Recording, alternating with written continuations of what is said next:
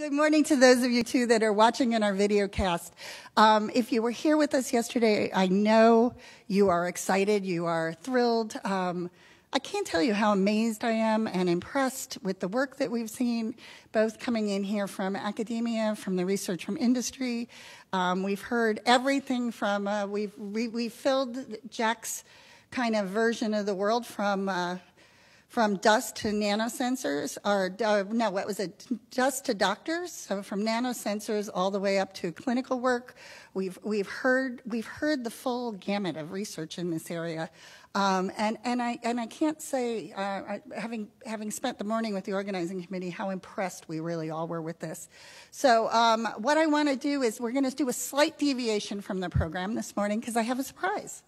As you all know, that this is a world that is transdisciplinary at its core, and it's one of the areas that NIH and NSF actually come together in, and which is great for the science. It's great for all of us in thinking. And so this morning, we have a couple of opening remarks from one of my wonderful colleagues at NSF, Erwin Giandaci.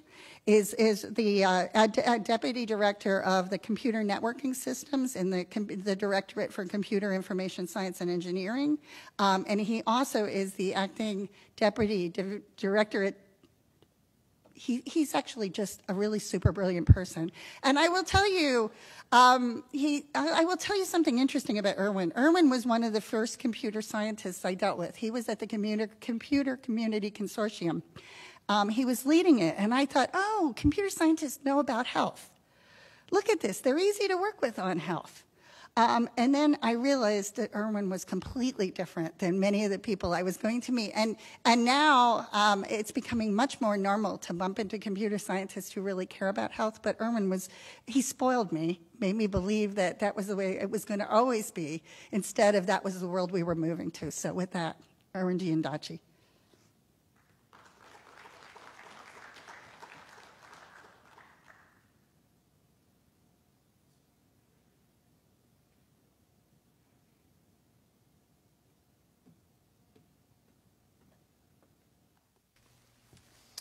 All right, good morning, everybody. Oh, come on, we can do better than that. Good morning, everybody. There we go. All right, so as Wendy mentioned, I'm Erwin Giandaci, and I am currently acting as the Deputy Assistant Director for our Computer Science Directorate at the National Science Foundation.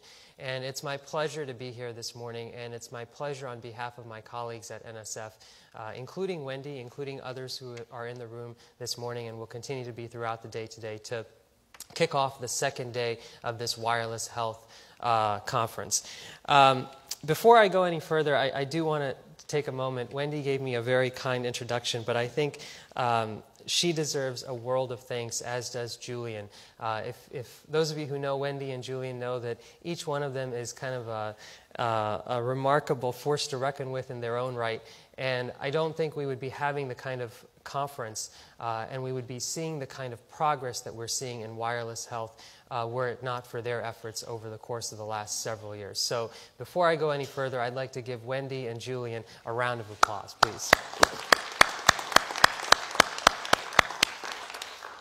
I also want to make sure I acknowledge all of the members of the organizing committee. I had the pleasure of meeting Robert McCrae this morning, just a few minutes ago, as well as Bharat, Donna, Jack Stankovic from my alma mater at the University of Virginia.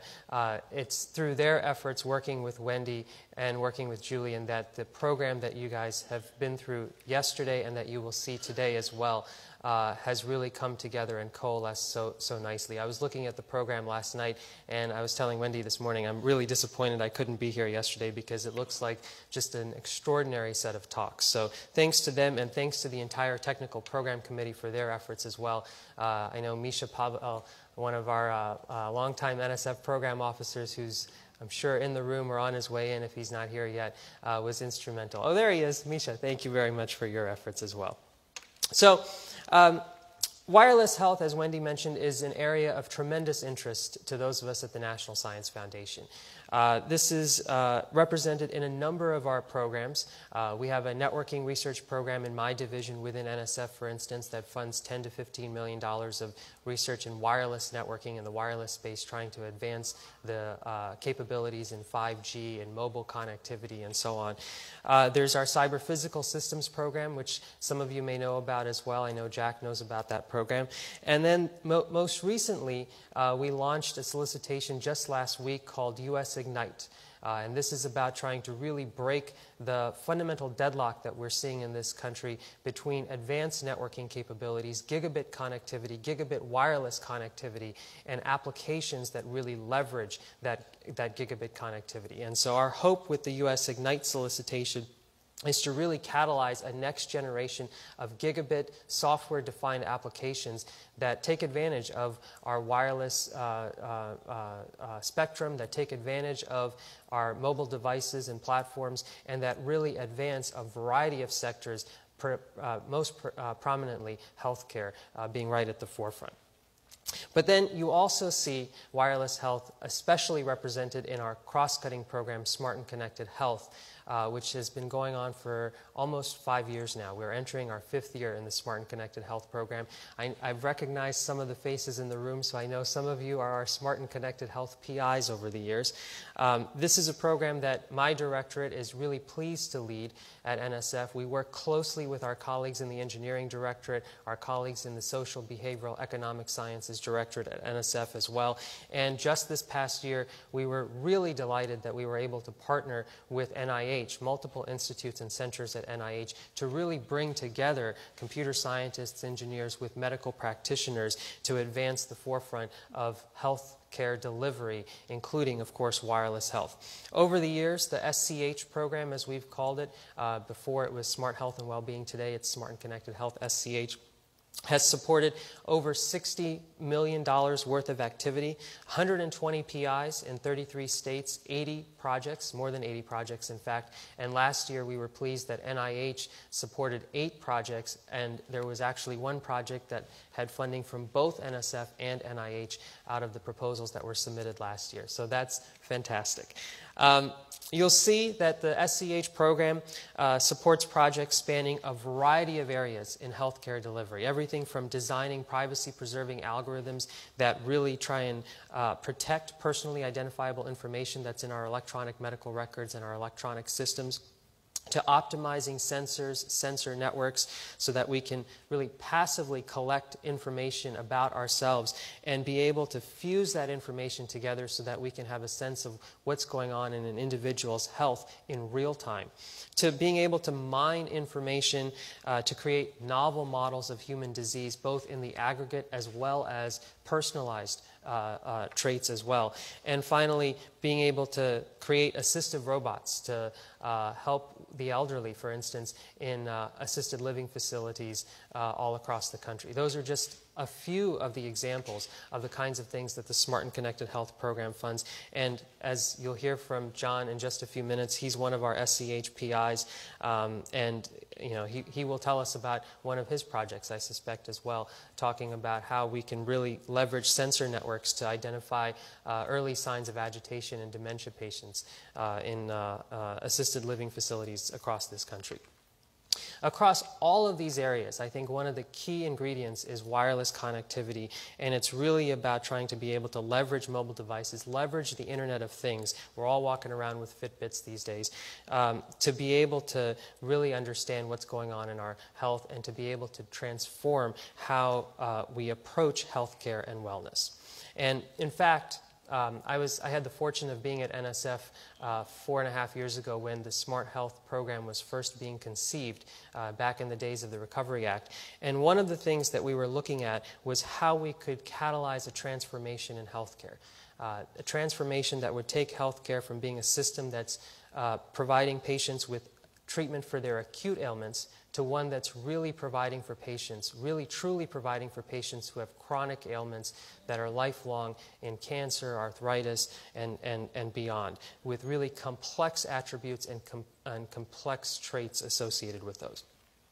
We were talking about how we could transform the system from providing reactive care to one that's really about preventative medicine, to one that's really about looking at evidence-based medicine as opposed to just experience-based medicine.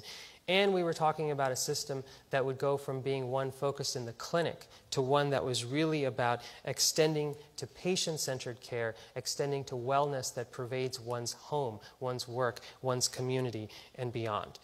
But one of the key ingredients that we felt to being able to achieve disruptive transformation was the recognition that this is a transdisciplinary problem. This is not something that can be solved just by computer scientists. It's not something that can be solved just by medical practitioners. It really involves our computer scientists, our engineers, our systems engineers, our electrical engineers, our social, behavioral, economic scientists, because after all, this is a socio-technical system. And, of course, the medical practitioners, the clinical care providers. It involves fusing all of these interests, bringing all of these interests together to be able to trust one another, to be able to really move forward in a truly interdisciplinary, truly progressive way. And so that's why I'm delighted as I look at the agenda for this program and as I look around the room to be able to see faces and names and folks whose affiliations are from all these different communities, because it's really about creating a new community and nurturing a new community that's cohesive and that has the interests of computer scientists, engineers, social behavioral scientists, medical practitioners, all together. And I think we would all agree that it's through these interests and through this collective effort, this collaboration, that we're beginning to see truly scientific innovation in high throughput and connective computing, and as a result, we're truly accelerating discovery, improving patient outcomes, and addressing the complexity of a range of challenging health problems.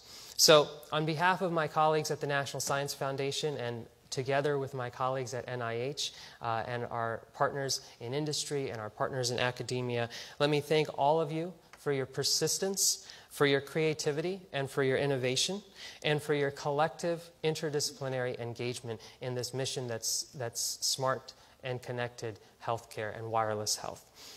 Together we can, we are, and we will change the way we provide care and change the way that we think about wellness for generations to come. I'm really looking forward to the presentations this morning, and I'm really hopeful that this meeting, which we've come a long way just in the last 4 or 5 years in this meeting, not just this year, but in the years ahead, will continue to foster and spark new ideas and new collaborations going forward. So thank you very much.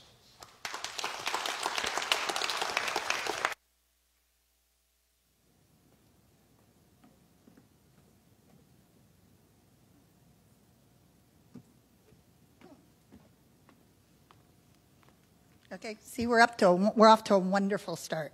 So it's kind of, I guess it's a UVA morning, isn't it? So the next speaker is our keynote. And so we're going to have Dr. John Locke talk, and he's the professor and chair of electrical and computer engineering at the University of Virginia. And I can read you his bio, but you can read it. I think the thing that you have to know is that one person that grant that was co-funded by NIH and NSF will be our next speaker. So he'll talk about that. But I also think that one thing you have to know about John Locke was he was here in the very beginning. There's been wonderful people that started this meeting, got it going. I know Ruzbe Jafari's in the audience. I'm hoping Bill Kaiser's online with us, although it's probably really early in California. But John Locke was here at the very beginning, before wireless health was wireless health. It was wireless at that point, and it was health. But John is one of the people that really brought that together.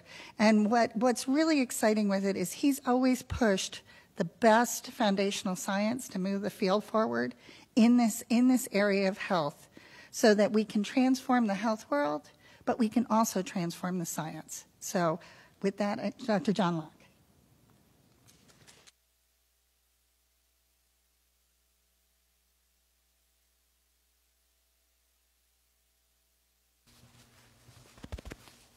Can you hear me okay now? Yeah? Okay, thank you very much, Wendy. So before I begin, I remember at Bert's keynote last year, he was able to drink a beer. And I know that was the evening keynote, like during the reception, and I know that it's 9 a.m. now. But if I could get like a mimosa or a Bloody Mary up here in the next couple of minutes, That would be great. Thank you. Now, that was my request for Wendy. My request for the rest of you is to indulge me a little bit this morning. I actually rewrote this presentation yesterday.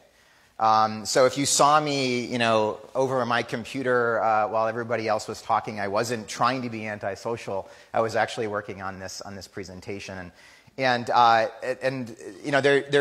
a few different reasons for it. One is a lot's happened in my life in the past couple of months that I'll be telling you about, and the other thing is that just seeing all the work yesterday and talking to folks when I had the chance.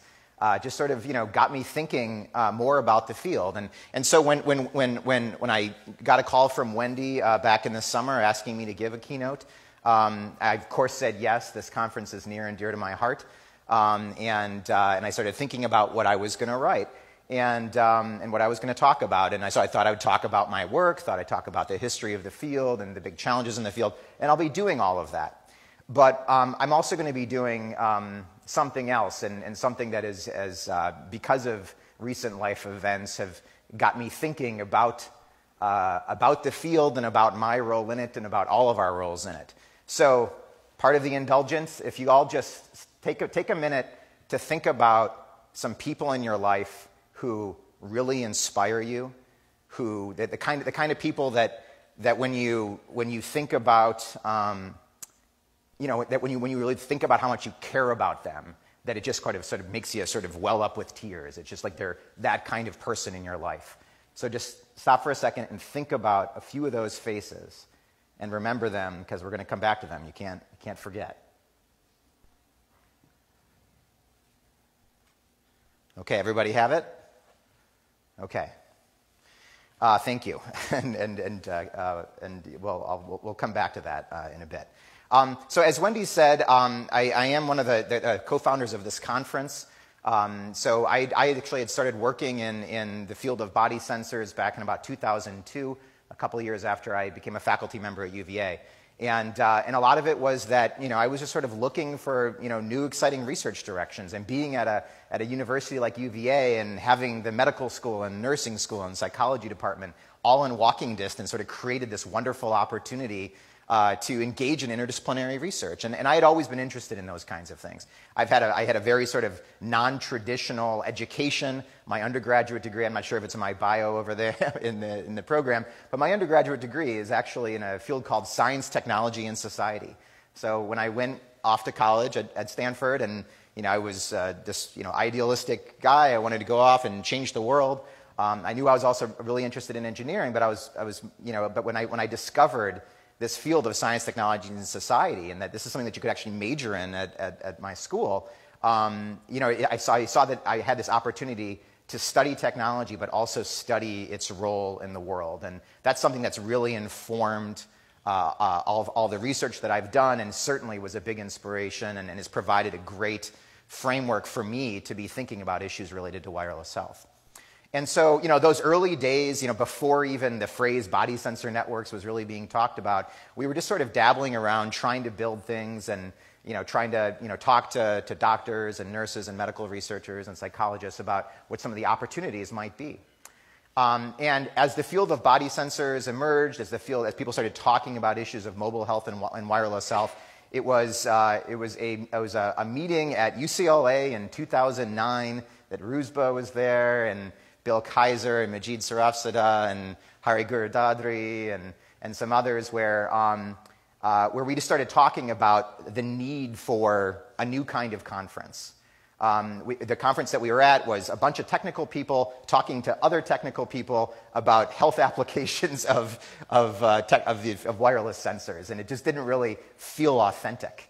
It felt like we were just kind of creating these really cool gadgets, and it didn't have any basis in reality. So we wanted to create a conference that really could provide a bridge between the engineering side and the health side, and so started working with Rob McRae and the folks at WLSA, and who were really very inspirational in sort of creating this wireless health conference, which we first offered in 2010. And it's interesting. I mean, so, just thinking now about the history of the field and sort of the way that the conference has evolved as a result, that first offering was actually huge. I couldn't believe it when I got there. We had about 450 attendees at the very first offering of the Wireless Health Conference. I couldn't believe it. And it was, people really kind of buying into the promise that this field had. And, and Rob and I were talking about this yesterday, is that I don't think that as a field, as in terms of the science, where the field of wireless health was with the science, we weren't ready to deliver to all of those people who came with eager anticipation to listen to what we had to say back in 2010. And I think part of that is that the conference was primarily organized by engineers, and we thought we were trying to create this bridge conference, but we really didn't understand the health side well enough, and we hadn't properly engaged the health people. And in fact, it wasn't until the next year's offering, 2011, where I invited Wendy to come and be on a panel, and she just like pulled me aside halfway through the conference and said, "What's going on here? What is how does this conference doesn't make sense to me?" And she started telling me about how health conferences normally go and how the presentations are normally done and the way people interact with each other and even the way that papers and abstracts are submitted to the conference. And so she was really instrumental in providing this health perspective to get us to really establish this conference as something that could bridge these two fields. And, well, not two fields, many fields. And now here we are, just a few years later, holding this conference on the NIH campus, which I think is pretty remarkable. And just to show how far this conference has come and the field along with it. And then seeing all the presentations yesterday, talking to people, looking at the posters, I mean, I think we're getting there with the science. I think it's really, really exciting. And, we still have a ways to go, and that's part of what I want to talk about today. And where we need to go and what we need to do to get there. So in terms of trying to assess where the field is, there's lots of different ways to kind of assess these kinds of things. And I'm not here to defend the Gartner hype cycle as the great way to characterize this, but it is interesting to think about the history of new fields and how they evolve over time.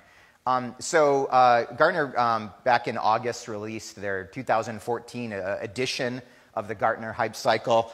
Where do you think that mobile health monitoring fell? Any guesses? Part way down the backside of the. Yeah, that's about right. So right there, mobile health monitoring, almost in the bottom of the trough of disillusionment, which is pretty interesting, actually. Now, let's do a quick sanity check on this, right? I mean, do they really know what they're talking about? Well, this is back in 2000. In 2009, they had home health monitoring.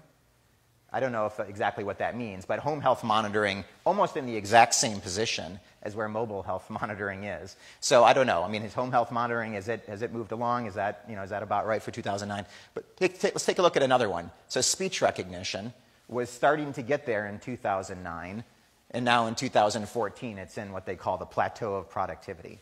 And so, it's kind of interesting to think about, think about the history of speech recognition and where it had to go. I mean, I think if anybody who dabbled with speech recognition during the time of the maximum hype was probably pretty darn disappointed.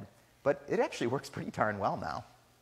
Now let's get back to mobile health monitoring and why Gartner thinks that we're approaching the trough of disillusionment. Well, so this gets back to, the presentation that I was planning on giving and thinking about the kinds of sort of broad keynote style presentations I've given in the past. Is that, I mean, back when I first started working in this field, I was, my first 10 slides were always about the potential of the field, trying to convince people that these kinds of technologies could really make a difference in health applications. And I had all these arguments and charts and all this kind of stuff to show what these kinds of technologies could potentially do. I don't have to give those presentations anymore. I don't have to give those slides in the presentation anymore. It's usually just one slide and people buy into it. They've heard enough about it. because I think we've done a really, really effective job, selling the potential of what this field could deliver. But like anything, you can only kind of tell that story for so long, and people want to start to see results. And I think that, that time is coming. There's obviously a lot of commercial products out there in this space, and a lot of them are starting to provide value, and there's a lot of breakthroughs starting to happen in research. But I think we have a long way to go, a lot of big, big challenges in front of us as a field in order to, get through this slope of enlightenment to the plateau of productivity, as it's called. So how are we going to get there? What are the things that are really going to carry us back up that curve? Well, so again, so reaching the plateau. Well, first, again, I think we're okay on the hype side. The height of peak, the peak of heightened expectations. We were way up there, and we're still, fairly high up. I would argue we aren't quite down in that trough yet. But there's all these great things that you're all here because you believe that these that these kinds of systems really have this kind of value. But in order to start to get up that enlightenment slope, we're going to have to demonstrate that value, like really, really demonstrate it with science. This is something that that we've really talked a lot about in community recently, and even just thinking about the program committee meeting for this conference, we were going through all these papers. We were constantly going back to the science. What's really being demonstrated here? Do they have real data? Are they showing, or at least are they working? Are they on a path towards demonstrating improved outcomes? And so these things are really, really critical to moving this field forward and not just being forever stuck in the trough. And so obviously one of the big ones that this is that we all believe in, because we all came to this conference, is the need for collaboration. So from the engineering side, I can't just develop cool toys in my lab. Sure, I probably could, and I could make a career of it, and a lot of people do, but they're not going to be anything towards getting that demonstration of the value that is necessary for our field to move forward. So this transdisciplinary collaboration is absolutely critical, and I'll be talking about that more in a bit. Building real systems and putting them on real people is really critical. You can only collect data on your grad students for so long, and I think we're at the point in the field now where the bar has moved for that. In 2010, when we were giving presentations at the first Wireless Health Conference, that was pretty much the extent of the data that we had, was what we had collected on ourselves. But the bar is moving now because the field is moving, and so this continues to be a really, really critical thing. But we all know how hard this is. Converting the data to medically relevant information. Well, that's kind of the data to knowledge issue that is extraordinarily challenging. A lot of big data issues, all that kind of stuff. So we know about these things, and we know how hard it is. Something I'm going to be talking briefly about later on is identifying and using metrics that are appropriate for the target applications. And so this is the issue of, we as engineers, we try to optimize the design and operation of our technologies. Right? That's what we do. And there are trade-offs involved in all those kinds of things. You're trading off energy and throughput and all that kind of stuff.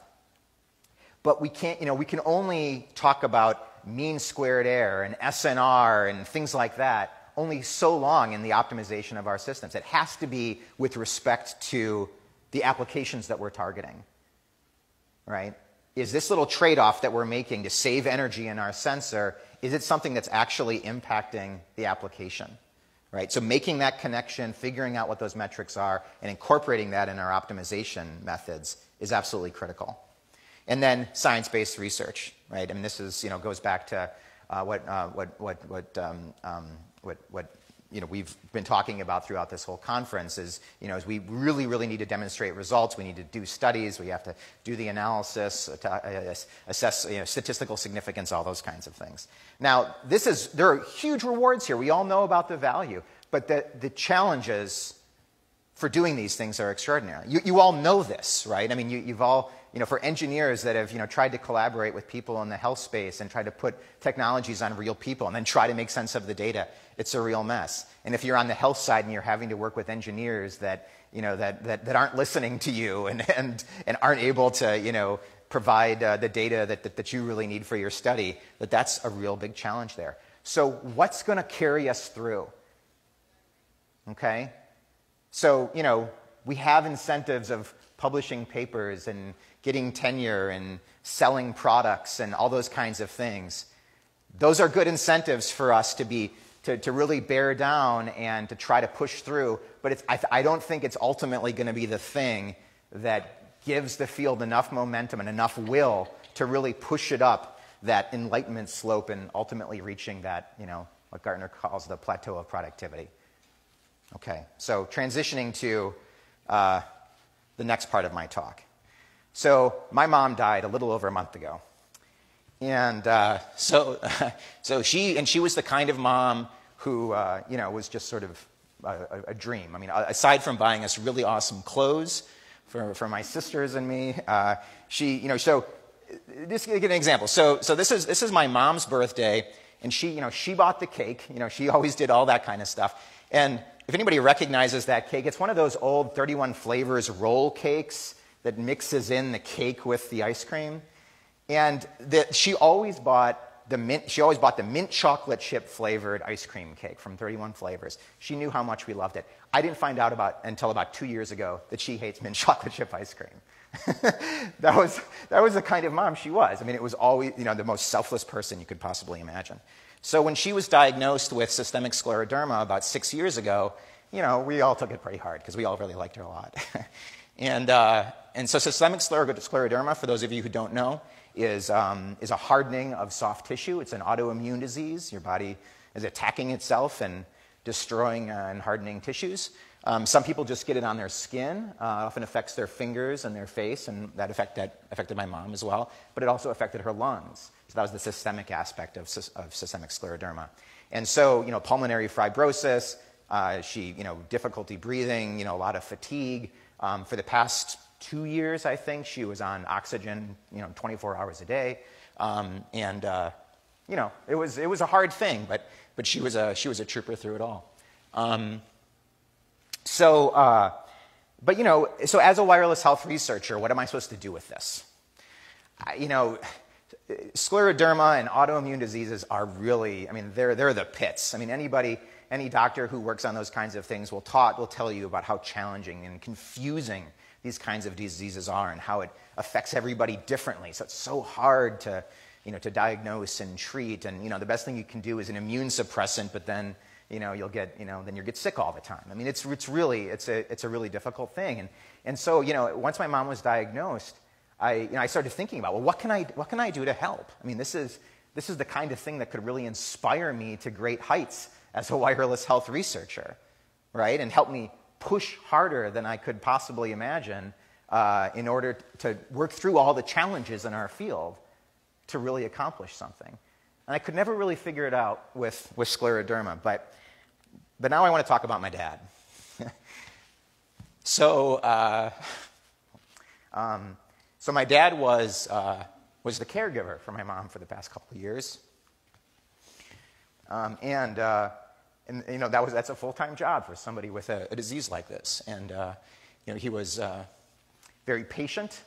As I was having a conversation with some folks last night, when you're a caregiver like this, you can never have a bad day, right? You have to be at the top of your game every single day because you're caring for somebody who you love. And so there were big challenges there. And something happened, it was really we were very lucky. It was only in the last week of my mom's life that the oxygen deprivation from the pulmonary fibrosis had gotten so significant that she started experiencing symptoms of dementia. And so that was something that was very challenging. It was kind of, it had been happening for a few months where she was forgetting little things here and there, but then it got to the point where she was really struggling. And she would get agitated.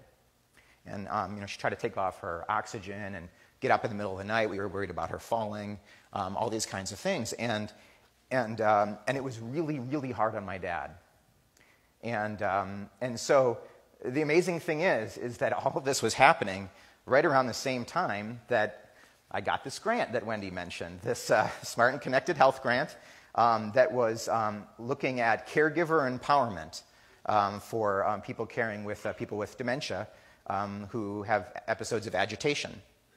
And so over the past, this has actually been a project that's many years in the making. I'll talk about that. It's called BESI, Behavioral and Environmental Sensing and Intervention. And it's not, you know, it's really that focus on caregiver empowerment. And so agitation in dementia patients is actually the #1 reason cited for why caregivers end up transitioning their loved ones with dementia from home to a care facility, because it's so difficult to deal with. And, you know, and especially at night, I mean, a lot of the most severe agitation my mom had in those last couple weeks happened at night. And it was, you know, it was really hard on my dad. I mean, you know, it's again, you know, so he's not sleeping then during the night, and then he's got to be on the top of his game the next day. That's really, really hard for a 72-year-old guy. And, you know, so we had actually even started talking about, gosh, you know, is this something that where we need to make a transition for my mom, because this challenge of care was really becoming so significant for my dad. And I think once we started planning on that, my mom just decided, okay, you know, that's it. I'm not moving, so I better hurry up and go. But this system is about detecting and predicting agitation to empower caregivers to intervene before agitation escalation. So there are a lot of great non-pharmaceutical agitation intervention mechanisms that, you know, if applied early, proactively, can really make a difference. So we detect early stages of agitation using technologies that we've developed over the years and that we've validated against Cohen-Mansfield Agitation Inventory through these collaborations, and we actually presented that work at Wireless Health 2011. And then we also are developing modeling techniques that we can train to be caregiver-patient dyad-specific, where we can look at what types of environmental conditions, time of day, social interactions, all of that, in the past have maybe led to agitation episodes.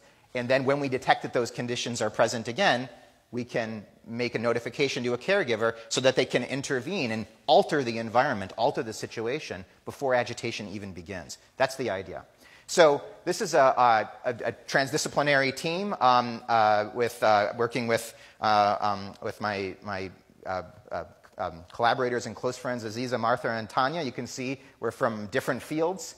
We're from I first started working with Martha about 8 years ago. So this is an 8-year partnership here. Martha and I met and started working together. She's amazing. Nurses are incredible. I love working with them. They really have a good sense of the patient. And so that's been wonderful. And then Aziza, who's a geriatric psychiatrist, joined the team, and Tanya Smith-Jackson, who does human factors, which is obviously really, really critical in this field. But this grant, you know, so sometimes people ask me, like, well, gosh, you know, Smart Connected Health, it's so competitive. How did you get one of those? Well, part of it is that we've been working on this for 8 years. And we had lots of small pilot projects. We, you know, had gathered some evidence, you know, scientifically along the way in order to make this work. Okay. So interdisciplinary collaboration, or, you know, transdisciplinary, all this, it's you know, I often get asked too, how do you make that work? Because that's something that's really hard, but it's something that, you know, that people can see I've really invested in, and a lot of my projects involve these types of collaborations. So I'm often asked, well, how do you make it work? So let me give you one brief slide. I'm happy to talk offline too about some techniques that I've developed over the years that I think are effective. First is the realization, this is especially on the research side, that for it to be synergistic, there must be bidirectional impact. It must be interesting and relevant for everybody involved. Okay? You can't just, I mean, so if in the end, an engineer is just delivering a technology to their health collaborator, that's not going to be interesting for the engineer. And, you know, and if in the end it's you know, the person on the health side is, you know, taking this technology but doesn't really feel like it's transformative for themselves, then they're not going to stick with it either. So you really have to, you know, look at any new collaboration, that what is this opportunity for bidirectional impact? How does what I do fundamentally impact what you do? And how does what you do fundamentally impact what I do in a really interesting way? The other thing is understanding each other's interests and objectives. And so I kind of put together a set of questions that I ask myself and I ask my potential collaborators all the time. The first is, what must I do to achieve my objectives? What for me are deal breakers? Like, I have to be able to do X in order for me to engage in this collaboration. Like, this is something that's critical to me. Let me be real clear about what those are, to myself and to my collaborator. Okay? What am I willing to do to achieve my objectives? Guess what? You can't only do the things that you really want to do in these types of transdisciplinary collaborations. So you have to be really honest with yourself about what you're willing to do. A lot of engineers aren't super gung-ho about doing large human subject studies.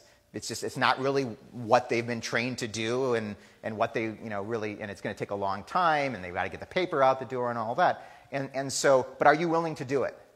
Because if you're not, be honest about that now. Oh, wow, okay. And then what is my timeline? Okay, so everybody is working on different timelines. When's this deadline? When's the when's the proposal due? Deliverables, all those kinds of things. Being really on the same page about that. And then, based on the answer to these first three questions, are we compatible? And if and part of that is to borrow from Deborah Estrin, is can we at least take turns? And I heard Wendy mention this yesterday too. Can we at least take turns? Because again, you're not always going to be able to do the things that you want to do. And maybe this time we publish where you want to publish, with you as the senior author, and then vice versa. And same thing with proposals. You're going to have to take turns. The Wireless Health Conference was established so that everybody could come and publish here together and present together and have it count for everybody for their career. But we still have a ways to go with that too. Right? I mean, is this a respected publication venue that's going to really, really count for people? We have to be working towards those things. And until we're there, and probably even once we get there, there's going to be this important turn taking. So being honest with yourself and with each other is really, really critical when you're having these kinds of conversations. Okay. So let me tell you a quick story about another sort of interdisciplinary kind of challenge that occurred. So what is this here? What's this formula? Anybody who works in inertial sensors has seen this before, right? Getting from acceleration to velocity, right? This equation was the bane of my existence for a few months, because I had this really exciting project that was collaborative with somebody in psychology at UVA who wanted to look at early diagnosis or early concern for autism spectrum disorder, and wanted to do it by looking at the way that kids play with blocks. And it was basically like a theory about motion planning and how that related to some activities that and this is specifically looking at children who are you wouldn't expect to be verbal yet anyway, but can we start to see some early signs of autism spectrum disorder? And the idea is that we were going to put accelerometers in the blocks so that when the kids take them home, we can see how they play with them. And the specific thing that my collaborator asked for is we want to look at the velocity. We want to look at the velocity of the blocks. And when they're playing with the blocks, it's really important to look at the velocity. And I said, ooh, okay, well, this is actually really hard to do from acceleration and have it be accurate. How accurate do you need it? Well, I want it to be within this range. I said, okay, well, we'll try to do that. And we worked really hard on it. We made a lot of progress, a lot of issues related to calibration of the sensors and air cancellation and all those kinds of things. And so we got really close, but we couldn't quite meet the so-called requirements that were being provided to me by my health collaborator. Then I finally asked the question, why? Why do you want velocity, and why does it need to be at this resolution? And he said, well, we want to be able to see if when they're moving a block to the top of a tower, if the block slows down as it approaches the tower. And I said, do you mean if it's decelerating? And he said, yes. I said, oh, okay. So you actually wanted acceleration all the time, but because we didn't have these really deep discussions about and understanding what each other was doing, it really was we spent a lot of time turning our wheels on something that wasn't that important. Okay, let me go through this really quickly too. This is another. So I'm sharing a lot with you today. I'm normally a pretty private person, but I like this story too. So I get my blood work done every now and then because I'm on a statin and blah, blah, blah, blah. And one day I got to the doctor's office, to talk about my blood work, and my fasting blood glucose level was 101. And it was bold on the report, on the paper report. And I said, why is that bold? And he says, well, now you're pre-diabetic. I said, really? What? This is an issue? I had no idea. And he said, yeah, we really got to start, thinking about this and looking at it. It's a pretty big issue. And he's like, I said, gosh, well, what has it been in the past? And he has my paper chart. This was pre the change to the electronic medical records in that office. And so he went back and rifled through some papers and saw that the last time it was 98, time before that it was 97, time before that it was 99. But we never talked about it before because it was never bolded on the report. Okay? And so so when we then make the change to electronic health records, which we did, just a couple of visits after this, we started seeing that, that it was 98, 97, and woohoo, I was healthy again. Nope, no cause for concern for me. I don't have to worry about this because now I'm below the threshold. So having the electronic medical records, once he moved to that point, once my doctor moved to that point, was, it was still looking at individual blood tests. It wasn't looking at the slope. It wasn't looking at, how things are going over time. And, so to me, this was a really good example about how we as engineers can innovate something, and it can make a lot of sense. But if we can't influence the way that medicine is practiced, then, it could all be lost. So I think that's one of the grand challenges that we face. Okay, so I'm running out of time here. I went to slow through some of the other things here. Like I said, I rewrote this yesterday, so I never did it. So people say, well, what about growth charts? I see in my electronic medical records, they end up printing, the growth over time. It's like, well, they've always done that. That's been standard medical practice. They just did it on paper before, but you could actually see how they were in the past. These are my kids, by the way. These are my kids again. So one of the other grand challenges I feel in this field that relates to behavior modification. There's a lot of exciting work happening here. We're at Randy's Donuts. That's the behavior that I need to change in myself, is I can't stop going there every time I go to Los Angeles. Okay, so other grand wireless health challenges. I don't have time to talk about all these, but the list is long. I could keep going with all the really, really big challenges we face in this field. But how are we going to get there? Let's get back to my original point. What's going to be the inspiration? It's not just going to be papers. It's not just going to be moving product. It's going to be thinking about who it is in the world that we're actually helping. And so I saw this quote from Bill and Melinda Gates at the Stanford commencement speech this year, my alma mater. There is an infectious feeling here, and by the way, I think for here, you could talk about Wireless Health 2014 as well, that innovation can solve almost any problem. If we have optimism but we don't have empathy, then it doesn't matter how much we master the secrets of science. We're not really solving problems, we're just working on puzzles.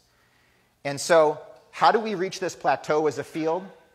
It has to be good science. It has to be through interdisciplinary collaborations. We got to build real systems, put them on real people. We need to really demonstrate it. But I feel like the thing that's going to push us forward as a field, as individuals, to work through the difficult times is to think back on what I asked you at the beginning of the presentation. Who is your source of empathy? So that when you're thinking about the health application that you're targeting, that it's not just a statistic, even though they may become a statistic in your analysis, that it's somebody's brother, mother, daughter, friend. That it's the people who you're thinking about, who you thought about at the beginning of the talk. So, like I said, I had a life-changing experience over the past month and a half, and I feel like it's given me a new lease on life in my research. I feel connected again to what I'm really doing, and I feel like that is what's gonna push me forward. It's gonna make me work really, really hard on Bessie and make that project a success. Is because I'll be able to think about my dad as that caregiver and be able to think about all the other caregivers out there that are trying to take care of their loved ones and doing the best they can and not being allowed to have a bad day. So thank you very much. I appreciate you indulging me, and yes, thank you. So no time for questions? I don't think that was the talk that It has a lot of questions? Okay. I'm happy to talk to people offline, too, if they want to get into the details of any of the actual projects that I'm doing. Thanks, Wendy. I think that was an incredibly thought-provoking talk. Not a question-provoking, but a lot of questions, just not the types we come to the mic for. So thank you. So our next panel, I'm really excited by this one. This panel has actually been a really, really long time in coming. And so I'm really excited by it. This is really going to be our panel to think about science, design, and wireless. How do we think about our world in a whole new way? We have really amazing technologies now. And, you know, those of you who live in the NIH world, we have a crisis in trying to get science from when we're doing the science to when we get it out disseminated into the world. And the process takes forever. I mean, if you've ever seen my colleague Bill Riley present, you know, the average R01 means you miss many things. You know, with 5 years in technology is huge changes. But, you know, when you think about a 17-year dissemination cycle, you know, we were talking about this. This was the first cell phone cameras. If you'd been doing that work then, it'd be now potentially getting out into practice. So we really need to think about a way to move the science forward, which you've all been working on, but also to figure out ways that we can do this work in the way John was saying. It's connecting it to the community, connecting it, but I think it's also really thinking about how do we connect this to consumers. I mean, we heard it yesterday with David Blumenthal talking about healthcare providers as consumers, also patients, people, but really turning around and looking at these things from, we have some really fabulous science, but turning it around in a 360-degree view where we see it from the science side, whatever science side, and then also from who's going to use it side. Because if we ignore that, we're going to end up building things that people don't want to use. And they might be scientifically thrilling. They might be, you might have ran a randomized control trial and got a significant result, but it's going to be really hard to disseminate it. So that's why I'm so excited about this panel, because I think they're going to help us think about how do we get to the next stage. So our panel includes Sylvia Vergani, and she's a design research lead at IDEO. And I'm hoping some of you were at the IDEO workshop, which was really fabulous on the pre-meeting. IDEO is a global innovation and design consulting firm, and Sylvia's work focuses on designing digital health solutions. She's also co-leads the Hybrid Insights group, which I just love that name, the Hybrid Insights. Hybrid Insights is IDEO's process to cross-validate learnings between qualitative and quantitative research. And Sylvia used to be an academic before joining IDEO, so she's in recovery now. Daniel Schlosser is not in recovery. She's an assistant professor and director of the Digital Research Intervention for Volitional Enhancement, which is DRIVE lab at the UCSF. And they work together. I met them last year, is it a whole year now? Last year, when they were working together on a project for schizophrenia, Danielle's project, an NIH-funded grants, and when I met them, I talked to them, I was so completely excited by what they do, and it took a whole year to get this to a panel, but.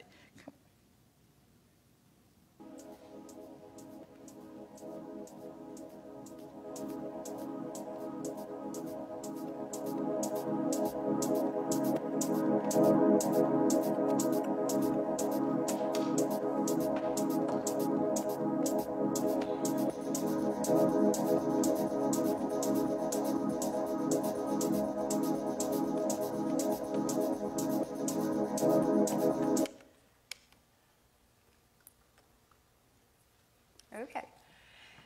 So John talked about the importance of cross-disciplinary collaboration, and we're here today to share a story of a collaboration between a university and a design firm. And this story started about a year ago when Danielle walked into the doors of IDEO, the design firm where I work, and she asked us to help her co-design digital intervention for young patients with schizophrenia. So before I dive in, I want to tell you about this picture. This is a picture from a dance performance Danielle and I attended a couple of months ago. And it's the result of a collaboration between UCSF, a professor from UCSF, and a dance company. The dance company took brain scans from the patients of the professor and then projected them on the stage. You can see also some of those screens have the shape of neurons. And then they asked several dancers to interpret different concepts, different neuroscience concepts, like neuroplasticity, for example. And it was a beautiful performance, and for us, is a nice metaphor what can come out from the collaboration between a scientist and artists or designers when they combine together data and human stories.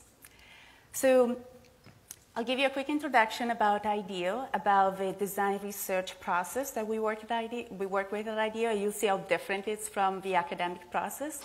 And then Danielle will share the story of our work together, and now we made it happen despite our differences. So IDEO is an innovation and design consulting firm. We've been around for more than 30 years. We designed many first. We started as product designers. We designed the first commercial mouse for Apple, the first laptop computer for Grid. And today, besides products, we also design services and experiences across a wide range of industries from healthcare, government, education. And our mission is to have impact into the world through design. So our clients come to us and ask us to tackle very difficult challenges. So we use design to solve these challenges. And to give you an example, we did a project in the education space where we redesign a complete school system from the ground up. We work with an organization called Innova, and we co-design a network of schools in Peru. So in the healthcare space, these are some examples of the projects we work on. We design a glucose monitor for patients with diabetes for Bayer. We also were asked to design an app and a website to help prevent unplanned and teen pregnancies. We design spaces. So we're currently working with a big organization to embed technologies in the houses of wounded warriors. And then we work with hospitals, for example. We rethink organizational processes. We might think about the communication flow between doctors, nurses, and patients, and provide suggestions on how to improve that flow. We have more than 600 people work at IDEO. We have multidisciplinary backgrounds. We have neuroscientists who work with us, anthropologists, business designers, interaction designers, and so on. And we have 10 locations all around the world. With everything we do, we use a process that we call human-centered design or design thinking. And the first question that we ask ourselves when we are working on a new project is, are we designing for the real needs of our users? And this is much of the work I do as a design researcher. So we try to understand the desirability and the usability of what we are designing. But we are also looking at the feasibility of the products, and we're looking at the viability. We are asking ourselves, is there a market big enough for what we are designing? So as I said, I'm a design researcher, and I know there is the word research in my title, but really what we do is more of a search, and it's a search for inspiration. And this is what really makes the difference between design research and academic research. The main purpose of what we do is to try to feel empathy, to think and feel like the designers, like the users we're designing for. I learned very well by working with Danielle and other academics that despite the differences, we're both, like academics and design researchers, are very much driven by the desire to have an impact on the real life of users. But despite that, there are many differences between our processes. So I'll share some of these differences. The main difference is that it's almost like comparing apples and oranges, because this is the journey of the Prime app that we worked on together, and Danielle will talk more about it. But usually academic research happens at a very early stage of the process. This is the research that gives a scientific foundation that design research build on later on. It's a side-by-side that we put together that shows the main differences between academic and traditional academic research and design research. And I'll give you an example for each of these points. But quick overview, design research is experience-driven. We usually start to tackle a challenge as if we never heard of that problem before. So it's different from academic research as hypothesis-driven. So in the case of Danielle, yes, we knew that schizophrenia is about hearing voices, but we tried to forget that. And when we talk with patients, we in fact learn from patients as well as from the UCSF group that there is much more beyond hearing voices. It's also about motivating yourself to get your task done. It's about social anxiety, and these are big issues for these patients. Design research focuses on individuals rather than statistics. It learns from extreme users. We really value outliers. And we might look for average behaviors, but that's not the focus of what we do. We visit natural contexts rather than use controlled settings when we do research. We use informal conversations rather than structured interviews. We also use a lot of visual prototypes to learn from users. And we love to cross-pollinate ideas from over fields, over industries, while academia tends to value individuals who specialize in a specific field. So design research is experience-driven. This is a picture from a project we did for a client that asked us to design a technology to help people walk again. This is our neurosurgeon at IDEO, who's part of my team. And as you can see, as I said before, we try to feel empathy for the people we're designing for. So the neurosurgeon was actually trying to live in a wheelchair for a little bit. We also talked with several users who are either amputees or have a spinal cord injury. And we asked them, if you had a magic wand and you could make a wish come true in the next year, what would you like? And if you think about, well, I expected to hear a lot of people saying, I want to walk again. And instead, it was very surprising for us, but most people said, well, I want to have a normal spousal relationship. I want to be able to have sex again. Or I want to be able to go to the bathroom on my own. And so we learned it's not about designing a technology that helps people walking again. It's about designing technologies that help people feel like they achieve their basic needs, a need for independence, for dignity, for feeling loved. And so we switched the focus of our project a little bit.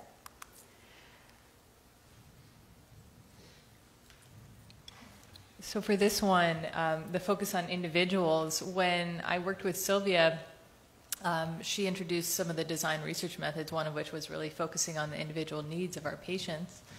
And we did that for this project by doing one-on-one in-depth interviews that were very different than the kind of interviews I had conducted in my clinical research. We typically focus on more problem-oriented issues, deficit models.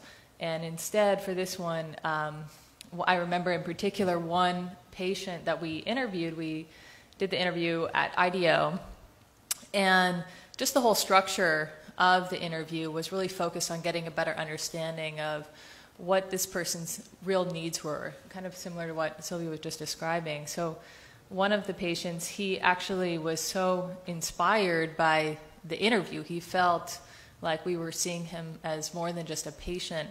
He actually asked for the recording of the interview that I was making for my research, and he made a song out of the interview. That was what we were going to be playing right before Sylvia was playing, so you got a little teaser of that. I don't know if you want to say. Mm-hmm. Well, what was important for us during this experience, this music system, for this patient, it's very important to talk with your users early on. We avoided a lot of mistakes in the development of the app. One of the main things that we learned is that we didn't want to design an intervention that felt like a healthcare intervention.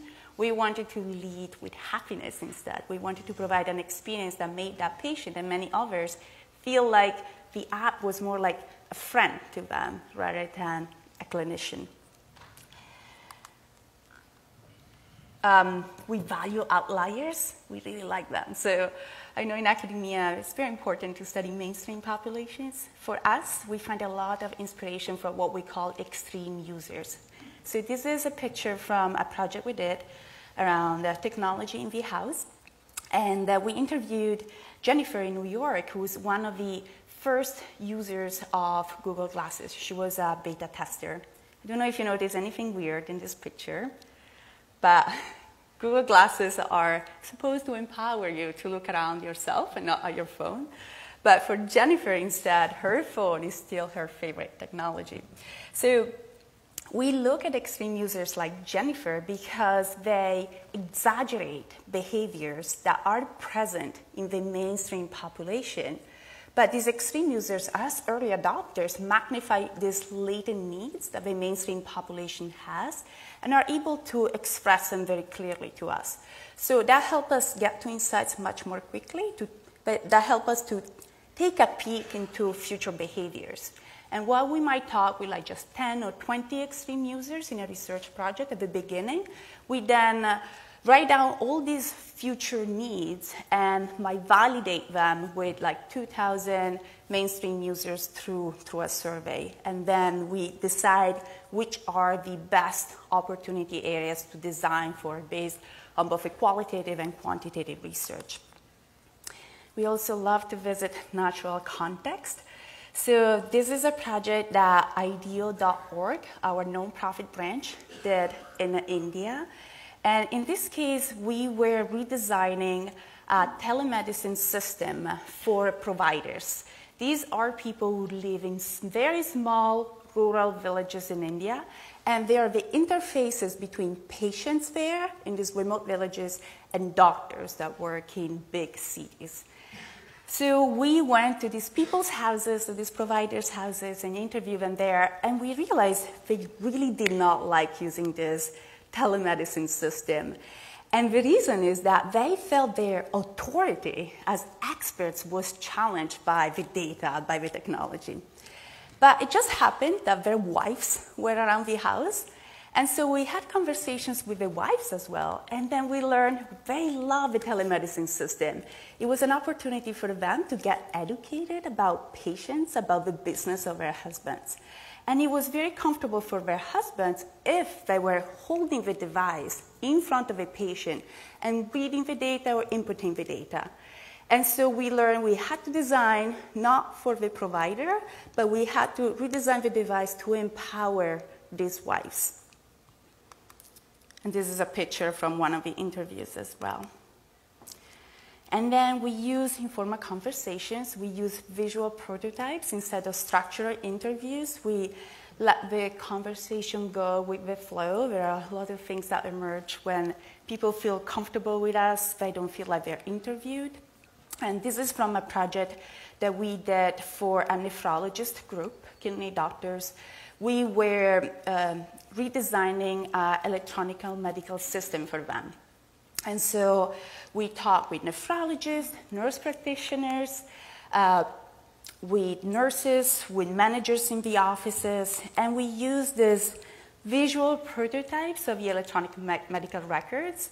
It was on paper with moving parts, and we asked all these people to co-design the experience with us. So you can see the Post-its are from a nephrologist.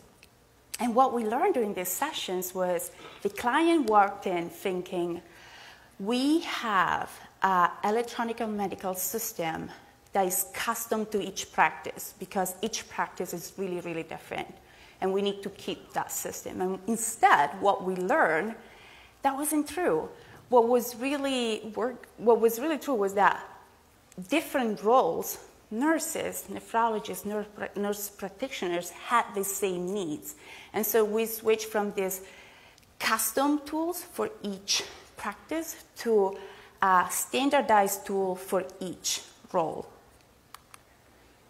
And then one last example, we love to cross-pollinate ideas from other fields. many of us at IDEO have a multidisciplinary background. So this is a project we did, thinking about the new vocabulary of gestures to control technology in the house. And so we didn't talk only with technology experts, we also talked with dancers, we talked with a dog trainer, and with an orchestra conductor. And the picture on the top right is from two conductors conducting exactly the same piece of the same symphony. And you can tell how different is their interpretations of gestures. And so we learn, even if we create a new vocabulary of gesture, we need to account for the importance of emotions and personality in creating this vocabulary. Cool. So I'm going to pass it to Danielle, who's going to talk specifically about the project we worked on together.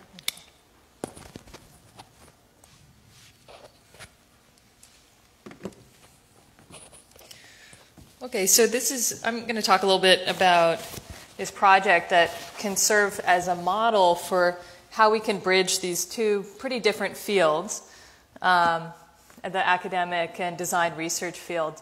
One of the things that we first came to IDEO with was some of the scientific background, some of our research that we had conducted on schizophrenia.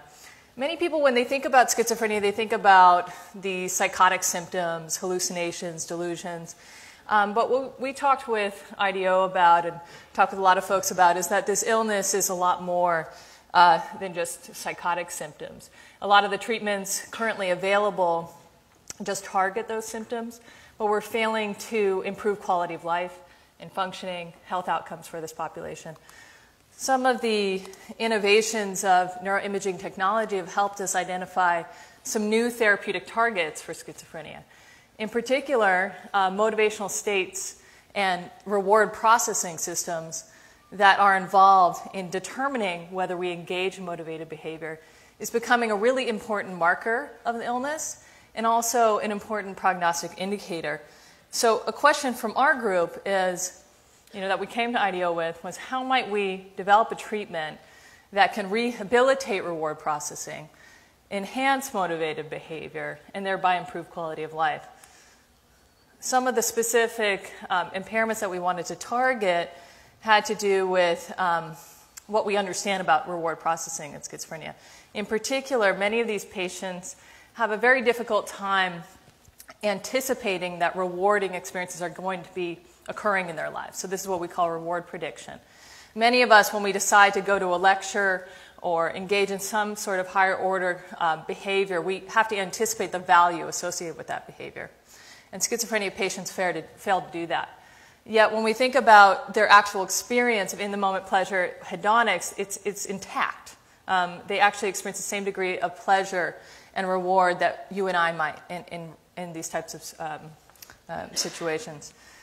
Another breakdown in the reward processing system in schizophrenia is the ability to estimate accurately the amount of effort required to engage in goal-directed behavior. So many times patients will estimate that it's going to require a great deal of effort and then undervalue the amount of reward. So one can imagine that the confluence of those two factors leads to some impaired behavior. So what we wanted to target from a clinical neuroscience perspective was we wanted to focus on anticipatory pleasure. Can we get people to imagine that experiences will be pleasurable? Can we help patients assess the amount of effort relative to the amount of reward associated with certain behavior? Can we support planning and learning? Many of these patients are cognitively impaired. We wanted to create frequent success experiences and explicitly harness some of the intact aspects of the reward processing, such as the desire to actually have social interactions that are rewarding in particular. So we're trying to develop an intervention based on translational science. We identified therapeutic targets. We wanted to enhance reward prediction, maintenance of those hedonic experiences, stimulate engagement in higher effort but greater level of reward experiences. We also wanted to use a theoretical model of motivated behavior. My background is in clinical psychology, And so I was drawing upon self-determination theory, which says many of us are driven by the desire to engage in behavior where we feel autonomous, we feel competent, and we are connected with a community of others. We thought we needed to deliver our intervention in with a mobile approach to overcome the barriers of decreased effort. Many of these patients fail to adhere to psychosocial treatments. In many circumstances, it's due to the anticipation of the amount of effort required to engage in that. We also wanted to manage the problem with working memory deficits and stimulate reward learning and real-world outcomes. And so we decided to focus on 3 features initially: goal setting, motivational coaching with real mental health professionals, and have a social networking component where we can reinforce social reward information. We called this intervention PRIME because we all need acronyms. You know, we love that in academia. And we did a focus group. We developed a digital prototype. And we initially talked with patients. We focused on young people with schizophrenia, where there's a lot of research for why we want to intervene early on. We reviewed the scientific rationale. People were like, this is fantastic. Yes, yes, we like these features. And then we showed them this prototype, and they were like, you know, the user experience, they were not happy. They said, what is this? I would delete this right away. And so we were really discouraged because we're like, wait, we thought we had this winning idea. You guys really liked it, but no. And so the good news is we didn't spend too much money on developing this digital prototype. We got some, so far we talked about some of the theoretical background. We realized we needed to introduce some human-centered design and really think about what the user experience would be, especially when you're dealing with a population that's unmotivated to actually improve their health outcomes. So this brought us to IDEO. We had a fantastic engagement with them. I was a little skeptical. I was a little agitated. I was a little uncomfortable. You know, I met Sylvia. She talked about being a design researcher. I didn't know what that meant. And so we had these interviews with patients, and some of the methods we used, one of them was she had us, the research team, and we had some clinical providers and an interdisciplinary team, come up with certain value propositions which had needs that we thought this population might have, and some of their latent needs. We asked them to go through the different cards and rank which ones were most important to them.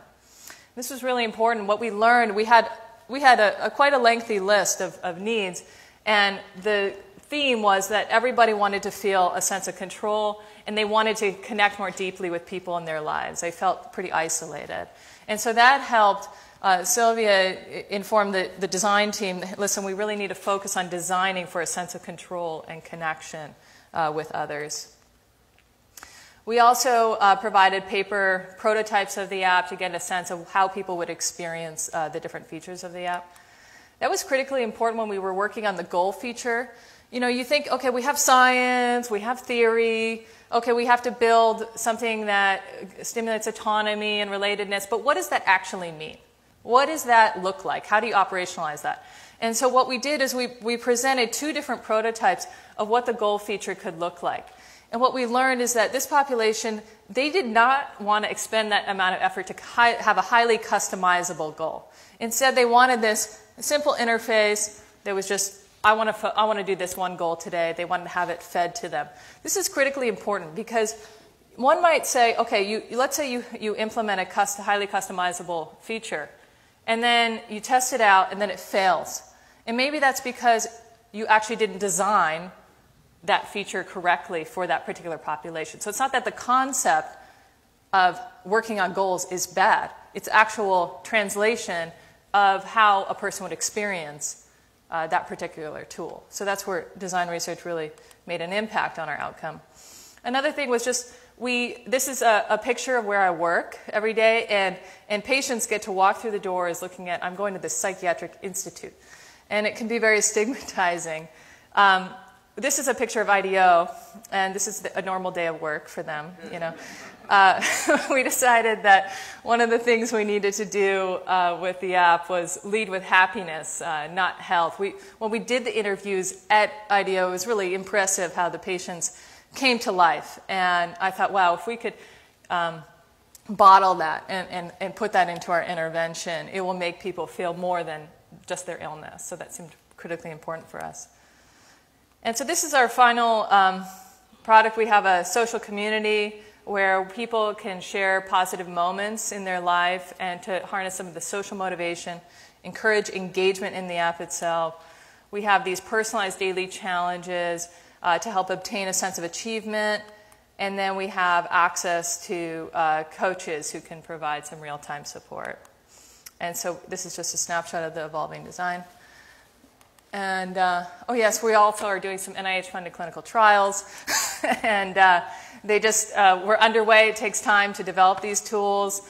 We revamped our evaluation strategy inspired by some of our work with our IDEO colleagues. And Sylvia helped us revamp this. So we have, initially we were just going to focus on some pretty traditional laboratory-based measures. But we decided to have some system analytics of how people are using the app, some custom surveys. We have a lot of qualitative input, both in the form of interviewing patients and their families and having them do a number of visual exercises. And I think that's it. And I just want to thank the NIH for funding us and funding our work, and IDEO for being such great collaborators, and the UCSF team. Yeah.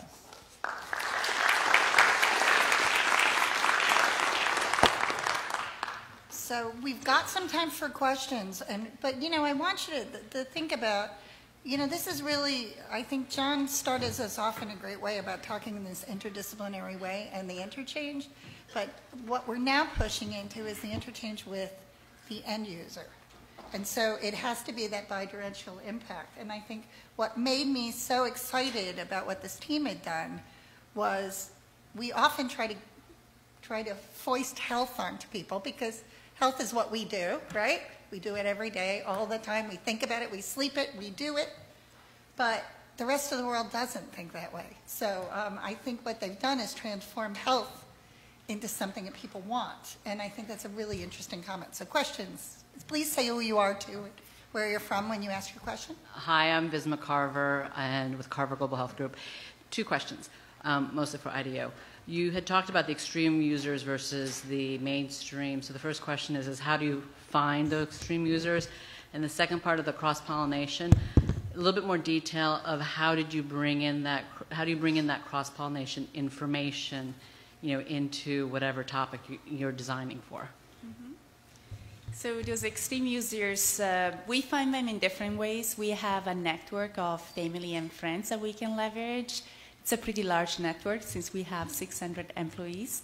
And we prepare descriptions that kind of illustrate what we're looking for. We might have 10 descriptions of what an extreme user could be in different ways.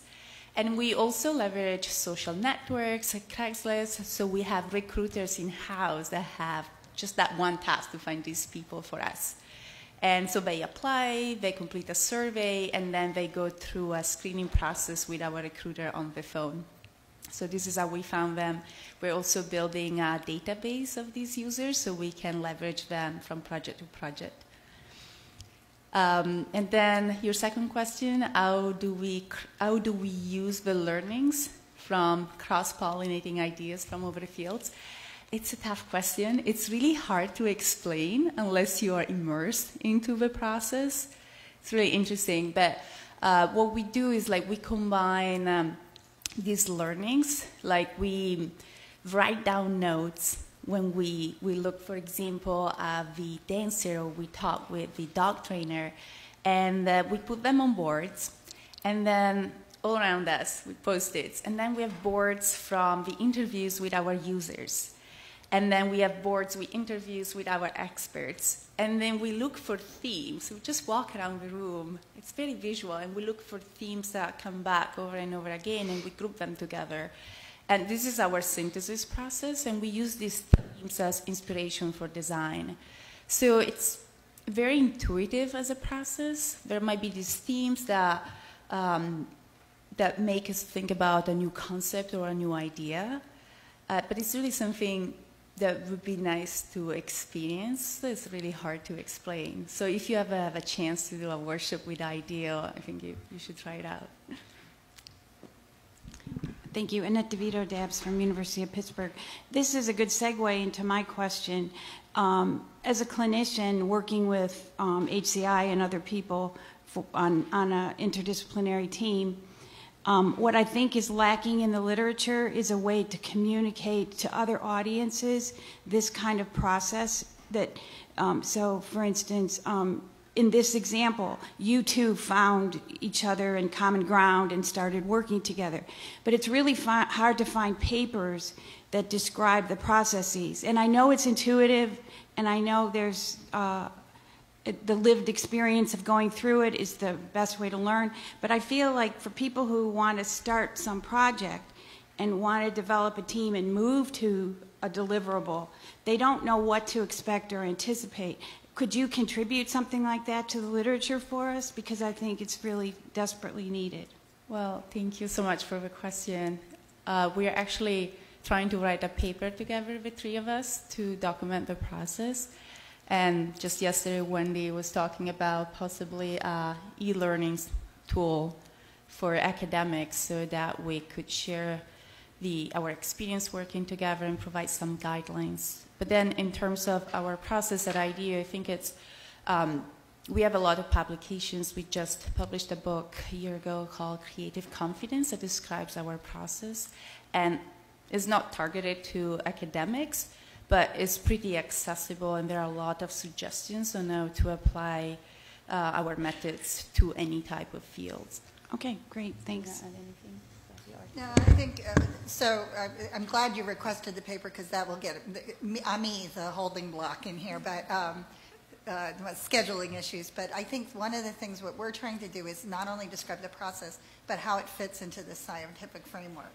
Because we all have to go to study section and we have to have research funded and do the best science. So how do we embed this into a framework? So it's exciting. Any other questions? Oh, come on down. Hi, my name's Sarah Brown. I'm from UCSD. I thought it was wonderful. And it's interesting for me because I do pictogram work in the developing countries to explain drug mechanisms and what you're supposed to do when you start antiretrovirals. So we actually start in the population that we work with, and we test that our pictures are really understood. And images have different connotations to different groups. And there's a visual symbol literacy that is not there in the low literate person. So for example, if you put a plus sign in something, that actually doesn't mean a plus sign, it means a clinic for some people because that's the only time they've seen it. So are you guys going to test some of these symbols in lower resource settings with different cultural groups? That's my first question. And my second question is, you use young people. So what about the older people? Do you think we're going to be able to get the older people to use some of this? Because I can see how this is just wonderful for the upcoming generation. But are you testing it in older people, and how's it going?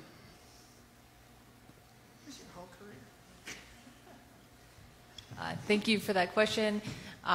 Just a quick note about younger people. It's not that we only care about them. We do care about everybody else. It just one of the reasons we're focusing on the young folks is just some of the scientific rationale for intervening early on in schizophrenia is critically important. When we've looked at whether we're able to improve outcomes within the first few years of illness, we see benefits 15, 20, 30 years later. So that's the rationale for that. However, my mentor, Dr. Vinogradov, is doing a lot of cognitive training studies on iPads with older adults, and they are actually tolerating the intervention really well. It's a different intervention, but it suggests that using an intuitive platform can be feasible with older adults as well. In terms of the cultural relevance of some of the approaches, we haven't done that work quite yet. We try to recruit a pretty diverse sample. We're in the Bay Area, and so we just want to have a pretty representative sample, but we haven't tested the intervention in other populations. I don't know. Well, you will really when you have a bigger sample size. Yeah. We'll put that on. But you know what? I mean, I think this is wide open, and I think these are great questions because this is the kind of these are the questions we have to ask at developing the scientific basis all the way through. So this will be our last question. Thank you. Good morning. My name is Dr. Karen McDonald. I'm from the University of South Carolina College of Nursing, formerly from the University of Virginia. And there are some nurses in the audience, so we're glad to be here. I have a quick question for you regarding how you financed your development phases. I'm a novice researcher, and I'm in the process of developing a team for an idea that I think is very fundable eventually. But I really would be interested, I noticed on your last slide, you mentioned an R21 and R34. I would be interested in hearing how you financed those early development phases. Sure. So one of the first things we got was an internal UCSF CTSI grant. So different universities have CTSAs, and so this pilot funding, intramural grants. That helped us develop that digital prototype, and then we wrote an R34 clinical trial planning grant, submitted that to the NIMH, and then I had submitted a grant for a career development award. Both of them were focused on building this out, this project out. I think the topic of digital health is of great interest at the NIH, but I think they really want to see you taking advantage of the mobile approach. So it's not that you're just translating an intervention that you can deliver in person and just putting it on a phone. So they want to see you using the technology, and they also want to see that you are being innovative. You're also thinking about an iterative development strategy, I think, is getting more and more important. Anyhow, I think we had we had some guidance from the AHRQ on the importance of engaging users in the design process. So the reviewers really liked that. And then we also made sure to have a pretty robust scientific rationale for focusing, for instance, on a domain of real interest, which is motivation.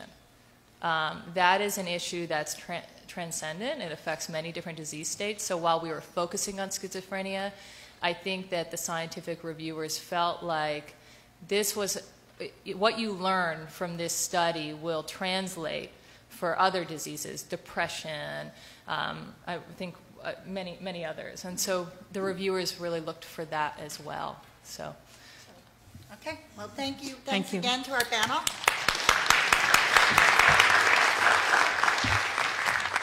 All right, what's our schedule? Sorry. What?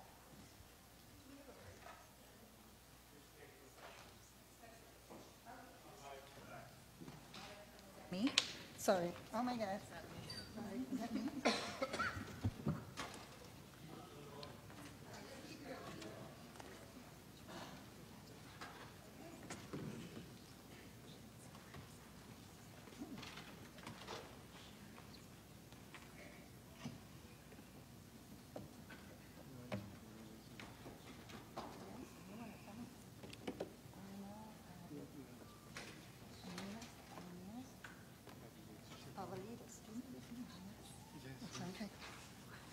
Okay. Good morning, everyone, again. We're going to start our next technical session. This is on biofeedback, so there's really going to be an interesting twist on those of us on the health side think about biofeedback all the time, but this is really to think about it in a new way. And the first paper is going to be design and usage of an ozone mapping app, and Ioannidis Pavlidis is going to be our first speaker. So, thank you very much.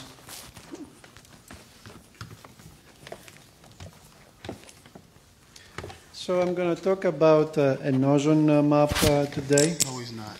An ozone mapping app, actually. As you know, ozone is a harmful pollutant, and therefore here you have the connection to health. But you may wonder why we need an ozone mapping app when we have the Weather Channel that regularly delivers ozone alerts for areas that are affected, such as Houston.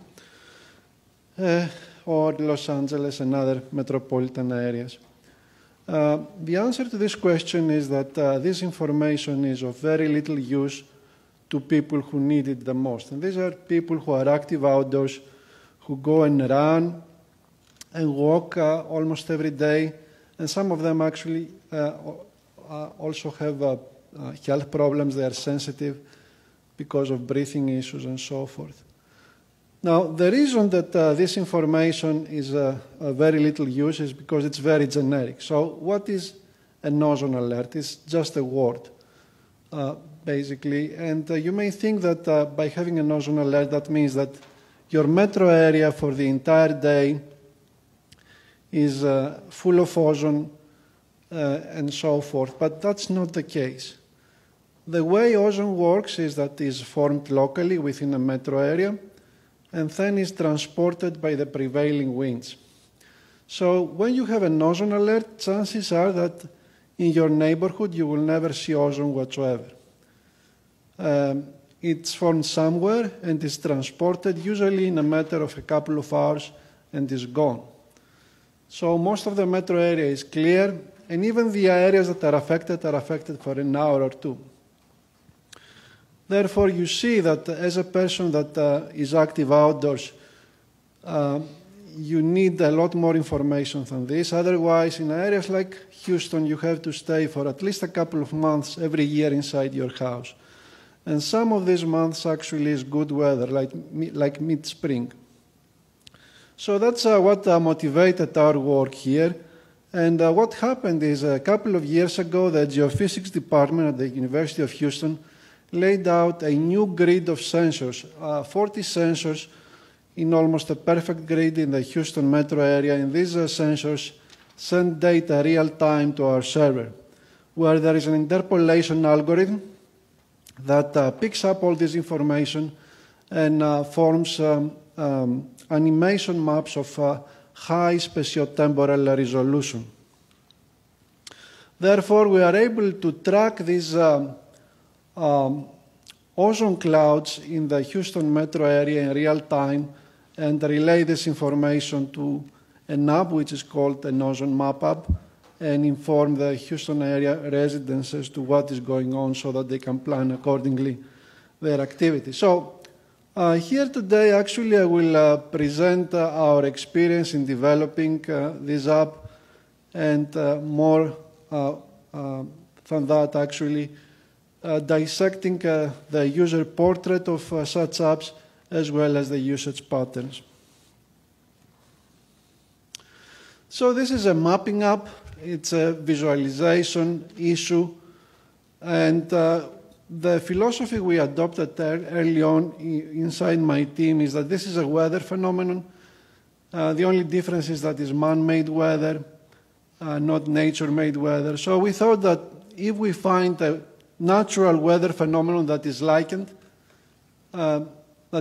that, then we can capitalize on visualization schemes that are quite mature from the standard weather visualization schemes, borrow and use instead of reinventing the wheel.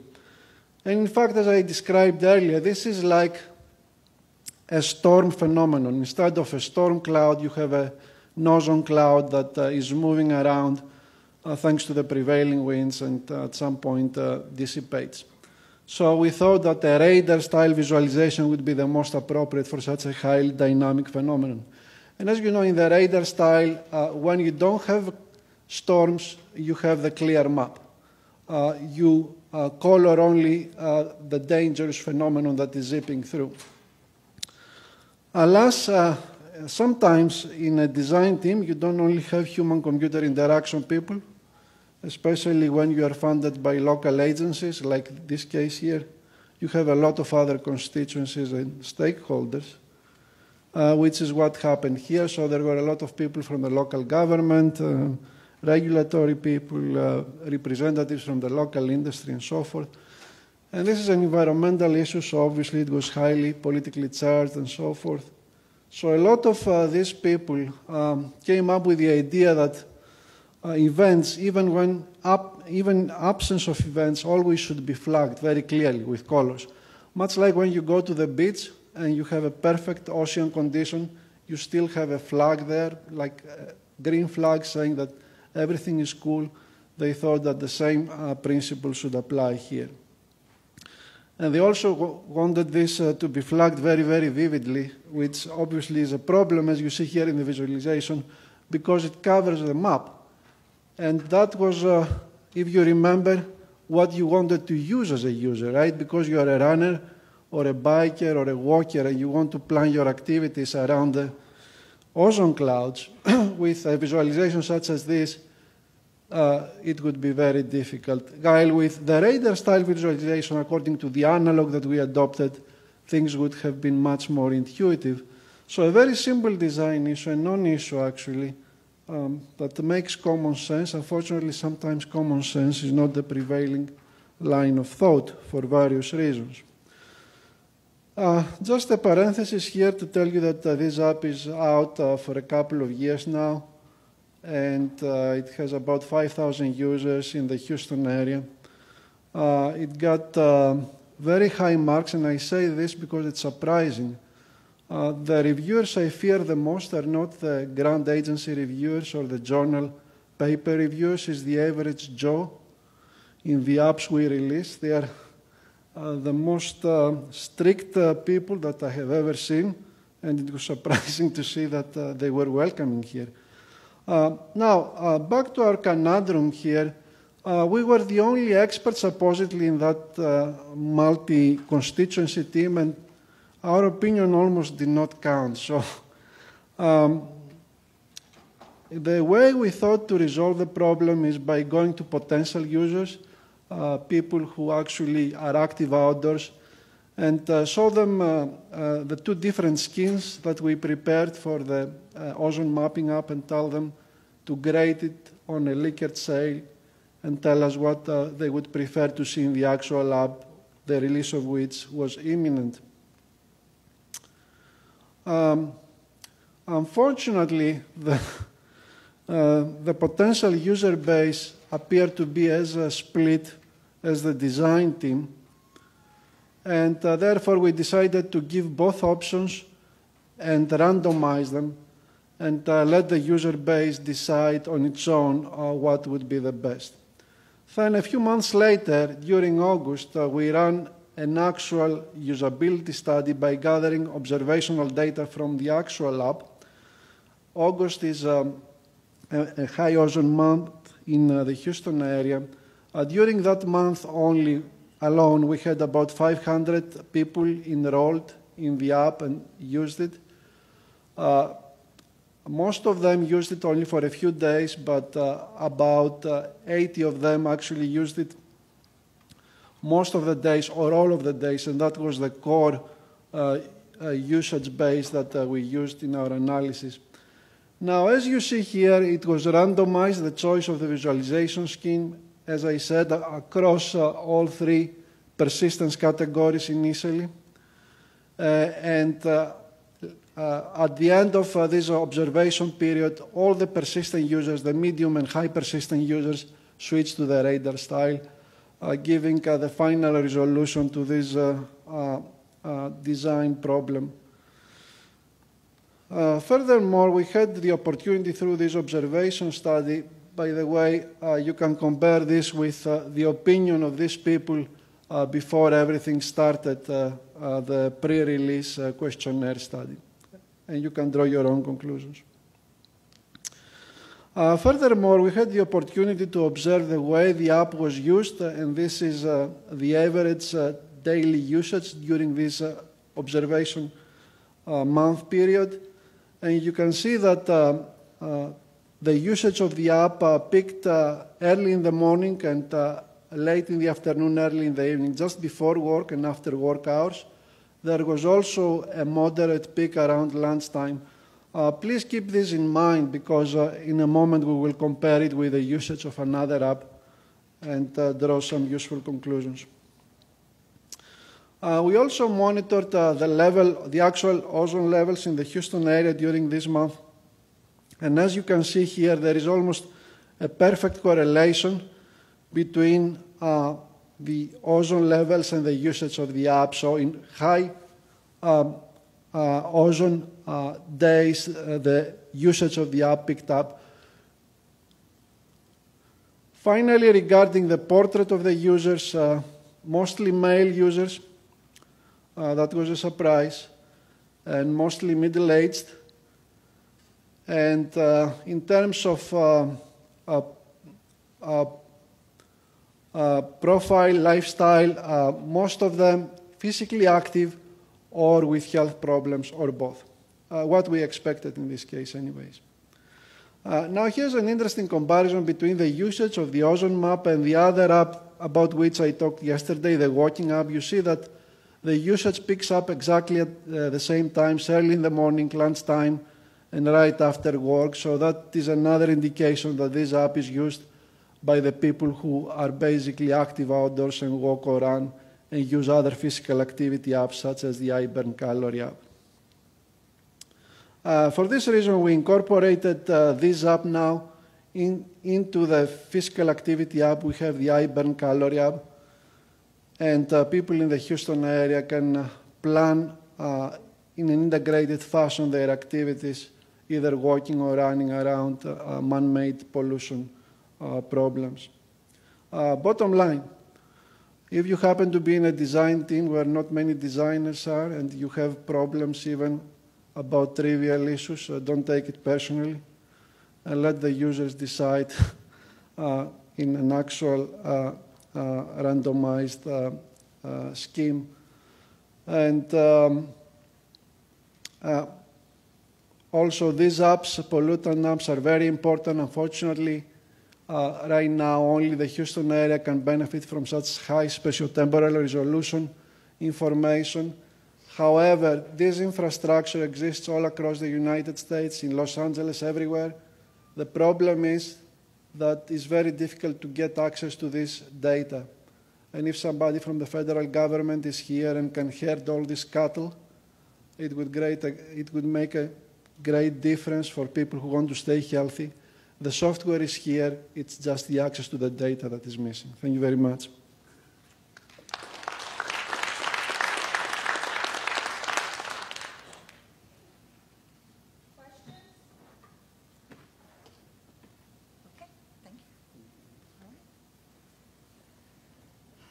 So I have been corrected. I guess, as I said, I've been up here too much this morning, but I was corrected. This is not our biofeedback schedule. This is actually our user design schedule. So it all flowed perfectly, except for my brain. So, so our next one is a pilot study of an inspection framework for automatic usability guideline reviews of mobile health applications, and it's Jingxu. Is that close enough? Yes, sorry.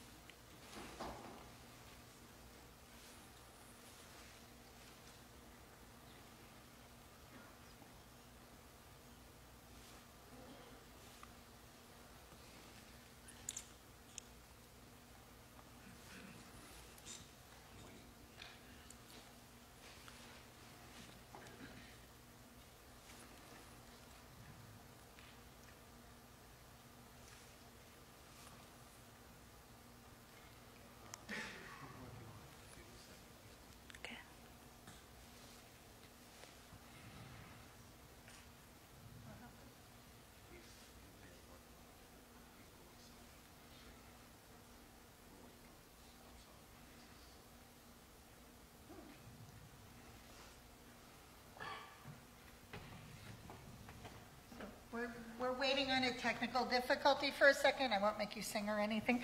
There you go. It looks like something's happening.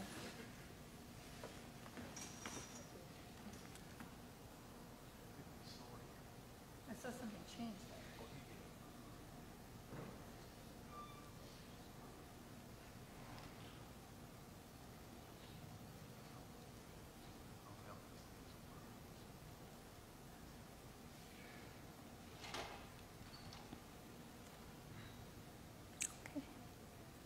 So good morning. I'm Jin Xu from University of Massachusetts Law, and my advisor is Professor Guanlin Chen. So today I will talk about our pilot study of an inspection framework for automated usability guideline reviews for mobile health apps. So usability is of great importance for any interactive product. And if the product is difficult to use, people leave. And it's important to find those problems at an early stage. So you can see how often the apps are downloaded and used for just once. So usability testing can help us find the navigation problems, errors, and improve user experience. So our inspection framework is trying to facilitate the usability testing of mobile health apps.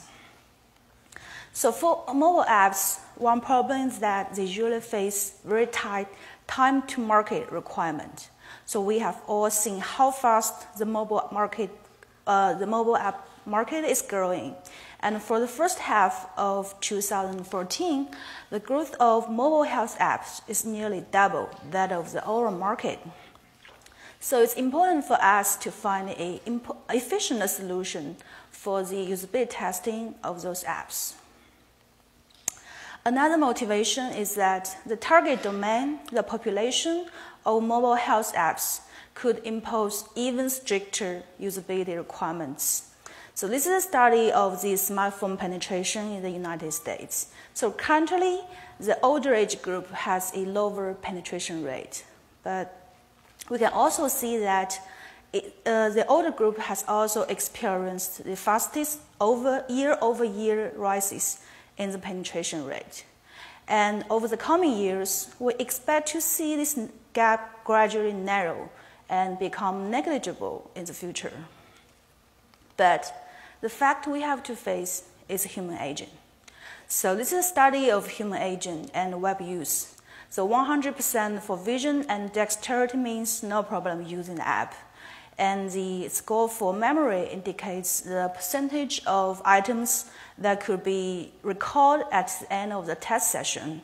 So first thing, we need to recognize even young people, we have cognitive and physical limitations, but the situations are much more severe for the older users. So now let's go back to the origin. What is usability?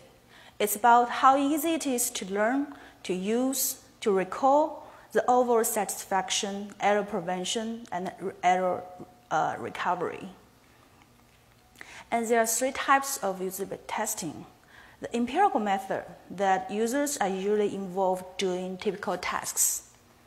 The formal method that usability experts evaluate the interface by some analytical approaches.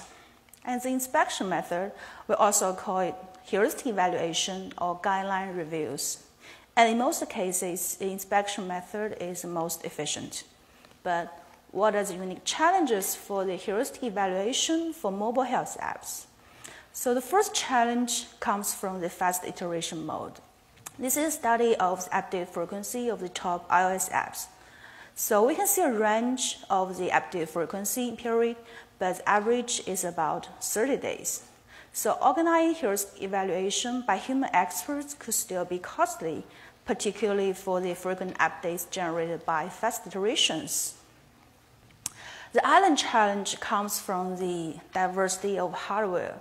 So for example, for Android devices, they come in all sizes, resolutions, and levels of performance. And we have many versions of Android, adding another level of the fragmentation. So manual check by human experts suffers from the scalability issue because the mobile health apps need to run on a diverse set of devices. So our proposed solution is automation. So to make that happen, first we need a heuristic set specialized in the unique domain. In our case, it's the mobile health apps. And because the heuristics are described in natural language, so we need to translate those heuristics into cognitive metrics that could be measured by a software. And also we need an automated app crawler. So we didn't use the Nielsen's 10 heuristics. Instead, we use the specialized heuristics in order to find mobile health, the specialized heuristic for mobile health apps, in order to find more problems specific in the domain. And this set is established by HIMSS. So all those heuristics are described in natural language. So the next step is the translation. Basically, we translate all those heuristics into 3 different levels of metrics: task, screen, and widget. So a widget is like a button on the screen. And next, I will explain some important metrics at each level in details. The task level. So the cognitive load increases as more steps are required to complete the task, especially for older users. Asking for data inputs excessively disturbs the user from perceiving the information on the screen, because the human working memory would be busy switching between entering data and understanding meanings. So learning from one screen can help users learn other screens. If there are certain patterns of the tasks, it will be easier for users to learn to use the app. The operation distance is to estimate the dexterity requirement of the mobile health app. For operations that require longer time and more resources, it's better to provide explanatory information, because the long waiting will kill users' patience and may cause misunderstanding of the information on the screen. So at the screen level, the screen complexity is composed of 3 parts: information content, layout content, and visual noises. So all the metrics at screen level are focused on those 3 components. And we also want to emphasize the metrics such as the number of list view items, the menu items, and the scrollable groups. Because when people are facing a lot of choices, they usually have difficulties to make the right decision. And people tend to feel tired after browsing certain options and tend to stop at one that may not be the correct choice. Okay, at the widget level, the first principle is important information stand out. So we want to check whether the widgets leading to significant UI changes can grab attention, whether the interaction is efficient, such as providing default value and one-click delete. We also want to check the properties of the text on the widgets. And in the health domain, colors convey meanings. So the red color usually indicates medical urgency, so there should be no improper use of the red color. So now the methods. The implementation of this inspection framework is based on automated modeling of those mobile health apps. And while we construct the model, we collect raw metrics, the cognitive metrics, and then convert those raw metrics to the metrics at the 3 different levels. And the model we use is called a coarse-grained GUI model, CGGM. And it's a state machine model of UI transitions. A state is a description of the structure of all equivalent screen views. And a transition is an UI interaction. So we define the structure of the screen as a set of widget groups. And those widget groups actually form a partition of the functions of the screen. So this is an example of a screen with 14 independent function groups. So the core of the model we use is that we use the structure equivalence to identify a unique state. So in this way, we can avoid the common state explosion problems for state machine models. So at the same time, we distinguish the screen views with different structures, so we can still capture the core functions. So therefore, the coarse-grained GUI model is concise, but yet comprehensive. So now we have the model. We also have the automated app crawler. The next is the raw metrics. We collect raw metrics such as the state transitions, the response time of a transition, the properties of the widget, the properties of the text on the widget, the words, the properties of the container views, the layouts, and so on. And the transition from the raw matrix to the matrix at 3 different levels is actually based on the state machine. So the state transition is mapped to the task level, and state is mapped to the screen level, and the group is mapped to the widget level. So now we have the state machine. We can further define what is a task. So a task is defined as a path in the state machine starting from one state and returning to that state. Based on the definitions of the task, we can further calculate the metrics such as the number of steps, the operation distance, patterns, data input requirements.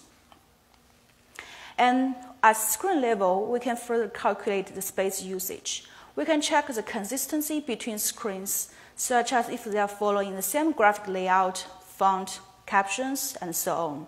And we can also evaluate the space complexity and efficiency. So this is an example of a diabetes management app called Diabetes Plus. It provides a diary function to users. So imagine on the small screen of the mobile phone, it provides 79 options to users. And the user has to scroll at least 7 times to see the last one. And this is another example from an app called Diabetes Diary. So as we can see, the number of colors we used, the color contrast, the number of fonts we used, the space usage, the text count, the number of function groups on the screen can all be used to evaluate the complexity of the screen space.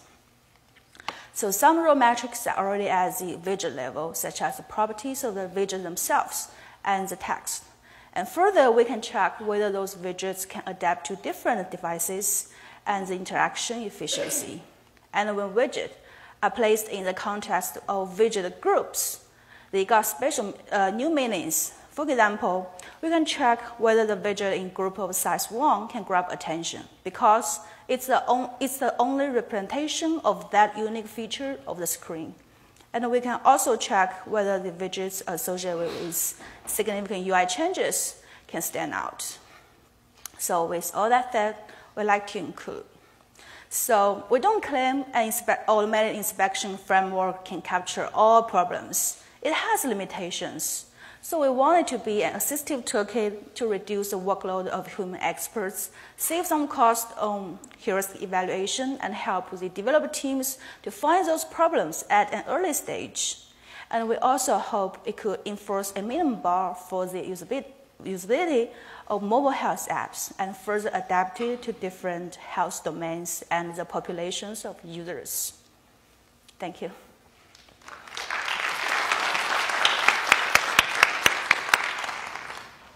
Brief questions?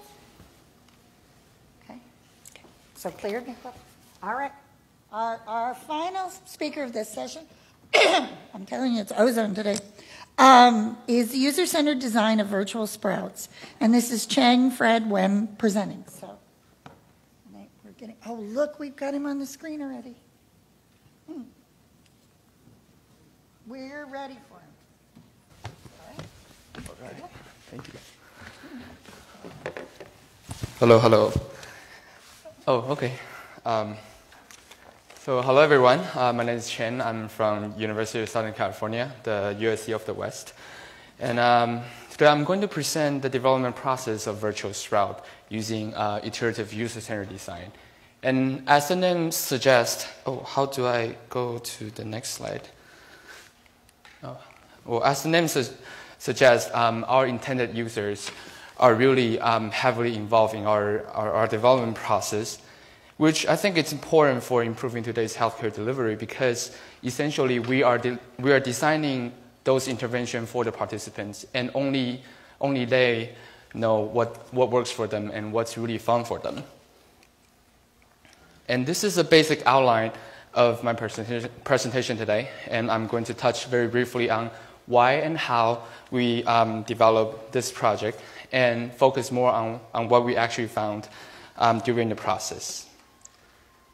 So Virtual Sprout is a mobile multi-platform interactive gardening and cooking game that is specifically tailored to 3rd to 5th grader in elementary school, and with a pedagogical agent, of course.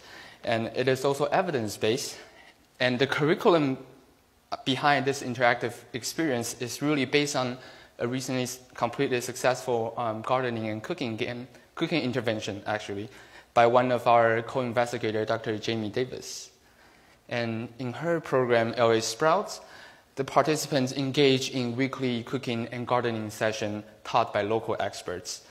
And they found that participants in the program actually improve their fruit and vegetable intake and also reduce their BMI. However, they also identified challenges such as limited space and limited monetary resources to actually build or maintain a garden in urban school, especially in the schools that's in lower income neighborhoods. So Virtual Sprout was really set out to carry on the success and also address those challenges. However, questions such as how to translate the human expert guidance and interaction experience from human to a pedagogical agent, and how to actually preserve the theoretical background backbones that make the LA Sprout a success to an intervention such as to an interactive experience, and how to engage our intended audience, and knowing what kind of language or game mechanics that actually is appropriate for our intended audiences. Those questions remain challenged to answer. And therefore, we use iterative user-centered design to approach those questions. And we engage researchers in the team to address the philosophical and theoretical perspective of the program. And we engage the interactive media designers to make sure that the interactive experience actually works, both satisfy the need of the researchers and also satisfy the need of the intended audiences. And most importantly, have our intended audience participate in our development process throughout the development process to provide input to help us improve the development. And we went through cycles of development to finally arrive at our product. And for each of the steps, we are trying to answer at least some of those 6 major questions. The question of socio-ecological validity, which is asking whether this experience is really tailored to the social and ecological demographic of our intended audiences. And question of somatic gratification is asking how does the audience feel about physically interacting with the platforms. And dialectical engagement is asking whether participants understanding the message we're trying to get across. Affect regulation is asking if the interactive experience actually provide a good range of emotion. For example, how is it pleasurable? Is it fun? Is it engaging? And cognitive challenge is asking if this experience provide enough challenge so that they don't, it's not too easy for them and not too hard for them so that they just disengage. And semiotic integration is really asking an overall picture, is this experience really meaningful to the participants? And here's a brief outline of all the steps that we took and the goals that we're trying to achieve in each of the steps. And this is just for show. I'll go into detail.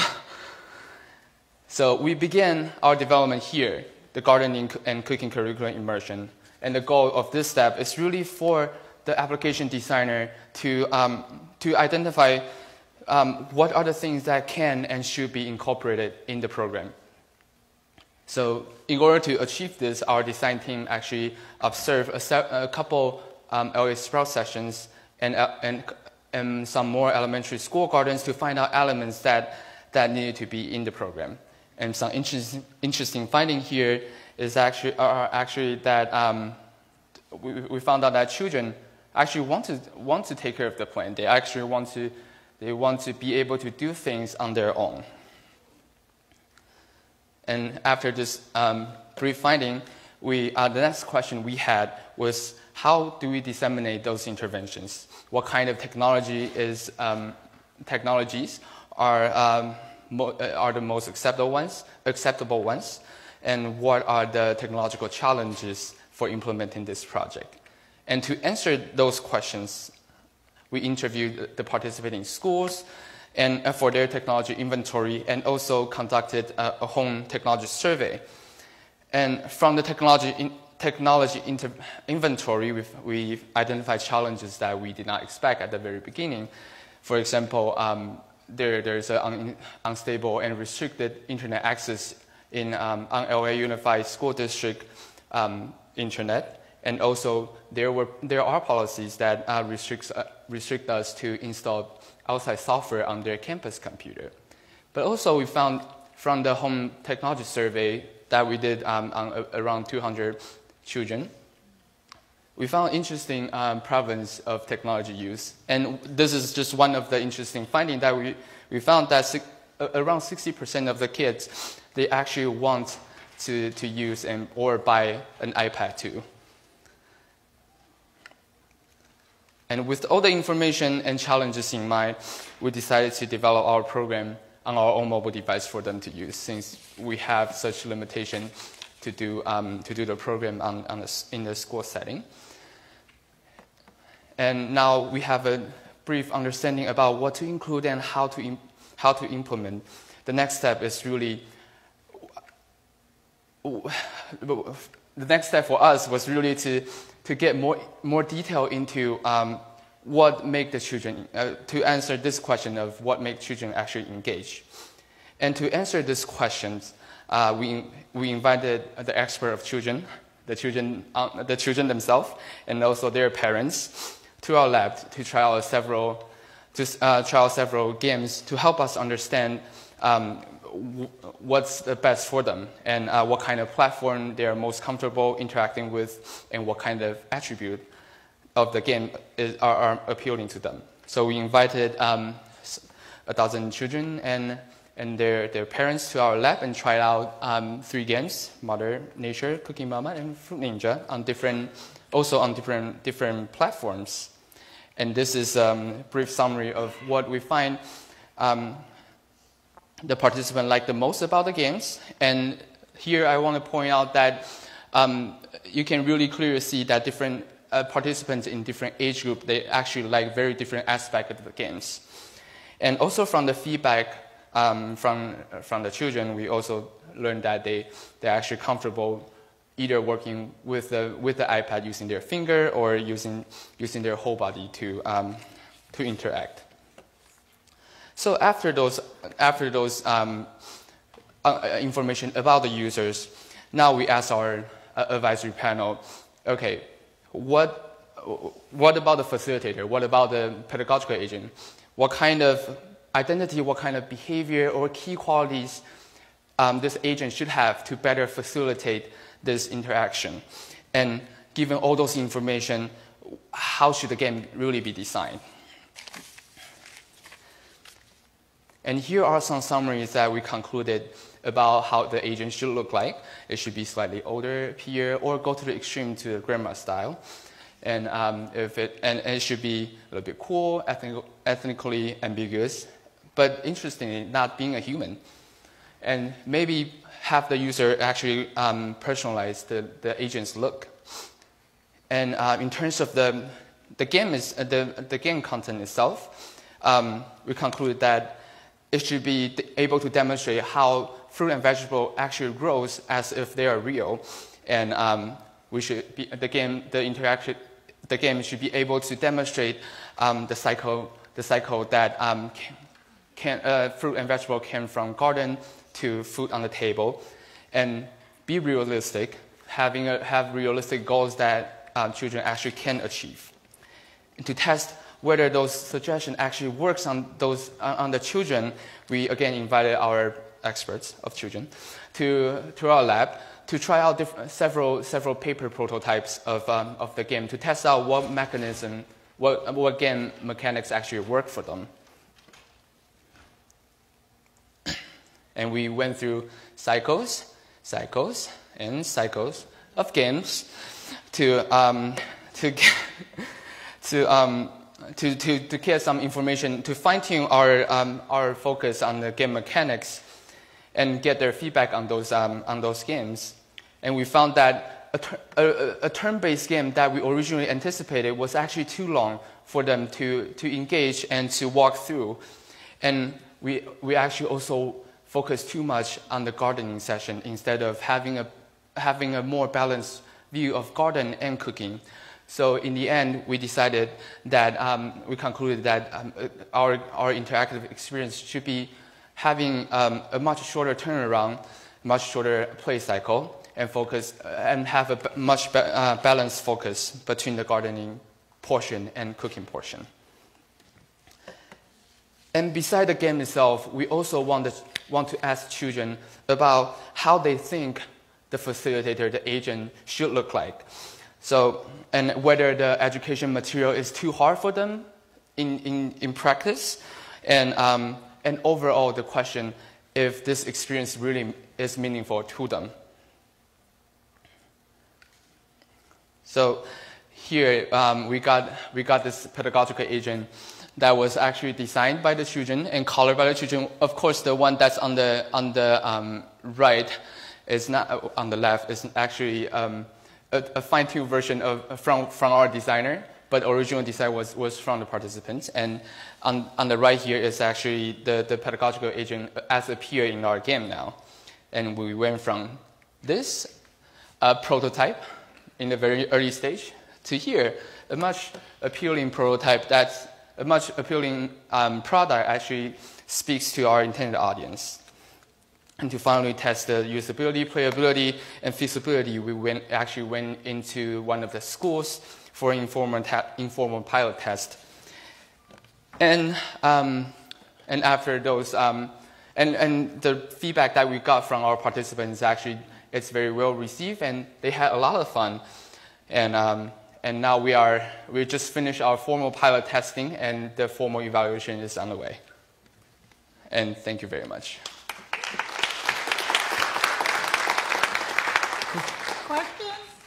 Questions?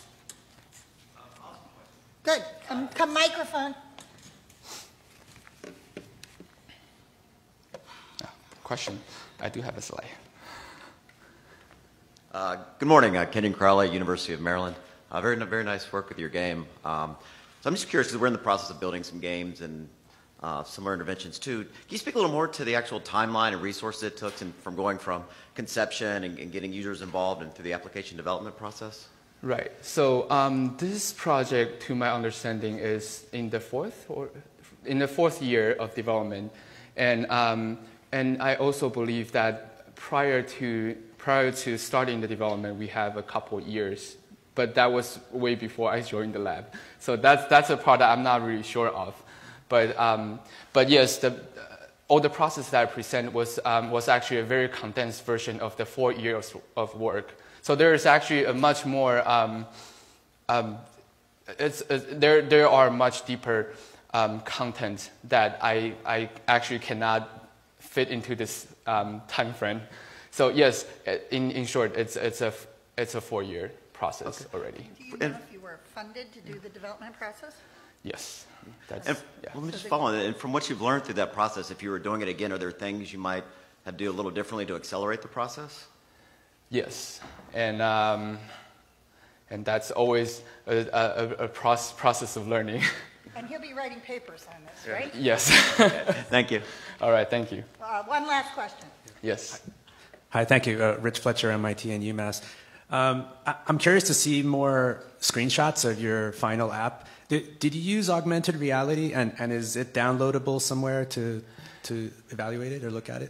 As of this point now, it is not open yet because we're still doing our formal evaluation, and also there is a larger trial on the way.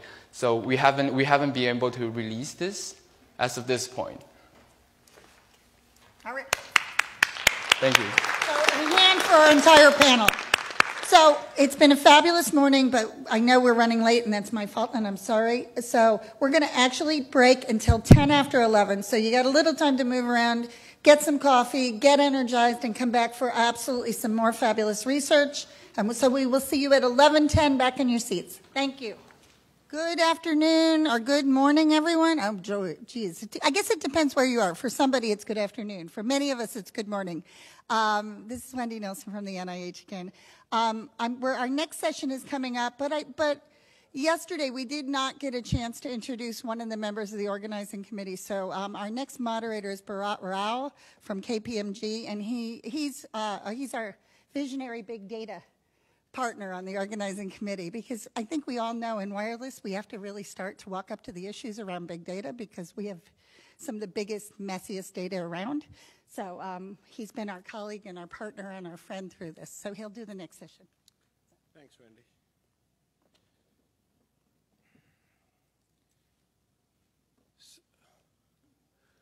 Thank you for attending. This is an interesting session on global health. And one of the very interesting things is in countries other than the United States, especially in places like Africa, they don't have the infrastructure, they don't have EHR, and mobility and wireless health is playing a key role in trying to help bridge this gap and bring care to a lot of patients directly. We're going to hear from three very interesting papers. Unfortunately, one of the speakers couldn't make it. The first speaker is Mark Seidner, and he's going to be talking about Know Your Audience, Predictors of Success for a Patient-Centered SMS Application to Augment HIV Care Linkage in Rural Uganda. Mark? Thank you. Good morning, everyone. It's a pleasure to be here and present some research on behalf of my collaborators. So I think we've heard a lot over the last couple days about some of the the newest of technologies, the newest of innovations, placing 20-micron electrodes into rats' brains, and even this morning, some of sensing ozone measurements. I'm going to take us back to maybe what we'd consider here maybe 5 years ago. And this is using basic text messaging to communicate with patients in sub-Saharan Africa. I do think the most recent speakers, I think, hit on some of the main points I want to talk about today, which is no matter what you're doing, whether it is implanting microns into rats' brains or it is sensing ozone, at the end of the day, we need to know our patients well. We need to know what our interfaces are like and whether or not our technologies and our innovations are going to be uptake by our patients. So I have no conflict of interest to report. I do receive funding, thank you, Wendy and others, from the National Institutes of Mental Health, from the Fogarty International Center, and from the Harvard Center for AIDS Research. So this is a graph I think all of you have seen in some way or form. The red bars here indicate cell phone access in sub-Saharan Africa. If you go back before 2015, you'll get down to about 0. It's been a massive explosion in access, and we've thought of this as really a great potential for us as clinicians, as public health practitioners, and as others to use this potential to implement new health technologies and improve the care of patients in this part of the world. A colleague of mine at the Center for Global Health, Alexander Tsai, and some of his colleagues would actually challenge us whether or not we've actually lived up to this potential. So I'm going to quote from him. This is a review paper of all the mobile health technologies in international settings. And what he's basically found is that despite hundreds of mHealth pilot studies, there's been insufficient programmatic evidence to inform implementation and scale-up of mHealth. This is a challenge to all of us. I think Dr. Collins said this yesterday. Many people have said this. Tons of potential. I think even this morning we talked about the curve and where we are in that curve. Have we realized that potential yet? So I'm going to take a step back and just tell you a little bit about what we do as a group at the Center for Global Health in thinking through these problems and understanding how can we think about technologies in a way, involve our patients, involve other collaborators, and study them scientifically in a way that they're more likely to become successful. So perhaps the most important thing I think we try to do, but it's always a challenge, is to use to try to attack locally defined and prioritized health problems. Many of these health problems are developed and identified maybe in the West or the North, depending on how you call it, but maybe aren't prioritized in the places where we're intending to implement them. The next thing we do, and this is what I've learned very well as someone who's been applying to the National Institutes of Mental Health for funding and others, and from my mentors, is that there's nothing more important than understanding your problem well before you start to try to solve your problem, you need to understand your problem. And this is particularly important for mHealth and mobile health and wireless health. There's a lot of really cool technologies out there. The question that we need to ask ourselves is, how will these technologies address the problems that we're interested in? Are they necessary? Are they sufficient? Those are both, I think, very important questions we don't ask enough. We try to find anyone we can who's interested in what we're doing. And that is you need a huge team to do this well. So it's scientists, it's researchers, it's patients, it's clinicians, it's public health activists, it's anthropologists, it's designers, all the people that you've heard talk. You need them all. It takes a village. An mHealth conference is not a conference of engineers. I mean, that's why I'm here. It's a conference of all of us, and we really need to work together. What I'm going to focus on mostly today is this one issue, and that is a comprehensive evaluation of the end user. Will they use it? Do they understand how to use it? Do they want to use it? These are really important issues that we need to think about well before we design our products, and certainly well after they're fully designed. And the last thing that's been discussed a lot this morning as well is this idea of an iterative assessment. You're not done when you've designed a beautiful product. You're done when you've shown that it's efficacious and then implemented it and shown it's effective, not just efficacious, and then actually shown to the world you can do this. That's the impossible part to get to. That's what we're all looking for, the implementation step. So I had a great privilege of working as an HIV clinician in rural Uganda for a couple years. And it was working there and working with patients and clinicians and public health activists that really helped me understand what I thought were some of the major health problems that were going on at the HIV clinic. The one I'm going to talk about today, and one of the ones we're trying to address with mobile health, is this issue here. So antiretroviral therapy, or ART, is now widely available in sub-Saharan Africa. Okay, there's 10 million people on it. We want 25 million people to be taking it based on current WHO guidelines. We are doing a fairly poor job at getting people that are eligible for ART, but by WHO guidelines, onto ART. I am going to simplify probably 30 years of amazing research done by anthropologists and my mentors, et cetera, to try to explain what we think are the major causes. This is our conceptual framework. One, patients come to clinic, they get a blood test, they go home. They don't know if they're eligible most of the time to start therapy, to change therapy. They don't have interactions with their clinicians. It takes time to get lab results back, so there's a lack of communication. The second is that even if they did know, the most common reason that patients cite about why they don't come back to clinic is they can't afford to get back to clinic. So this is our conceptual framework. It's much more complex than this. These are just patient sides, and this is probably the end root of many other factors. But if we wanted to address this problem, how can mobile health help us? Well, mobile health is really good at addressing problems that involve lack of communication. A text message can help in large catchment areas and even in low-income settings address the problem of lack of awareness. But will a text message help alleviate the second part of our problem? We thought not. So we actually designed a combination intervention that included a text message and a transportation reimbursement. This is so critical because if we had just designed an mHealth intervention, we think, I haven't proven this, and it failed, it would have been yet another potential failure of a mobile health technology for intervention. And it's because the conceptual framework may not have been designed well enough. The next thing we did, as I said, was to find any single person who would talk to me about this project. And so we had clinic staff, we had our database team. I work in the biomedical field. Norma Ware, who's one of the world's best HIV anthropologists, was on our team. There's many social scientists in my group who all advised me. I couldn't have done it without this whole team. Demagi Incorporated, who, if you guys don't know and are interested in SMS technology, you should know. They're based in Boston. They do incredible work designing both implementation and studies for mobile health technologies in resource-limited settings. And Yo Uganda, again, a small piece, but a very important piece, that's our content aggregator. We don't actually talk to any of the telecoms. They do it for us. They receive the messages. They send them to patients for us. So this is what I'm going to focus on today, end user acceptability. So before we even started, we needed to know, is this even feasible? And is it ethical? Now, we're dealing with HIV. We're dealing with highly privatized information. We can't just send people text messages without asking them first. We surveyed 50 people. We asked them, do they own a cell phone? Who do they share it with? What times of day is it on? How often does the battery die? What do you feel about health information for your learning about HIV on your phone, et cetera? This is preliminary data because no one had received a text message yet, but they actually expressed strong interest in learning more about the program and potentially doing it. One representative, quote, this is, if they received a text message, it will save us the cost of transportation because we come and we go and we find nothing ready for almost 4 times of coming to the clinic and going with no achievement. So it would make us come when we are sure. So that's obviously the goal we're looking for. Can we do it? Unclear. So we designed our product. It was basically a web-based mobile health application program which notified patients of their lab results if they were normal or they were abnormal. We piloted with clinic staff, with research staff. We went back to Demagi, tooled around a bit, and eventually had a product that we thought was ready for an efficacy trial. I'm not going to talk much about the efficacy results today, but let me tell you about the study. To be eligible for the study, you had to be an adult in care at this HIV clinic. You had to be undergoing what the clinician called a high-risk CD4 count test. What does that mean? If your results are abnormal, we want you to come back right away, not wait to your next appointment in 2 or 3 months to start therapy or to change therapy. You didn't have to own a cell phone to be in the study, but you had to have access to a cell phone. In terms of efficacy studies, this is something that I think we all think about, certainly as scientists. What's the best way to study this? I think many people would say, empirically speaking, you need a randomized controlled trial.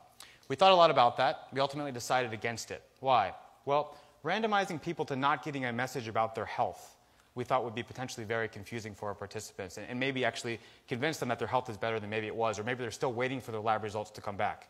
The second thing is we'd already done a survey study, and everyone wanted these messages. So randomizing someone to not getting the message, even though it was standard of care, we thought was a bit challenging. So we had a pre-intervention period before the intervention was developed, where we monitored patients and see how long it took them to get back to clinic, and then the intervention period. During the intervention period, if you had a normal test result per the clinician, you got a single text message that said your test result was normal. If you had an abnormal test result, you were randomized to one of 3 messages. We randomized people to try to balance privacy and clarity. The first message said, your test result's abnormal. Please come back as soon as you can. The second message was that same one, but it was protected by a PIN code, which the participant selected, and we wrote it down on a piece of paper and gave it for them to take home, saying, now it's a protected message, no one can read it but you. Increases privacy, but maybe decreases clarity, or at least ease of use. The last was a bit of a shot in the dark, but it was a coded message, A, B, C, D, E, F, G. No health information on the phone. You don't need a PIN code. We informed them, if you receive this message, your test results are abnormal, please come back as soon as possible. There were self-selected schedules, up to 7 daily messages, and if you return within 7 days of an abnormal test result, we reimbursed your transportation. Quick study timeline, this was, sorry about that. This was the enrollment date. Their CD4 count test would come back, at which point our research assistants would schedule the messages and figure out which group they were in, and then we'd assess their outcomes either when they returned to clinic. If they didn't return to clinic, we'd call them. If we still couldn't get a hold of them, we did actually do assessments through home visits. This is, for those of you who have not seen it, this is the Demagi-based Cloud Care or ComCare app. It's a pretty easy interface. Basically, our research assistants, when the lab results would come back, would decide was the laboratory abnormal or not, and then the randomization, they would be randomized to 1 of 3 groups. We'd use the PIN code that the participant selected. We'd schedule the messages. On the date and time of each scheduled message, CloudCare sends an API to Yo and Kampala, and Yo automatically sends the messages to our patients. Basically, automates the process so it takes it out of our hands. All right. Quick breakdown of the study. Again, we had a pre-intervention period before the intervention was ready, and then a post-intervention period. This is a bit of a tease. I'm not going to go into depth about this. The preliminary results, the efficacy results of this, are that the intervention worked. So it massively increased the return to clinic within 14 days from about 20% to about 80%, and it shortened the time to ART initiation and increased the percentage of people who started ART. But that's a scientific article, which I'm happy to share, and we will share it. I think just as important for all of us is to ask ourselves, why did this work in the people that it did, and why didn't it in those who didn't? 25% of people still did not return to clinic. 25% of people did not respond. It wasn't 100% efficacious. And if we as a mobile health community are going to learn from our mistakes and from our successes, we need to share some of the factors that predict success and failure. So for the rest of this talk, I'm going to tell you about why we think this succeeded and didn't. So now we're just looking amongst the 138 people who got a text message for an abnormal test result. Again, randomized to 1 of 3 message formats. Our outcomes of interest for this analysis were, did the patient actually receive the message? Did the patient accurately identify the message they received? And did the patient come back to clinic within 7 days? Those are how we define success. 140 people, these are HIV-infected people, median age about 30, about half of them were females. This is a low-income setting. Median household income was about $100 a month. 60% had a self-reported education of primary or less. 70% of patients in this cohort, and this is, I think, an important point, were able to read a sentence on a piece of paper to us at the date of enrollment. Okay? That's an important fact. We actually asked them to read. We also asked them to check their cell phone and access a test message. So I'm going to quickly run through this. These are 3 outcomes at the top of the graph there. Summary point. Age had no predictive status on our outcomes. Gender had no predictive status in our outcomes. I'm going to go through primary education had no predictive status. Being able to read a complete sentence increased the chance that you understood the message and you came back to clinic 4 to 5 times. Being able to access a text message on enrollment increased the chance that you return to clinic 5 times. getting a pin-protected message decreased the chance that you got the message and came back to clinic by somewhere between 4 and 10 times, depending on the outcome we looked at. Basically, for those who couldn't read a sentence, getting a pin message was terrible, but getting a coded message didn't make a difference, which means that maybe coded messages have an advantage in this setting. And overall, being able to read a sentence, no matter what kind of message you got, was much worse than being able to read a sentence. So in summary, the strongest predictors for this low-income population of being able to access a text message and respond to it appropriately was proved literacy on enrollment, not self-reported education. All we ever do is ask about education. We can ask our patients to read. We can ask our patients to show us if they can use their cell phone and teach them how to if they can't. Gender, age, all the things that we typically think about were not predictive. Using PIN codes in this patient population is very challenging. And at least for literate patients, we don't need to give them true messages. We can give them coded messages. If it's a qualitative response, yes or no, it can just be a symbol. It doesn't have to be a full sentence. Next for us is to implement this clinic-wide and look at effectiveness and acceptability in a larger patient population. I have too many people to thank, and I know I'm out of time, so I'm going to stop there, and I'll stop and see if there's any questions. Thank you.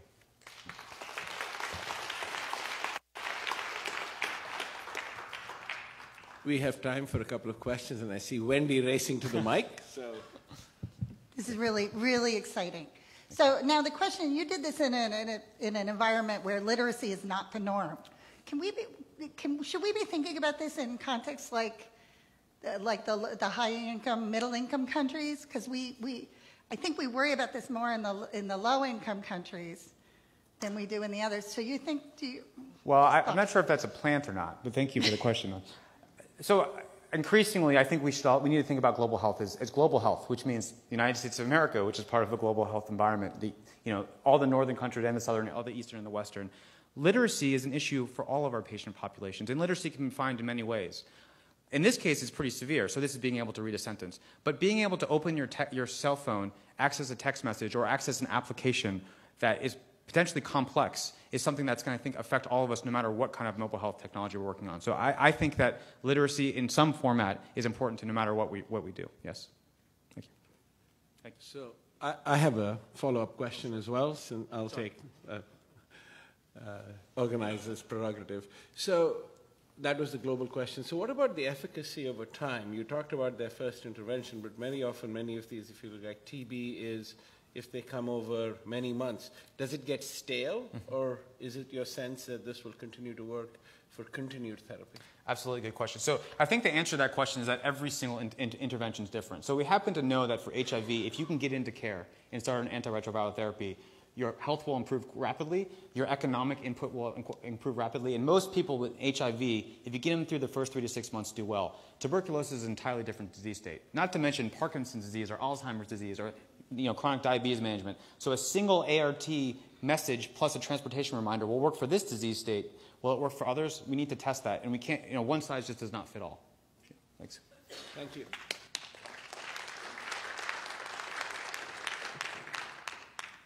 We stay in Africa for the next talk from Sanjeev Bhavnani from the Scripps Translational Research Science Institute.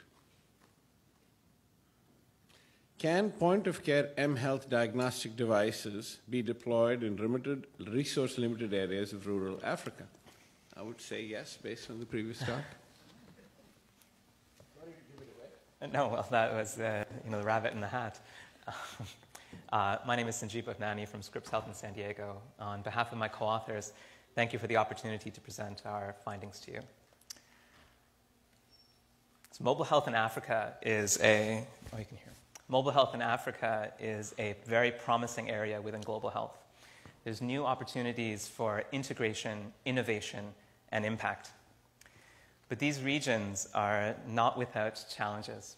And on one side, complexity with healthcare delivery, and on the other side, promising developments with mobile technologies. The healthcare problems in the region do not require much introduction, with these areas demonstrating the highest mortality rates across acute and chronic conditions, ranging from tuberculosis, rheumatic heart disease, malaria, HIV, and AIDS. The global healthcare workforce shortage is compounded in these regions, with some areas of Africa seeing 20 healthcare workers and 1 physician to provide care to over 20,000 individuals. This scenario is worse in sub-Saharan Africa, which accommodates nearly 30% of the global burden of disease with access to less than 3% of the global workforce. The problem is further compounded, with resource-limited settings presenting challenging design constraints for healthcare delivery, including weak supply chains, environmental conditions, a lack of accessibility to remote areas, and trained users to the advances of medical technologies. On the mobile side, it's much more promising. As we've seen in presentations previous and going forward, the number of global cell phone users will soon surpass the global population, with over 7 billion devices in circulation by 2015. The Africa connection has seen an exponential increase in cell phone usage, with close to 850 million devices at a rise of greater than 600% in smartphone use. These have translated into promising interventions, including text messaging for medication adherence and among vulnerable patients, such as pregnant and pediatric. On the healthcare innovation side, of course, is mobile health technologies, with the advances in smartphone and connected devices that range from organ-specific diagnostics to handheld imaging and lab-on-a-chip-based technologies. So we're at a crossroads in Africa where the absolute risk is high, so is the absolute benefit. And we have opportunities here, Masai Mara warrior in rural Kenya, and going from this to this. So it's with the advances in global connectivity in mobile health technologies that we undertook our current investigation. Our study objectives are twofold and integrated. Within a community-based participatory research design was the creation of mobile health clinics to assess the usability and barriers to use of mobile health technologies. In addition was a cross-sectional sample of the population to assess the cell phone penetration rate, but also the sophistication of cell phone use. Herein we'll term digital literacy. Our location was Kabale, Uganda, a rural town close to the Rwandan border with a population of about 50,000 people. The regional healthcare system provides services between 600,000 to 2 million patients, is staffed by 7 physicians, and has 95 nurses and community health workers. The point-of-care mobile devices that we used included smartphone-connected blood pressure, oxygen monitors, and glucose monitors, in addition to complex diagnostics, including handheld and portable ultrasound, and the smartphone-based rhythm monitoring, ECG, and heart rate. For this investigation, all devices were connected on the iOS platform. So we put together a community-based model that incorporated all the stakeholders involved in healthcare delivery and potentially mobile health integration. And this included the regional healthcare system, social organizations such as Rotary International, a local school, industry collaborations with solar and alternative energy companies, in addition to the local cell phone carrier. This served to create a community advisory board that participated in the development and the implementation of mobile health clinics, the people available to survey for mobile health dissemination. The cross-sectional population sample to assess cell phone penetration and digital literacy included metrics related to smartphone use, text messaging, mobile-to-mobile payments, with metrics scored 1 point each and 2 points for web browsing. Concurrently, we utilized the health technology assessment to assess the clinical effectiveness, appropriateness, and implementation to new medical devices in order to assess on one side device-related factors and on the other side personnel-related factors that are related to how the technology should be used and how the technology should be deployed. Usability metrics range from, can these devices work? Do they have useful features? And should they be used by physicians or all healthcare workers? Barrier assessments included metrics related to affordability, the presence and absence of Wi-Fi, and patient privacy.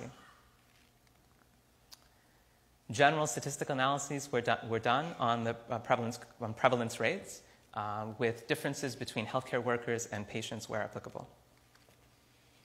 So through the community model, we created a hospital-based mobile health clinic where we provided point-of-care diagnostics to hospitalized and ambulatory patients.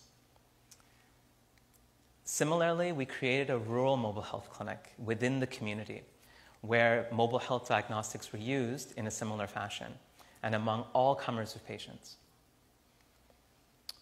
A major factor in our study was local practitioner of mobile health device use, where after appropriate training, they were able to use these devices in a pragmatic fashion and how they deemed clinically necessary.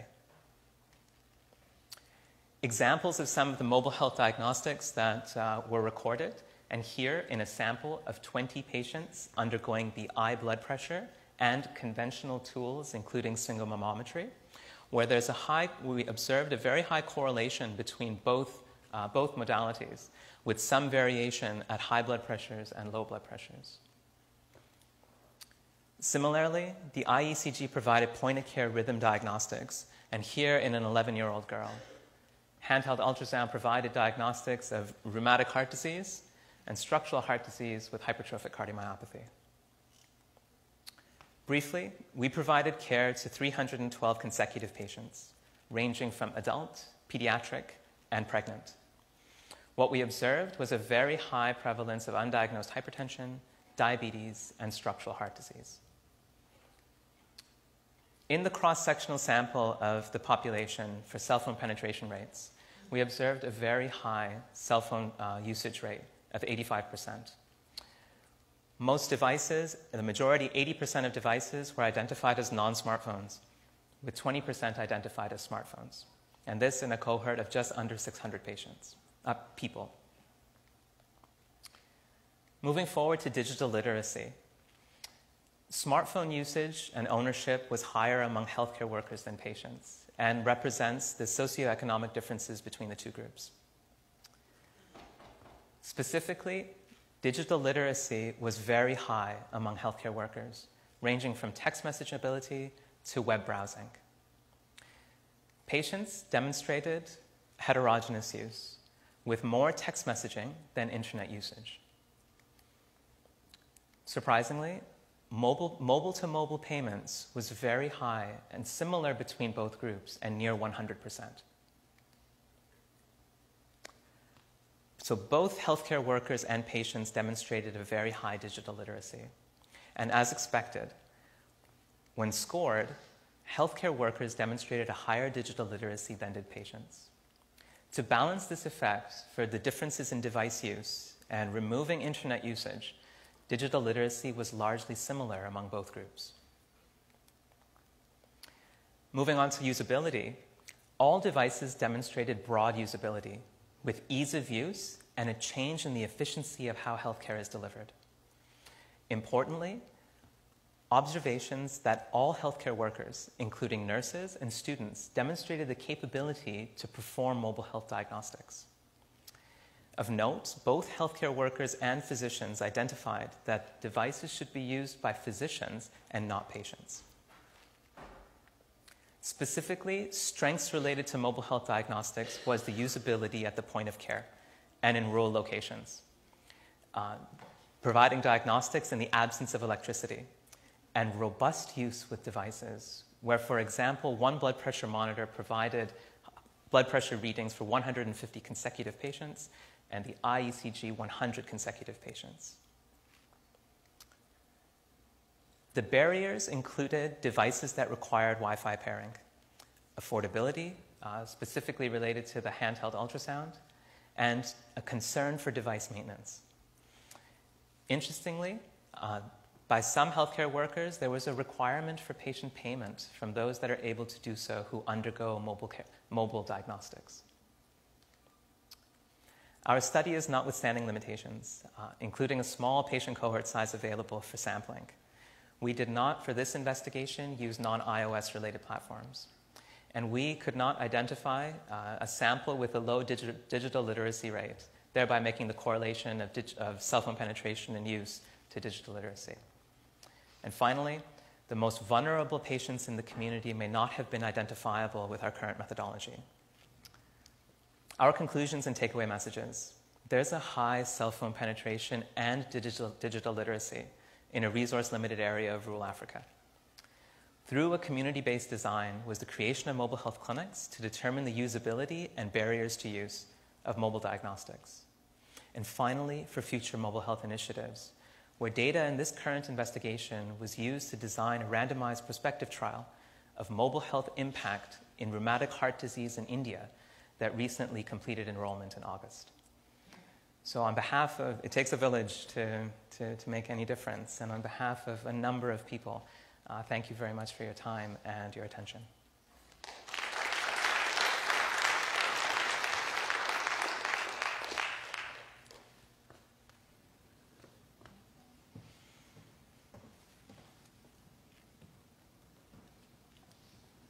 Any questions? We have a couple. Sanjeev, that's phenomenal work. I just wanted to know, is there any continuation on this? That's a great question. So it's very easy to do one-time assessments, especially in humanitarian efforts. For this particular Africa initiative, there wasn't. But for India, the devices were designed in a very pragmatic fashion, using Android-based devices that are created and used in India. So those mobile diagnostics that were employed are still being used in an ongoing 6- and 12-month follow-up. But it's a great question because we haven't bridged that yet in these areas. Sarah? Hi, Sanjeev. Inspiring. So I have a question. You've got patients on one hand, you've got healthcare workers on the other, and you're doing specialist diagnostics. Yeah. So you've got this iPhone in the hand of a specialist at the moment, or not? So yeah, unlike the patient-centric design of what we see here, this is physician-centric or healthcare worker-centric. So it is in a physician or community health worker's hands. But you can put these instruments in a technologist's hands, and then you can have either this information stored on those devices or transmitted so that the local teaching hospital, for example, can decide who they need to see? Absolutely. Store and go for this, or even real time. Acquiring mobile diagnostics is not, well, we didn't appreciate a challenge in two different areas now. Wonderful. Thank you. One last question. Yeah, great talk. In the data that you collected, do you have some idea of the device cost and in the primary clinic and the per visit cost that could be supported or sustained by this population? Absolutely, and that's a wonderful question about long-term sustainability and how pragmatic these devices are. This particular healthcare system is funded through the state, provides care free of charge, has a PEPFAR clinic, so the treatments are widely available. Where the challenges were with cost, the cost of care is relatively low in these areas. But if we factor into that morbidity and mortality, the cost of care is very high. So where it's very important then is choosing your technologies correctly, if any at all.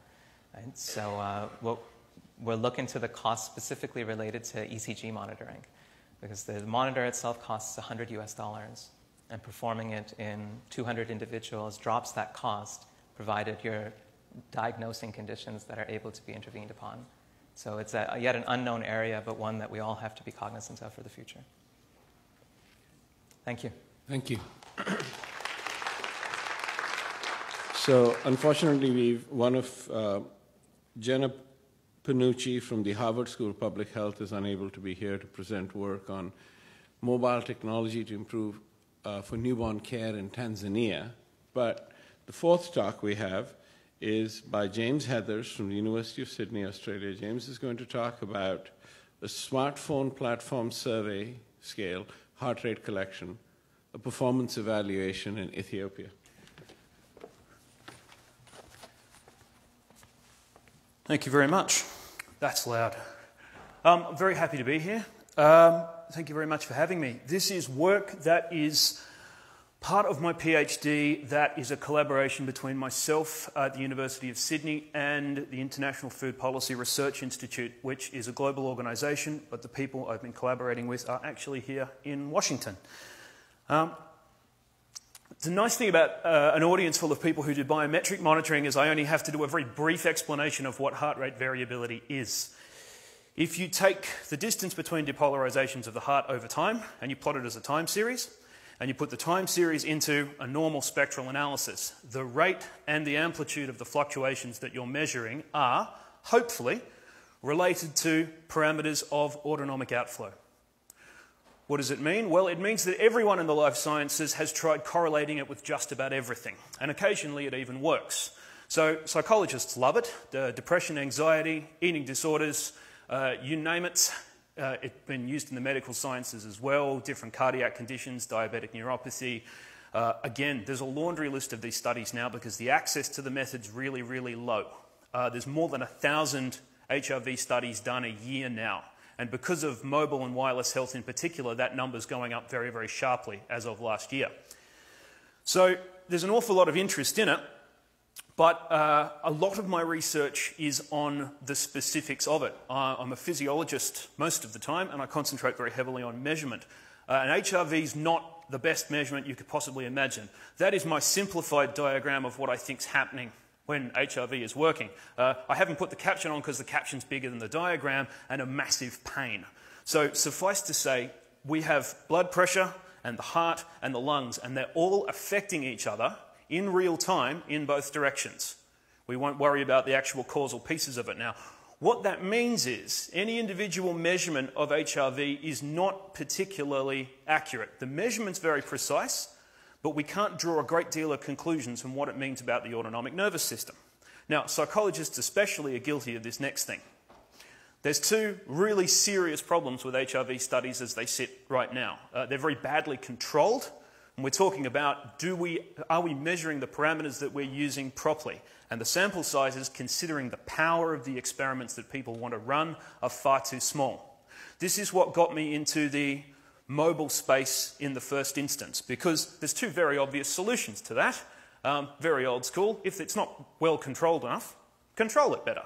If you don't have enough people, go and get more people. We needed a platform to get more people. And that's where a mobile device comes in. Here was my initial wish list, which is pretty much everything. Accurate. Obviously, it has to be, or there's no point. Robust.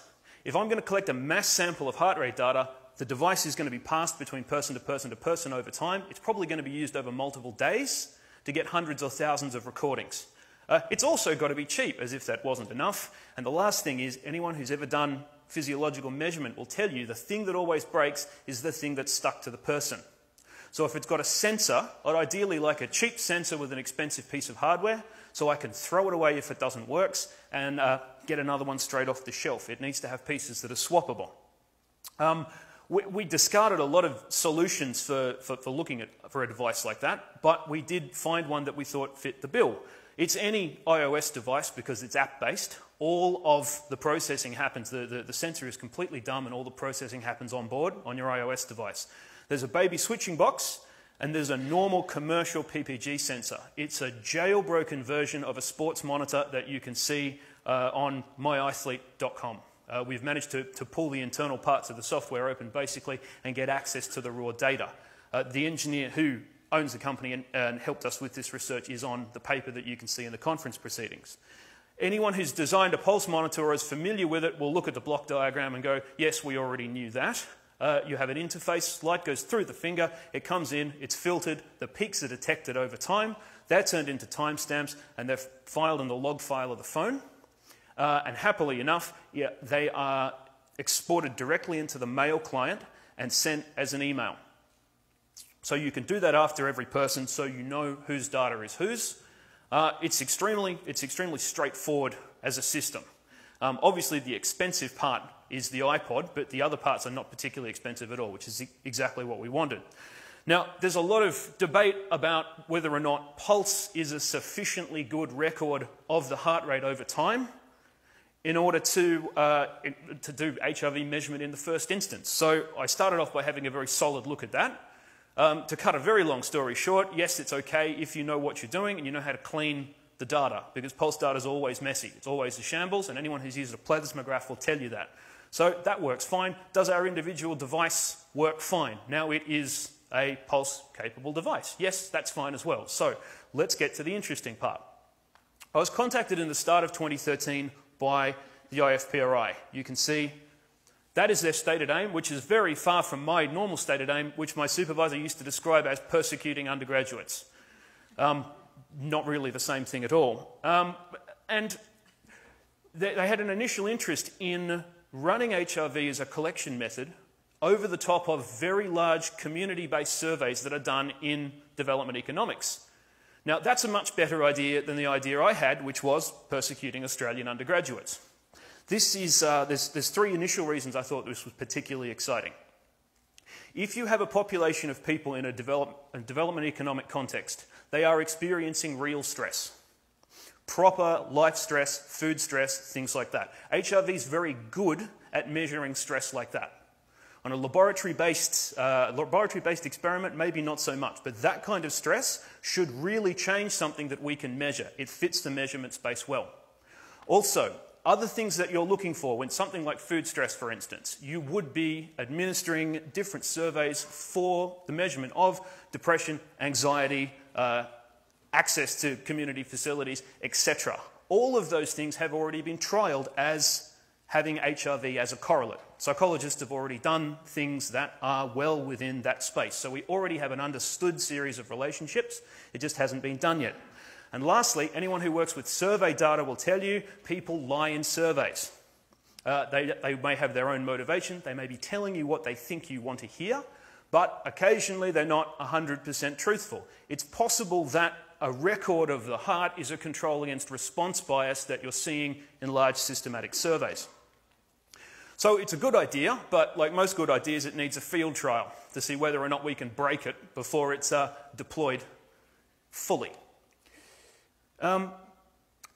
The other thing, which I'm not going to bore you with, is the second thing here. We really needed to get, at this point in time, a massive sample of HRV records to see if they statistically behave the way that they're supposed to. That's a subject for me and has nothing to do with development economics, so we'll let that one go and talk about the trial. You see this photo of our extremely flash laboratory that we had available. That is an empty room in Mekelle in northern Ethiopia, where the IFPRI have collaborators. Those guys there are college graduates, but they don't have research experience. They are picking up this device completely cold and collecting our data for us after a relatively brief amount of training. That's our, those of you who actually design commercial products will be super impressed by our commercial packaging, which are lunch bags. But each one of those has an iPod Touch that's been preloaded with the application. Naturally, we have extra sensors and switch boxes because we know they're going to go bad, and they did. And supervision on the ground, not all 6 at the same time, but someone there who could control the proceedings, and that's the entirety of the interface to get the people. Now, a quick word on the UI. There's almost nothing here that we hoped could actually go wrong. There's a pulse indicator in the top left of the screen. As the signal starts to get zeroed, the pulse indicator goes up. Before that, you can't start recording. The start button appears when everything's been windowed and zeroed appropriately, and the heart in the middle of the animation starts beating, although we're thinking about taking that away because it has a tendency to confuse people. Suffice to say, there's almost no way that you can make it go wrong, and that's very much a design feature we hoped in the first instance, is the fact that there's almost nothing that you can play for that's a setting. So the initial sample of this, 679 people collected over 10 days, which in the HRV sort of space is a very large sample of people. These were before and after recordings. We got 1,205 of them usable. And the critical number there is the usability metric. How many of them were accurately recorded? 91.7 is good enough. I would have taken anything over 90. You have a realistic ceiling with heart problems and device mistakes and corrupted files at about 95. Anything above that is kind of wishful thinking. We have done another sample and it's slightly higher. So we know that's going to behave itself. Age, gender, self-control, alcohol relationships within this sample as well also fit quite well with the prevailing literature. So we're fairly certain we've got a tool now that works in context to be able to co-predict the measurement outcomes that development economists are interested in, which is precisely the goal of the trial in the first instance. It actually worked quite well. It's nice to be able to say that when you work in measurement. It's been rolled over and we've taken a second tranche of data, which is actually from a food aid program now, another 1,142 people, the records of which are cleaned and being analysed right now. And because I'm ridiculously competitive, I have my eye on that last number. That's the largest HIV study I'm aware of in history. It's from a multi-center trial in Korea that was used to establish population norms. 3,408 people. Because it's useful, but also because it would be fun, I'm hoping to do the largest one in history if we can get our hands on the right amount of data and have a closer look at the population parameters. That's the paper from the proceedings, and that's all. Thanks very much.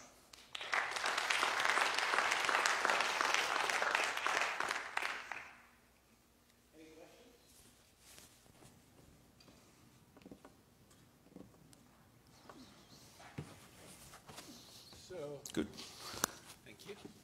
I think it's the standing between lunch phenomenon. I think everybody is. So, do you want to turn it over to Andrea for the all-important lunch announcement?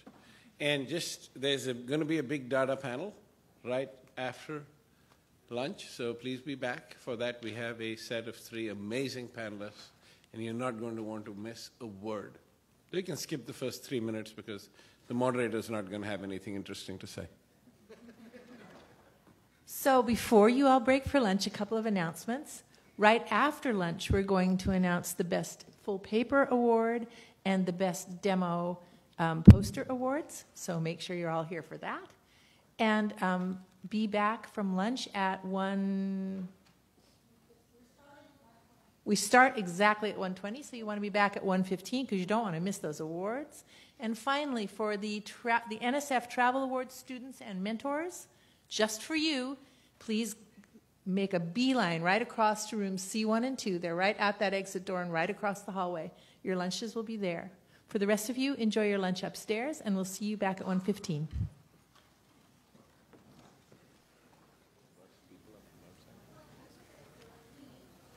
Okay. Good afternoon, ladies and gentlemen.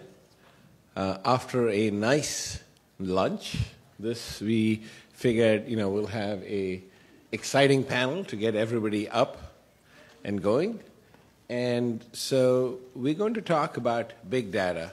This is sort of an underlying theme which you saw in many of the presentations regarding data being collected from devices, and this is starting to explode. So how do we deal with it? We're very lucky to have with us 3 very distinguished panelists that come to us with very different perspectives and backgrounds.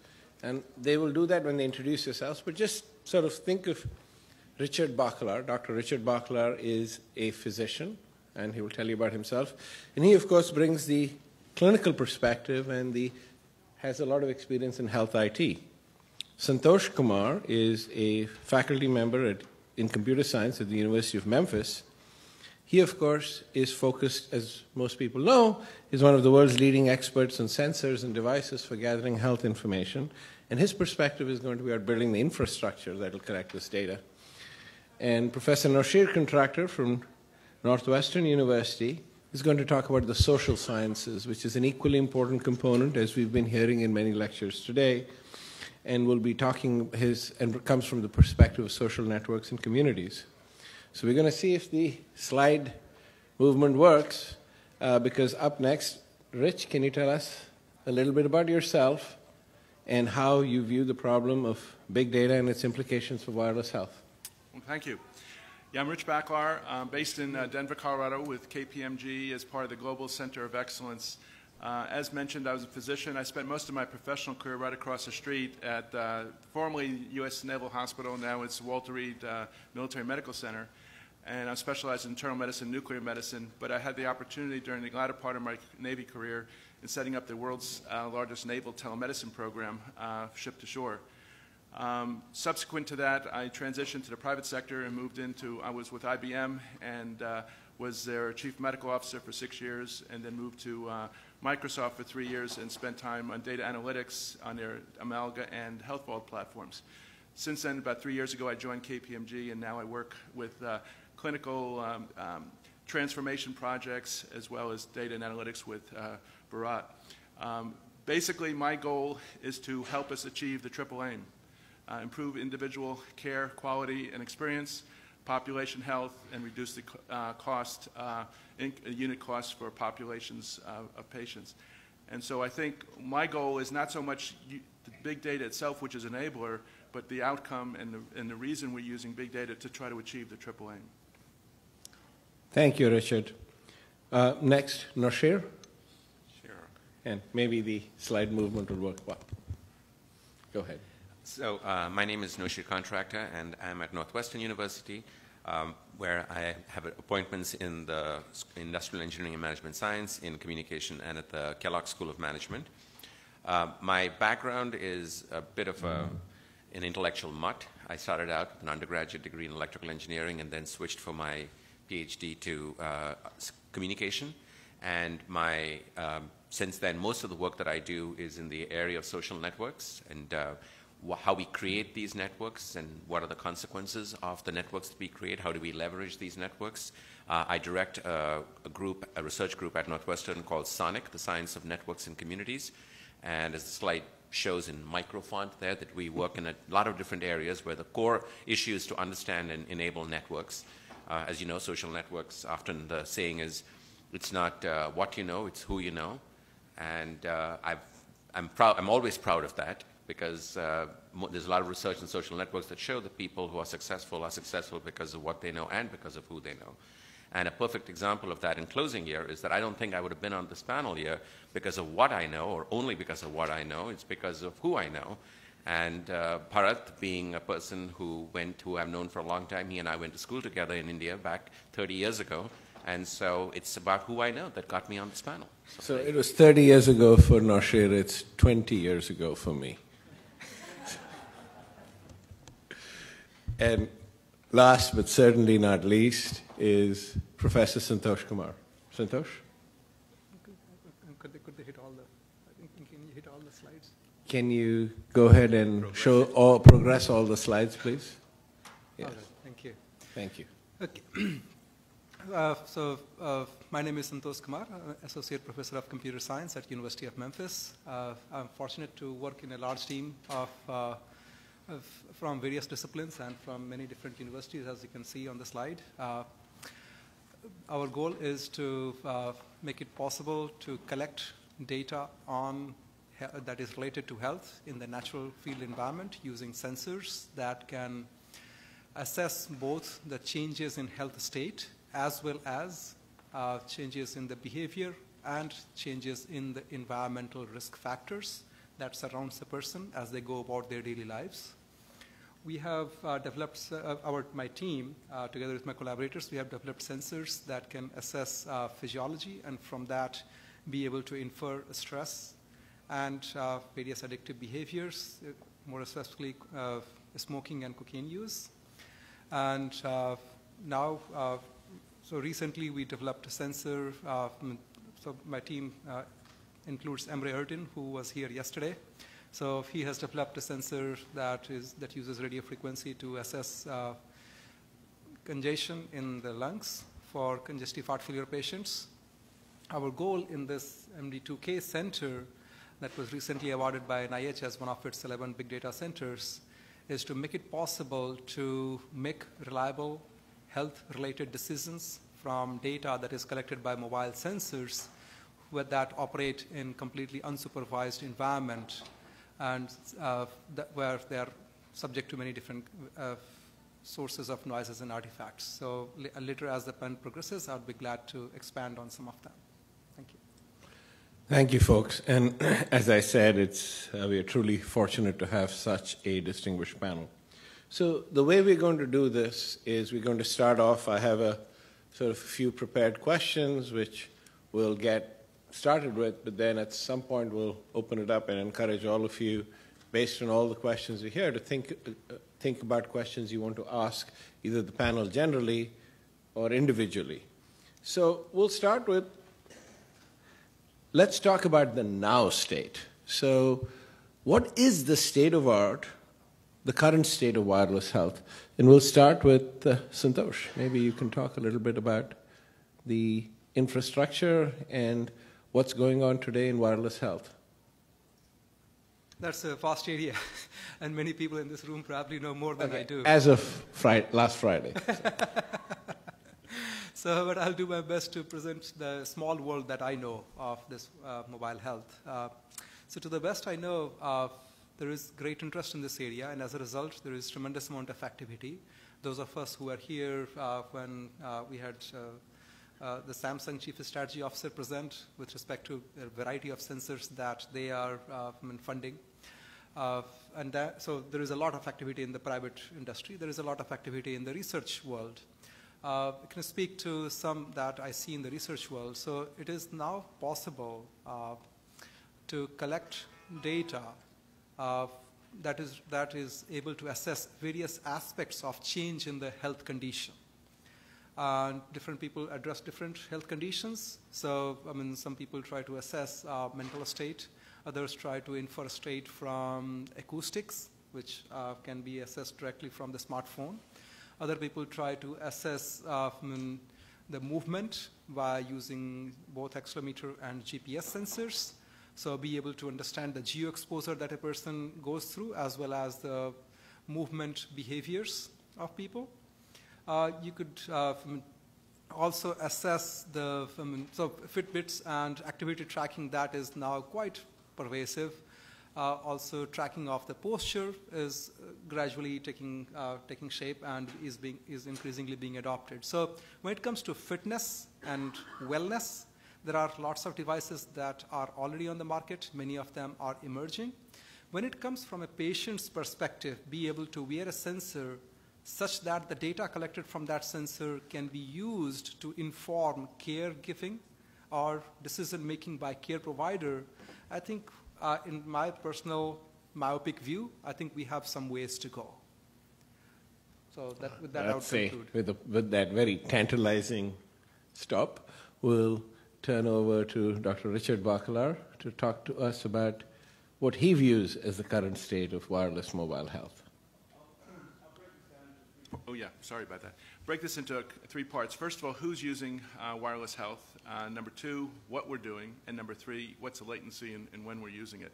Well, first of all, the who. I think one of the things we've learned over the last several years is the importance of population segmentation, because we find that not all populations or subpopulations or cohorts benefit from the same technology. Some that are need motivation and education. Those who are at risk need to be motivated to do the things that are going to eliminate or reduce their likelihood of progression of chronic illness or acute illness. Those who have acute care and need sick care.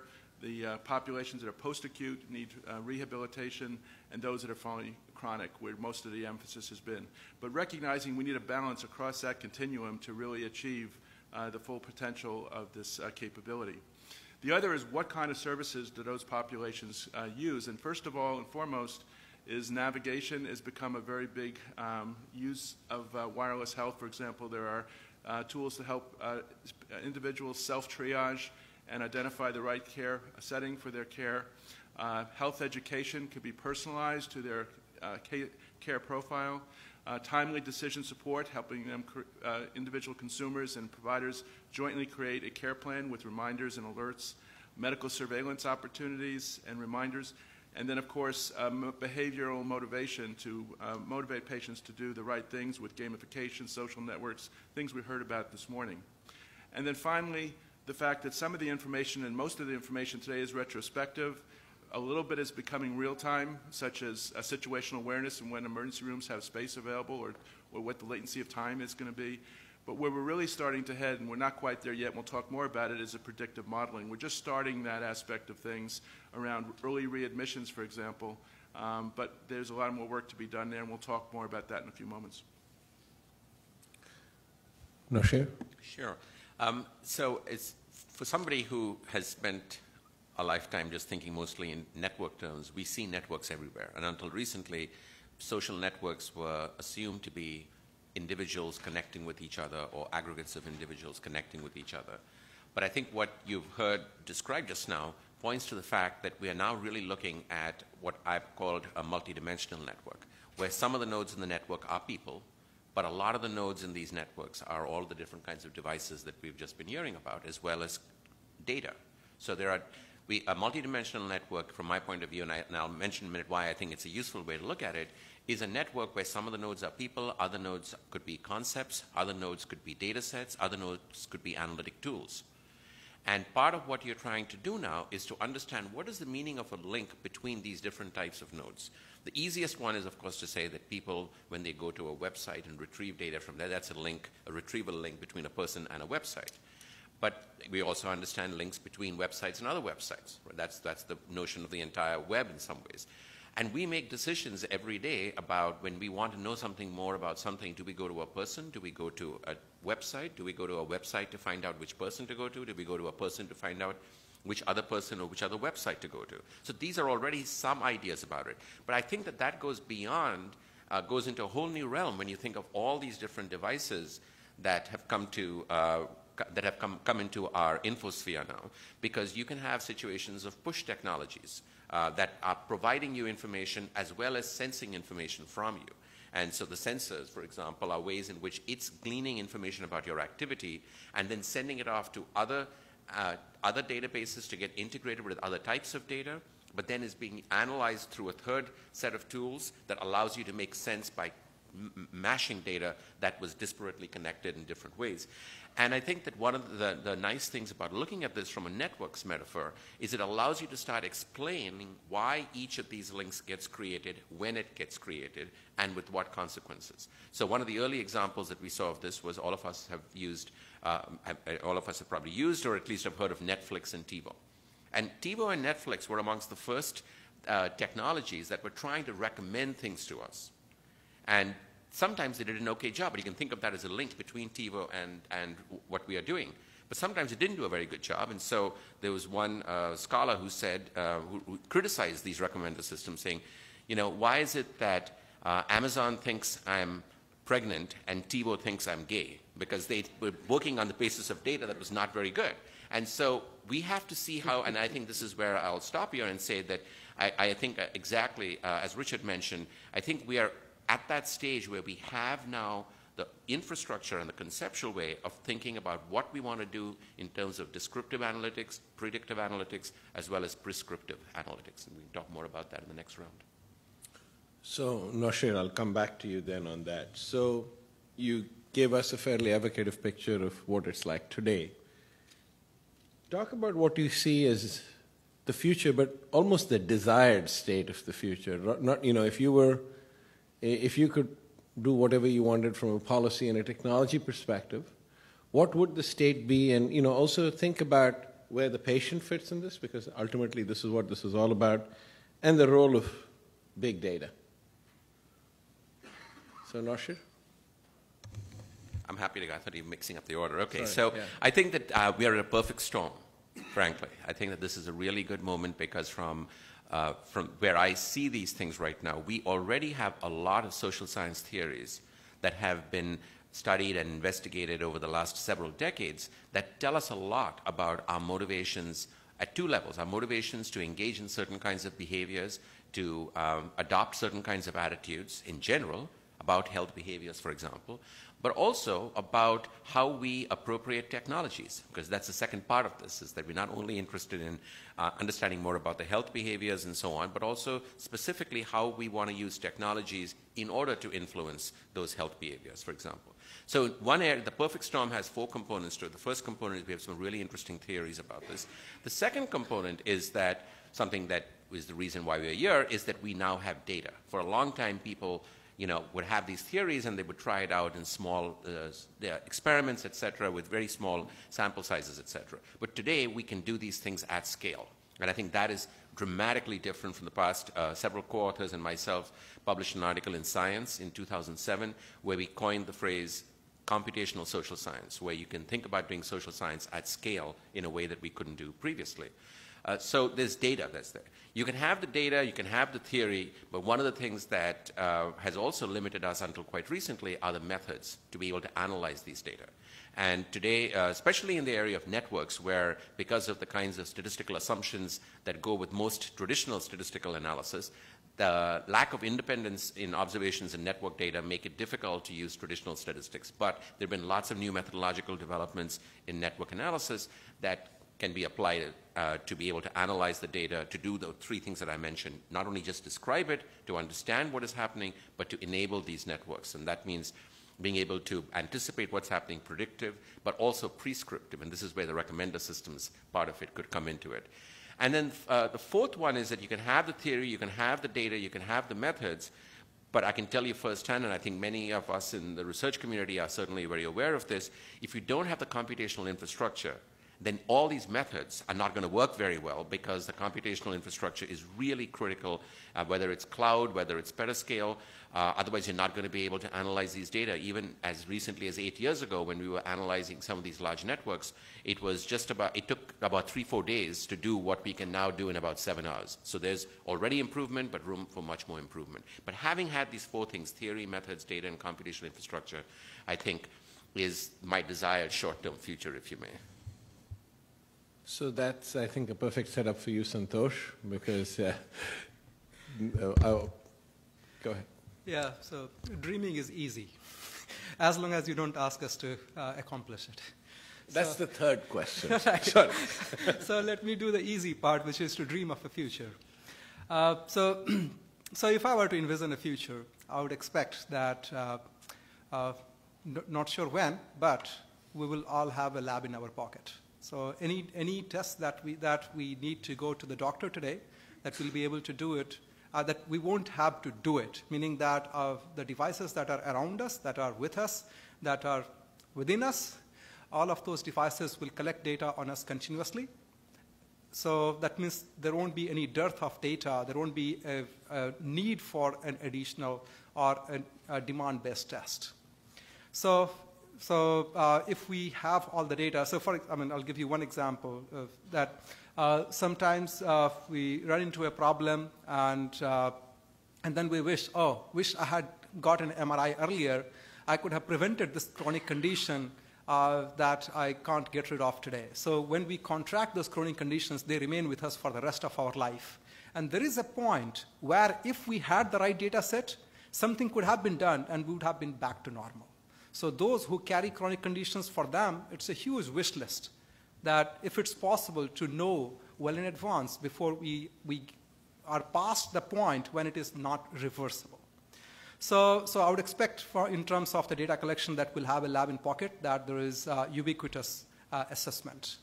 But having all that data and throw it at our care providers, who today, even today, are pressed for time and they can't give enough time to their patients, and there is a long line of patients who want to see them, that's not going to do any good. But I'm hopeful. The reason I'm hopeful is that I remember there was this IBM Big Blue some time ago, so that it defeated the chess champions. And so that was a big thing. It was a room full of computers. And today we all carry not exactly Big Blue, but we carry chess players in our pocket, and that chess player is good enough to defeat several of us who are not experts. So that means the computational capability or the computational intelligence that today requires a huge room full of computers. You can think of the example of IBM Watson that that defeated the quiz champions. So being able to analyze the data is, I would expect that we will all carry IBM Watson in our pockets. So that means a personal therapist who will be aware of what our data means, what it means in terms of the changes in our health state, which environmental risk factors we are most vulnerable to, and would be aware of all the latest research and guidelines that are published that is not in the capacity of any individual care provider. And so it will be able to apply those guidelines and research knowledge and care practices to the data that is collected on us and deliver a personalized intervention, and when in doubt, be able to involve a care provider. And with this, I would also expect that the research that takes many years will be able to reduce it from 6 years to hopefully 3 years or even several months. So I believe in the vision of P5 medicine, which is predictive, preventive, personalized, participatory, and precision, that is able to intervene and provide treatment at the right moment, in the right doses, to have maximum efficacy with minimum side effects. That will be my wish. that, want to stand and applaud. That's a great vision. So, Richard, where does the patient and the doctor fit in this? Well, good question. And, one of the things that I've learned the last day and a half, and as Dr. Blumenthal mentioned yesterday, there's enormous amount of pipeline in terms of technology enabling capabilities, not only through sensors we've talked about and some of the tools that you're providing through these different projects, but also the cloud and some of the other infrastructure that's being available. However, the real determinant of how much of this is going to be adopted and the scale in which it's adopted is really going to be determined not only on reform of payment models from fee-for-service to value-based payments, but also the fact that the people who are involved in our ecosystem are going to grow. Today, it's pretty much the hospitals or the providers and the payers, to some extent life sciences. But imagine when retail, telco, other institutional adjacent industries start taking an interest in this very big opportunity, the $2 to $3 trillion opportunity in the United States and even more globally. When we have this bigger ecosystem, the ability to share data in a private and secure way across this entire ecosystem. The idea of having a governance model that's going to be able to standardize how this information is stored and used, and authorization to use it by people who have a need to use it both in an identified and de-identified way, depending on its application.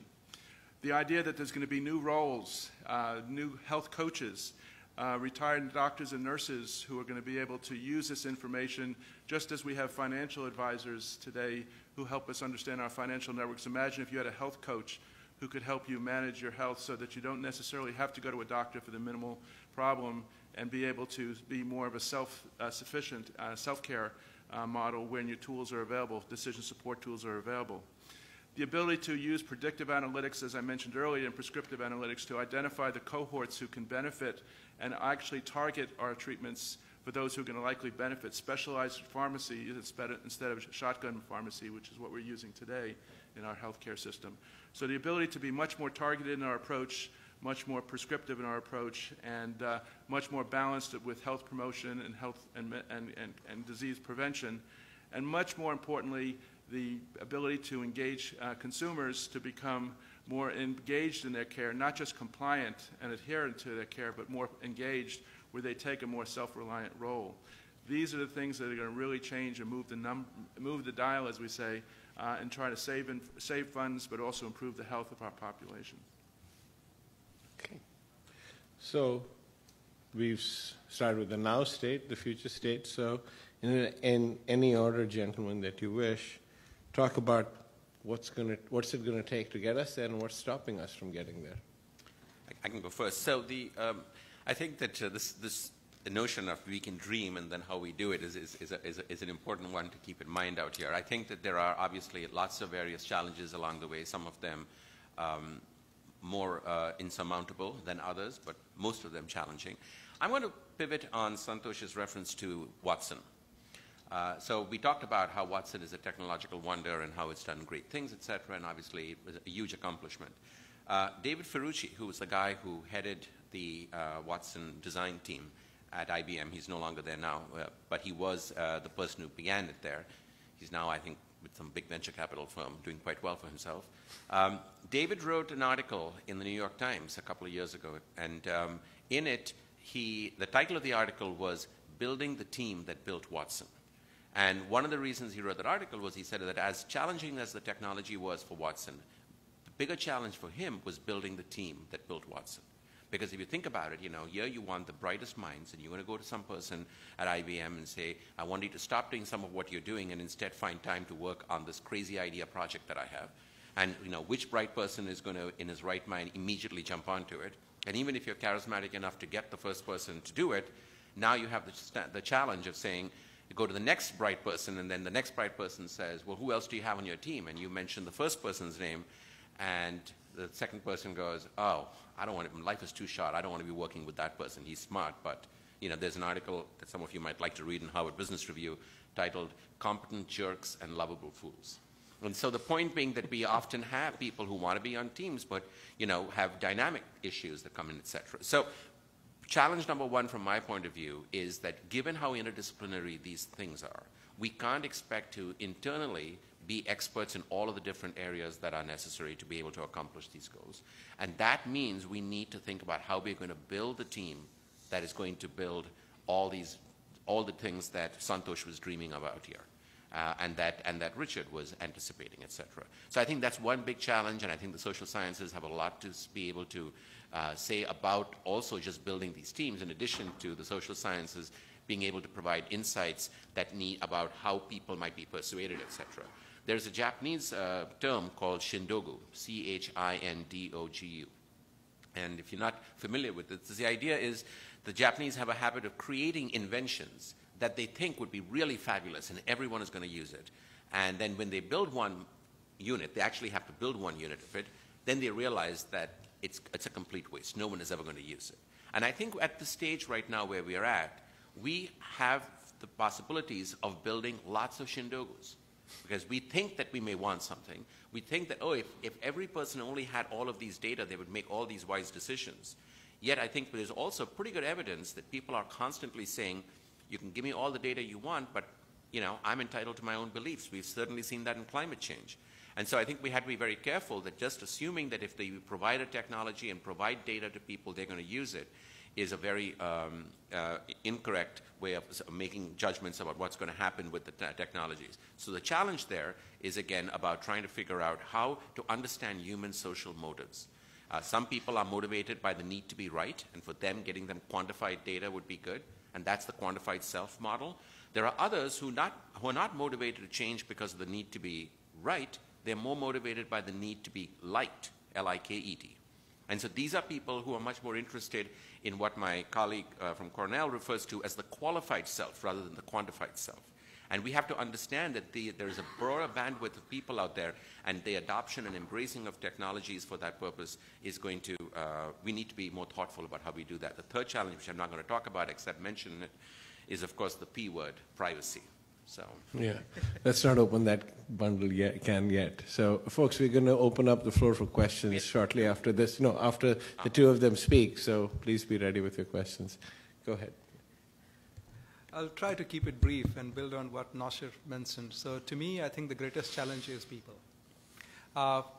If I was able to convince any of you that the dream I've mentioned is something worth shooting for, this is too big of a goal for those of us seated in this room to achieve collectively. We need many more smart minds to be working on this problem. So if any of you believe in this, I would encourage you to find one smart person who is not working in this area and encourage, motivate, bring them to this research area. That will do tremendous good to this. So it is all done by smart people, and that's what we need, and lots of them. So if you run into somebody who is a future Nobel Prize winner, get them to this area. Okay, so now to the technical challenges. I think many people in the room, they understand technical challenges. I would mention one philosophical challenge. Is that I think in computing, at least, the work that we do is done by students. And students, they have a very clear goal that they need to graduate, be up there, defend successfully their dissertation, and be able to get letters from respected members of their own community, and then be able to get a job in the department that they are in at some well-respected place. That, at times, may run counter to accomplishing what we need to accomplish, which is this transdisciplinary research. If we are able to demonstrate the feasibility, it is possible to monitor brain waves, and we show that, we wrote a great paper about it, and then, guess what? I need to write my next paper. So if we continue in that mode and not take a research to its finish line by working with people who are from different disciplines, whose help we need to take it to the finish line, then this dream will continue to remain a dream. A feasibility study will continue to remain, there was that paper that showed such and such is feasible, but nobody took it forward. So if you really want to make this possible, if you really want to touch some lives in addition to your own and building your own career, if you want to help somebody else in the society to benefit from what you're doing, I would encourage you to work with someone in the domain of specialty, both to inform your research and to take it to the finish line to generate the right evidence so that it can be transitioned into practice. So that's what is the challenge that I would throw at the community. And building on that discussion, in order to make that transition, I think one of the things we need to think about, going back to the original triple aim I mentioned earlier, the idea of improving quality for individuals and trying to improve population health and trying to control individual unit cost, we want to be careful as we take these wonderful ideas and transition them from the laboratory to the clinical environment, is to make sure that we don't layer technology on top of existing technology. In other words, once we've got something that's better or equivalent, we need to remove the things we no longer need to keep the costs of care down and reduce the redundancy. Now, the payment reform I described earlier will help with that process because we're going to move away from paying for individual volume as opposed to outcomes and results. But the idea of being able to remove things that are no longer needed as we bring on new technologies, new capabilities, is something we need to consider. And this is a challenge because that is not easy to do. The other, I think, is the idea of using multi-purpose platforms, using smartphones, using tablets, using hardware that's already out in the clinical and the consumer space, is something that's a wonderful opportunity to reduce cost, as I mentioned, but it's very difficult from a regulatory perspective because our regulatory system, especially in the United States, is built on appliances, trying an end-to-end solution, and trying to shift from providing a software application on a multi-purpose platform can be a regulatory challenge in some cases, and that's something we have to learn how to do as we move from our current environment to our future state we described earlier. The other is the idea of empowering individuals to be self-serving and get them to be taking from being a compliant, passive participant in their health to an active, proactive, engaged patient is something that they need to, and we need to understand how that can be transitioned because patients are not used to taking that active role. And empowering them to do so with the appropriate tools and incentives is something that will take some time. However, if we can accomplish that, it has great rewards down the line. So I think thinking about how we can make sure that we give patients a safety net, so to speak, in their ambition to become more self-serving, I think will be helpful in the transition from being a compliant patient to an engaged patient. And then finally, we can learn a lot from our adjacent industries I mentioned earlier, the retail space, the Amazons, the financial networks with home and mobile banking, the opportunity to take telcos who have a great understanding of the consumer market and have a market share of those individuals, can put technology on those platforms that they already have in a secure and private way and engage consumers most directly with the supervision and integration with the health system. And I think we haven't really leveraged that yet, but that's going to be, again, a major disruptive business model as well as a delivery model that has to occur over time. But I think as we had members of some of our telcos, for example, at this conference, I think that opportunity is coming, but we just have to learn how to leverage it more fully and engage with them as they become experts in employing some of the infrastructure that we're starting to develop. So I think it's just a matter of using these disruptive solutions in ways that we haven't before, learn from our peers in other industries, and help empower those providers and patients and support staff to use these technologies more efficiently and effectively. Right, great. Any questions from the audience? Otherwise, I have plenty more lined up. Go ahead. Please tell us who you are and state your name and get started. Hi, I'm Beth Russell. I work in the Office of the Associate Director for Data Science here at the NIH. My question, I really have two questions, and they both kind of revolve around statistics. So if there isn't too much going on, I'll happily ask both. The first deals with the process of doing science and doing these kind of experiments to make these things work, and how, as a field, we review it. Because, Dr. Contractor, you said that there are developing of new models and new ways to do the statistics on these networks because they don't fall into our old categories. But there's also this, I've seen as a genomicist, a constant and consistent pattern of people either doing something new statistically and it getting published because it's so new, even if it isn't quite right, or the opposite is where people who don't have the statistical experience, and this is even more common, do these experiments with the improper statistical methodologies? And where do you all think the onus for detecting or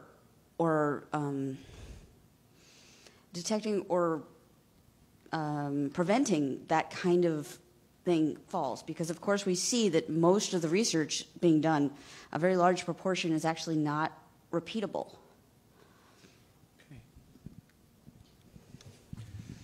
Well, thank you for that question. I think that's an important issue that we all struggle with, and I would say that I have actually evolved my own thinking about this. So you mentioned the issue of the distinction between, using cutting-edge methods that are statistically more correct, but may have limitations. An example of it is, well, we've got these methods like exponential random graph models. They can be used only with binary data. So if you have good continuous data, you're not able to use it. So that's one end that but that method is better, as opposed to other techniques which, say, using traditional regression approaches or structural equation modeling, which you shouldn't be doing with network data because of the independence. So I think that we need to be, as a field, tolerant of both, frankly. And the reason is because we cannot allow perfection to be the enemy of good in these areas. And for many years, I was much more in favor of just the cutting edge, and that's where a lot of my own research is. But I think if there are important questions that those methods cannot answer with any degree of certitude, then getting at least an approximate answer, recognizing the caveats with other approaches, I think is something that we should condone, perhaps, in some ways. The other part of it that you didn't mention, but I think I'll add very quickly, is there's also a big debate between people who are interested in developing these models from a theory-driven approach versus those that are doing it from a data-driven approach. And so when I was a grad student, I was told exploratory factor analysis was rubbish because it was like reading tea leaves in a cup and trying to make whatever sense you want of it. Things have changed now. You could make the same argument about machine learning or data mining. But given the amount of data that we have now, the ability we have of being able to do training data sets and looking at, and testing it out in other data sets, I think as a social scientist, I'm at odds with some of my colleagues, but I think that we need to come up with methodologies that combine both theory-driven and data-driven approaches and create an iterative way of being able to advance understanding and not just be adherent to pure theory-driven approaches in that sense. Santosh, in the field you look at with noise is more common than signal in many cases. Would you care to answer, give your thoughts? No, I think I'll pass for now. Okay. So maybe you have a question. Hi, Philip Asari, University of Virginia. I actually have two questions, if you allow me. The first one has to do with the concentration on big data. So we talk a lot about the data from people and the devices, but there's also another sort of, I guess what I call a big knowledge problem. There's all this knowledge out there in the literature. There's all these things we're going to learn.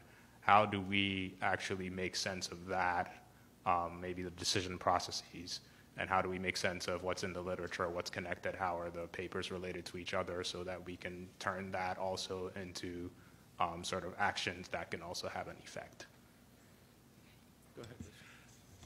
Well, I think there's been a lot of excitement, and a lot of it's well-founded with the opportunity around the analytics of big data. But I can say in the health industry, specifically in the provider industry, there's very little experience with small data. Structured data, particularly around combining clinical and financial and operational data, for example, which is already well established in their electronic record systems and financial systems, for example.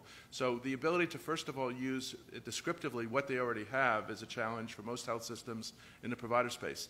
Now, the good news is the payer community, or the health plans, as well as the life sciences industries, have used data for many, many years fairly effectively.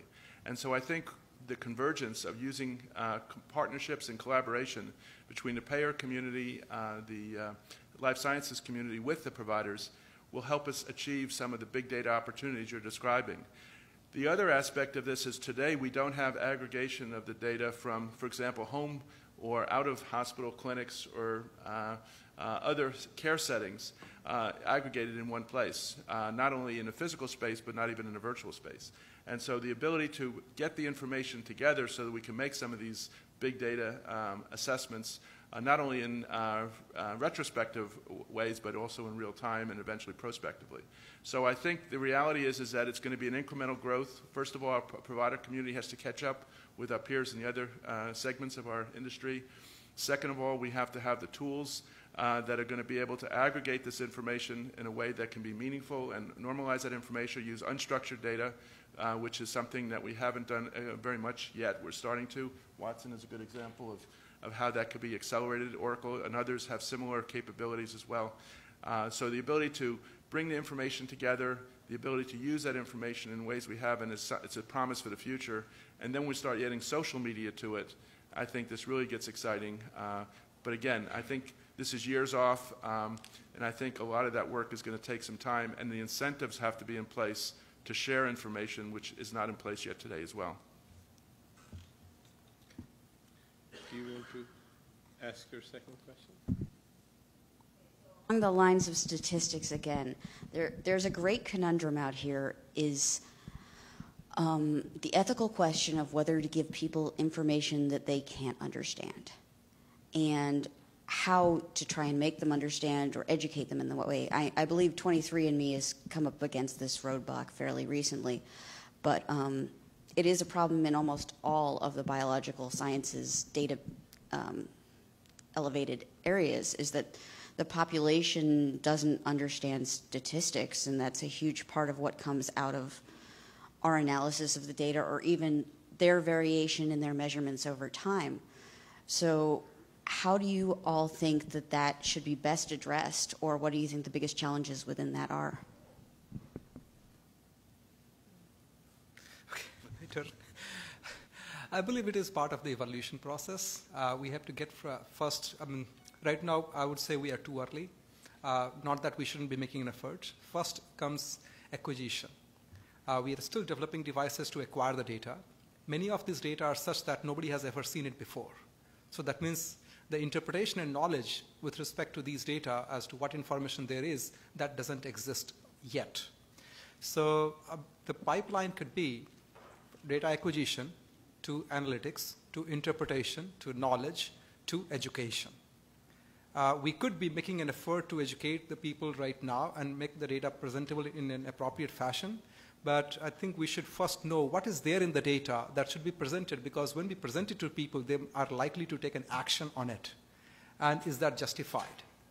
So I believe the education should follow an interpretation and the evidence generation. But there is a lot of research needed in that space. So we have time for a couple of questions more, especially since one of our panelists needs to catch a train. So I'll request you to keep your questions relatively pointed. Okay. My name is John Birch, and I'm a private investor and a mentor to entrepreneurs.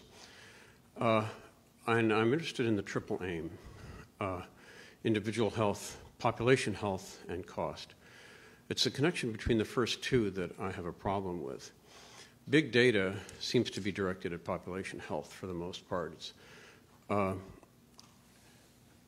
But what is the connection? How, the use of Watson is often referred to, and it's more of a metaphor, I think, than anything else. Watson in your pocket, somehow or other, is miraculously going to know everything from all big data, and it's going to apply it at the little data point of my recent symptoms, or my longitudinal data, or whatever it might be, as to why I have some condition and need some certain kind of treatment. Realistically, how are we going to connect all the data, all the learning, all the knowledge that comes from the learning health system in the broadest sense possible? How are we going to help that to make individual doctors better doctors for each individual patient? It's kind of like Santa Claus. It can't be everywhere and still, know whether I've been good or bad.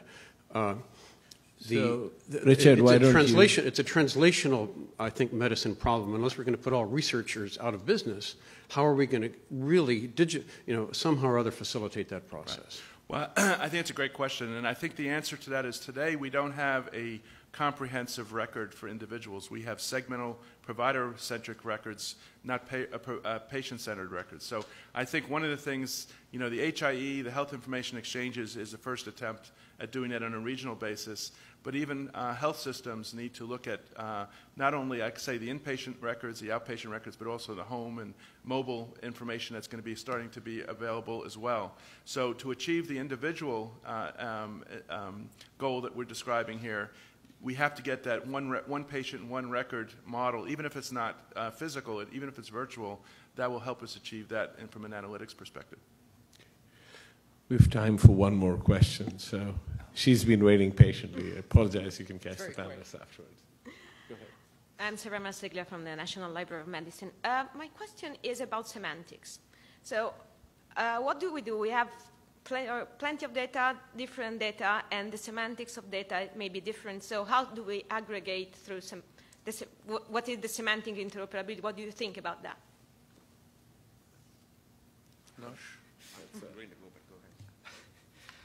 So I think it's related to Beth's question as to the interpretation. So I would still say that we are a little bit early in terms of evolution. So we are still figuring out what all we can infer from a data set. Even accelerometry, from the time that accelerometry emerged, every conference, every place you go, you can figure out, oh, now we can even infer such and such, right? We didn't know, okay, from a respiration, if I just present you respiration data, great, what can I get out of it? And then suddenly somebody says, oh, you know, the breathing pattern, you could figure out somebody's smoking patterns out of this. We could figure out that whether somebody's listening or not listening in a conversation. So these data sources, especially when they come from this natural environment, there is a lot of information embedded in them. We are still in the process of evolution trying to figure out what is the information content. But you can think of a pipeline for those that we already have figured out. Perhaps the discussion and the research and progress should take place in trying to develop that into the appropriate semantics. Okay. So, sorry. Go ahead, Marshall. I just add very briefly to this. I think one of the terms we keep using is big data. My good friend and colleague, Jim Hendler, who is in computer science at RPI, and who's been one of the thought leaders on semantic data and semantic web, has said that exactly as Santosh pointed out, the real opportunity and challenge is not big data, but broad data. That is, you have data from very different sources, and the real insights come by finding ways of using ontologies and other approaches to be able to mash these kinds of data. So that's... Okay. You need to... So Santosh, before you leave, I'll ask you to give us 30 seconds about your grant on mobile big data, and then we'll excuse you. Okay.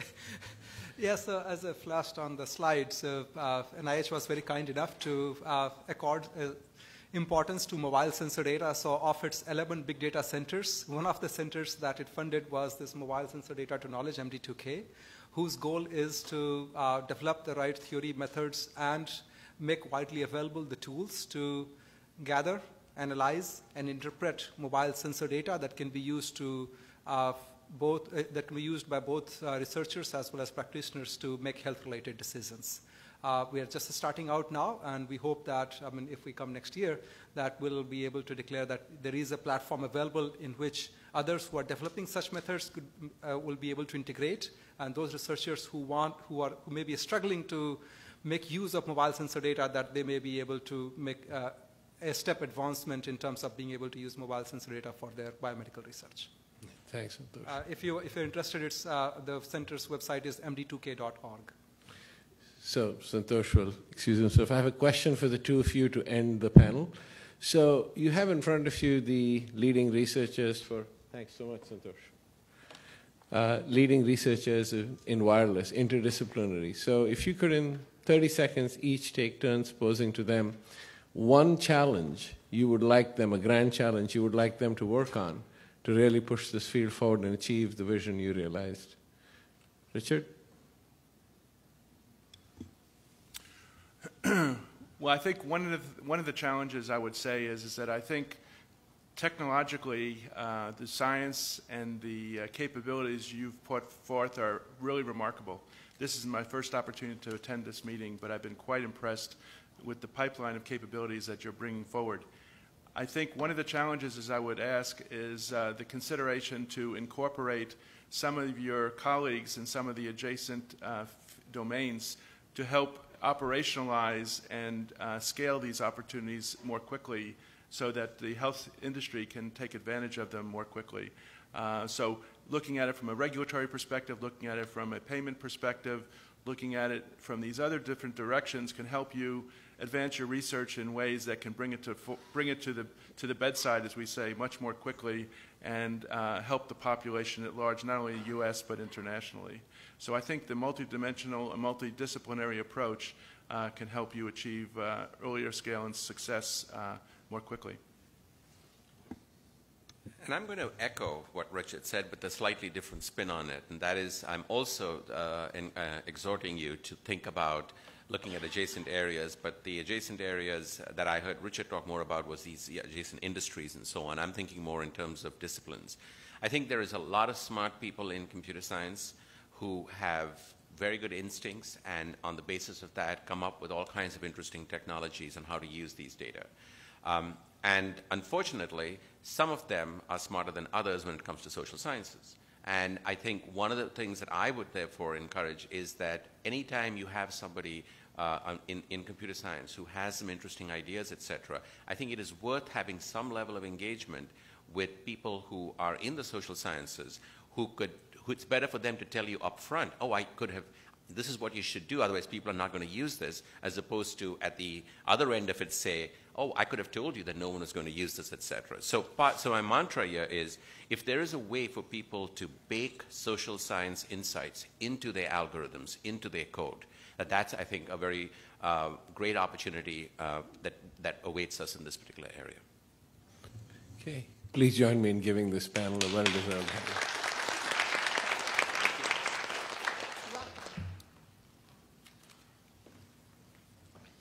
So was that an exciting panel or what?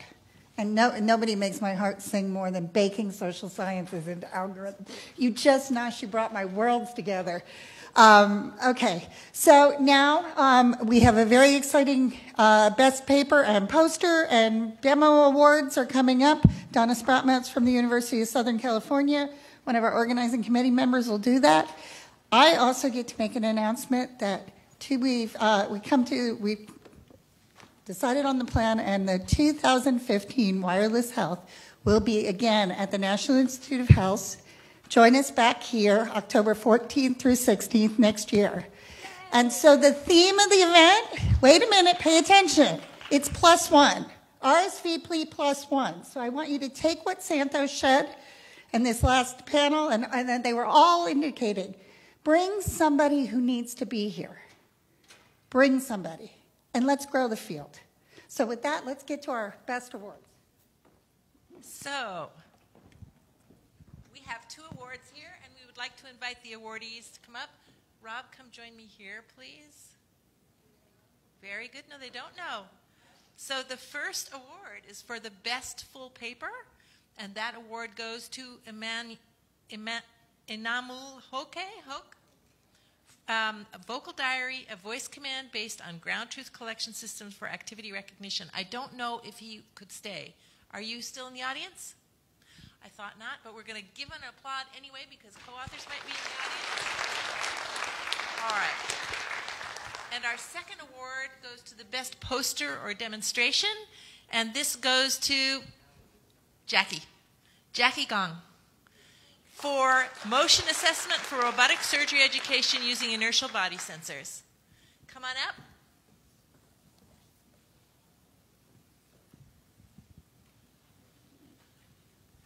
Congratulations. Come stand in the middle and grab that. All right.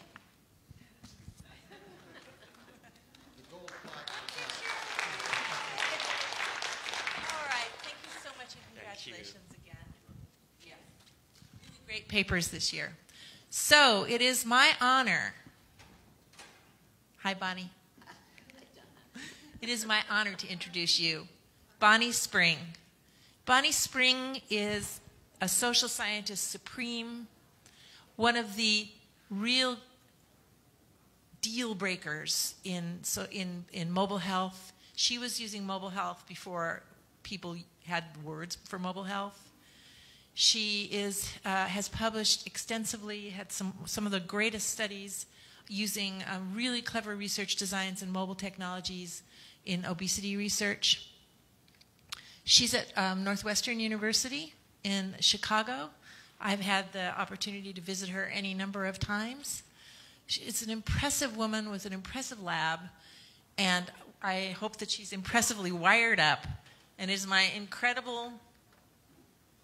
impressive honor, get up here, to introduce Bonnie Spring.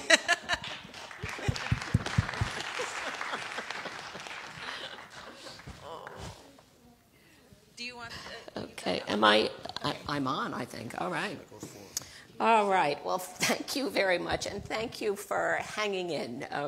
This has been a wonderful conference, and it's an honor to be here, and it's an honor to have you here to listen.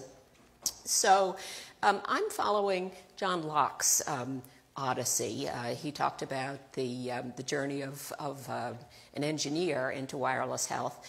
I'm going to talk about the journey of one behavioral scientist into wireless health. So what I want to talk about is a little bit about the importance of beginner's mind.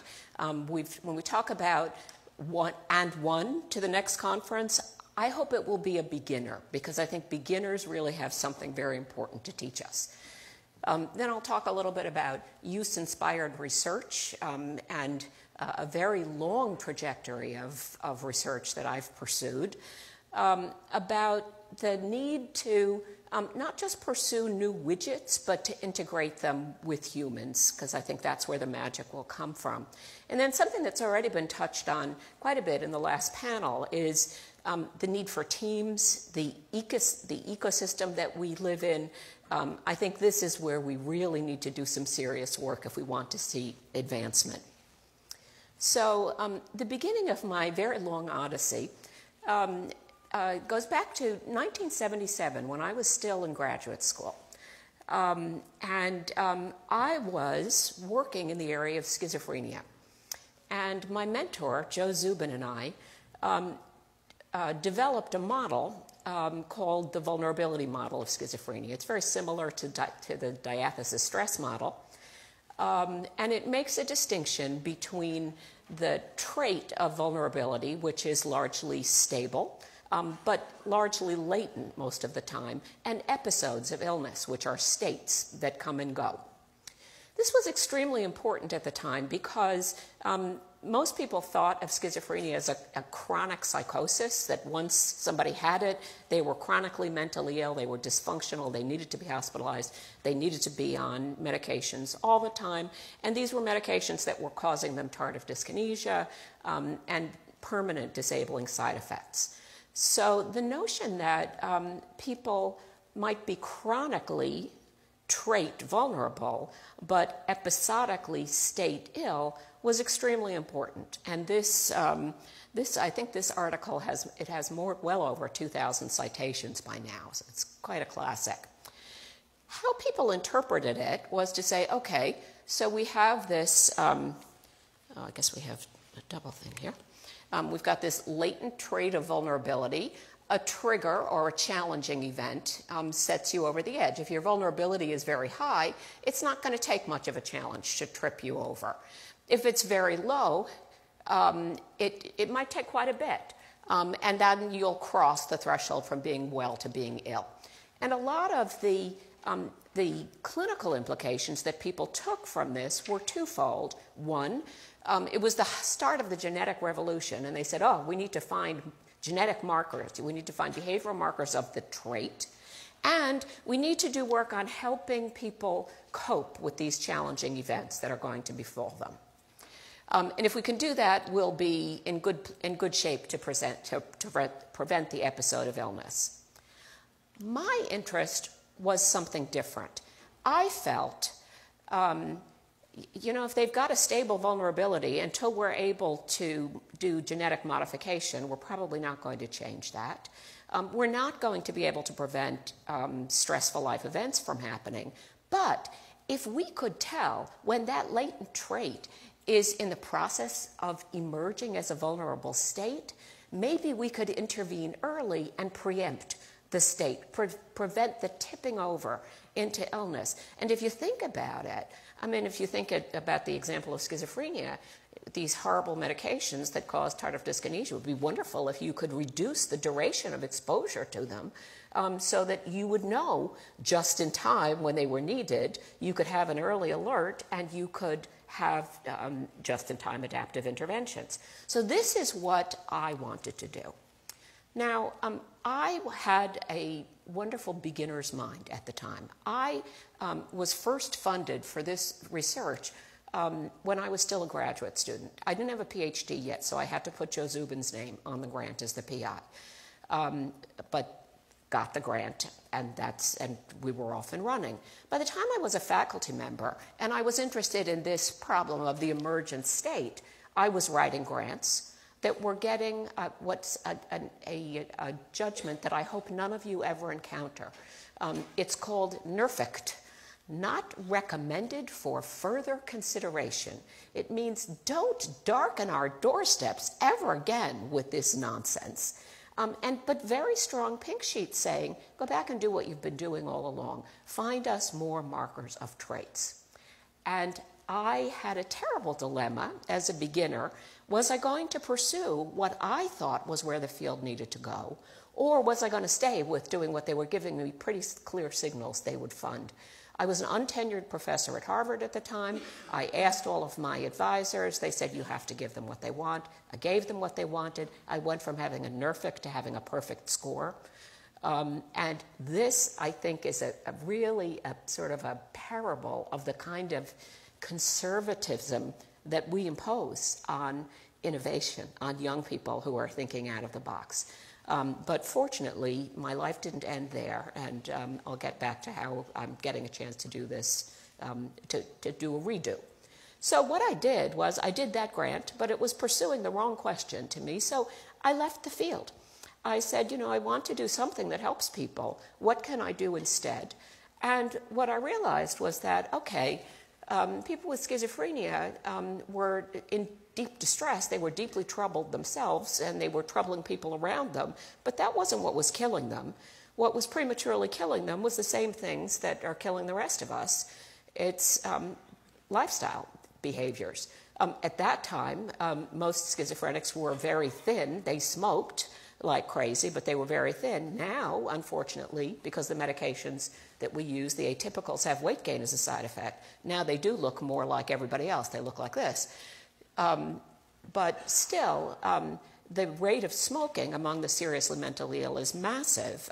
Literally 44.3% of cigarettes smoked in this country are smoked by people with mental illness. This is the last disenfranchised group. This is a very bad problem, but most of us have these unhealthy behaviors. So I went to start to learn, okay, what is it about smoking that attracts patients with mental illness? If I'm going to intervene on it, I need to know something about the motivational picture. So this is a study that we did and published in American Journal of Psychiatry, where we surveyed schizophrenics who smoked, depressed people who smoked as much, and we needed a non-psychiatric control population that smoked as much. That wasn't easy to find, but we found one. Firefighters turn out to smoke that much. So that was our control group. And we assessed them first about what they viewed as the pros and cons of smoking. And my very naive view at the time was, well, you know, maybe all they need is education. They just don't know the downside of smoking. But if you look at it, they know the downside just fine. Everybody saw the cons, the negative aspects of smoking. They saw them as equally important. But where the action was in the pros. The firefighters didn't see all that much advantage, but both the depressed patients and the schizophrenic patients saw tremendous advantages, tremendous rewards to smoking. And since we were moving towards trying to devise intervention, we wanted to know what did people see as rewarding as smoking. So we presented them with 15 forced choice options and asked them, which would you rather do, smoke or go to a ball game? Smoke or have a candy bar? Smoke or go for a walk? All these choices. And once again, you can see at least a third of these alternatives were as appealing to the firefighters. But most of the time, there was not a run for the money relative to cigarettes for the folks that found this really rewarding. So this was quite eye-opening to me. When I started to then do interventions, I, as a latecomer to health psychology, learned the theories of health behavior change. And I was a good student. I learned them well. And what I discovered was that they all make use of what we now, in Kahneman's thinking, refer to as type 2 processes. These are intervention theories that were developed by professors, and it shows.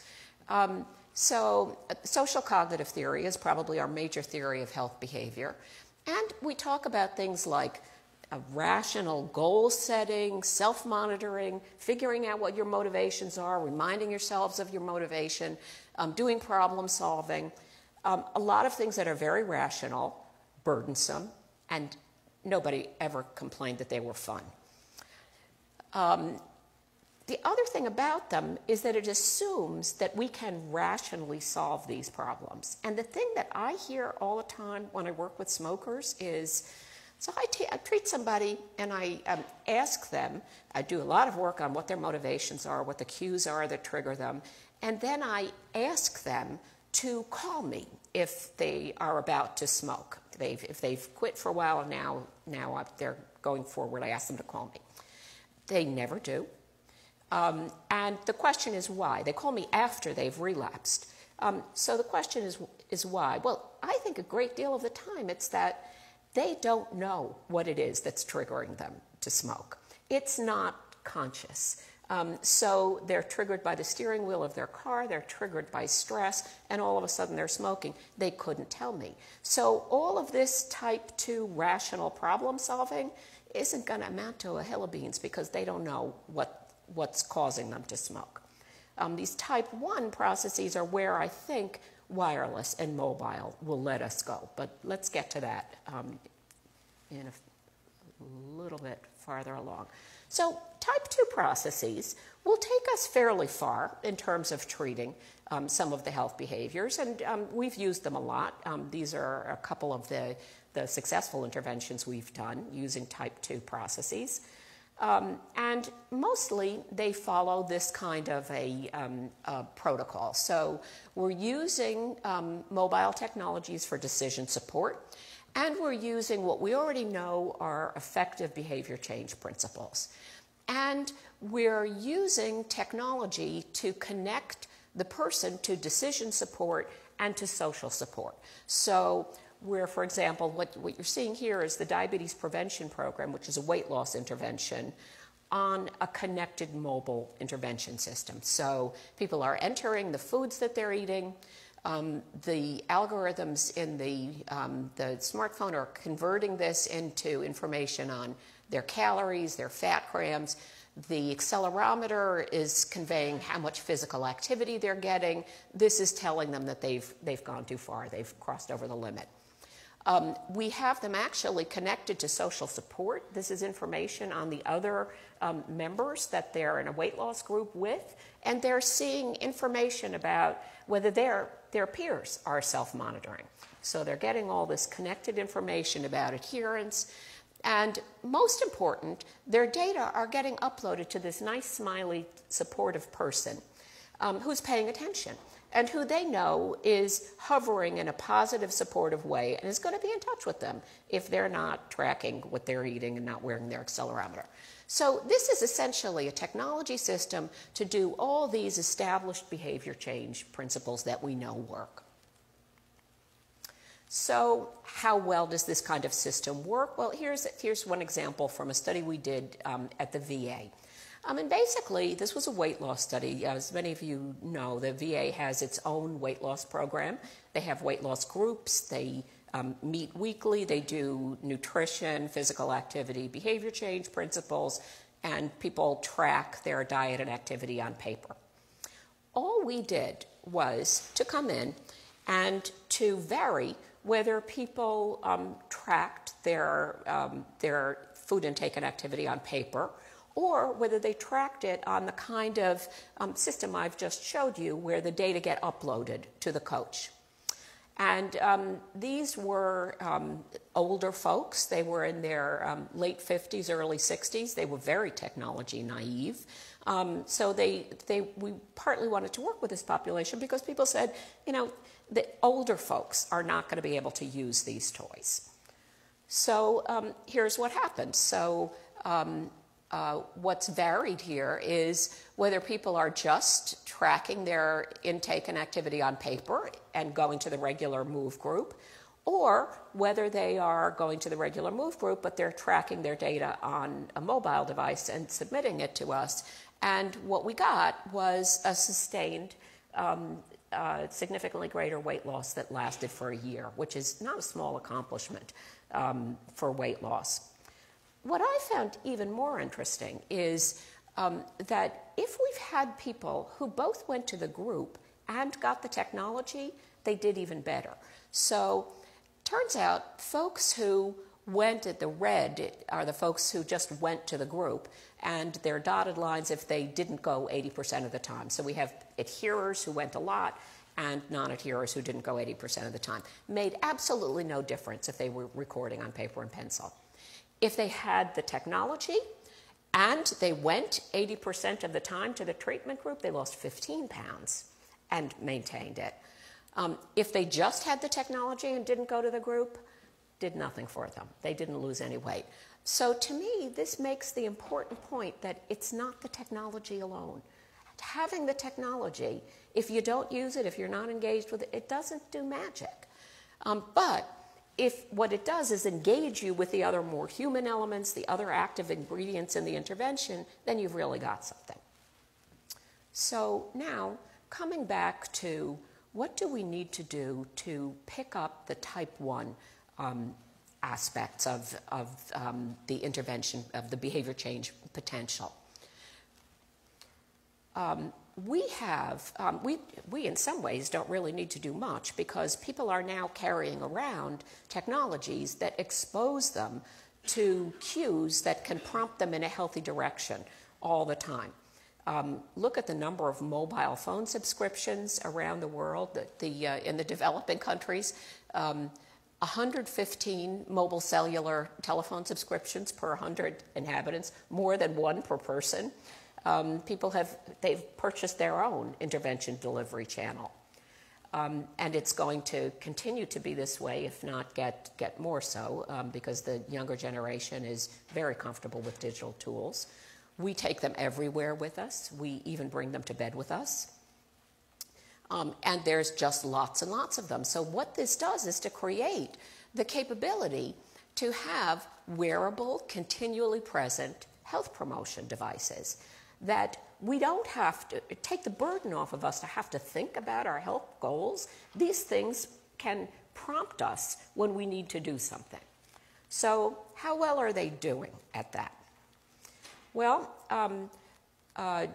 what's the evidence that these wireless devices work to produce health behavior outcomes that we want?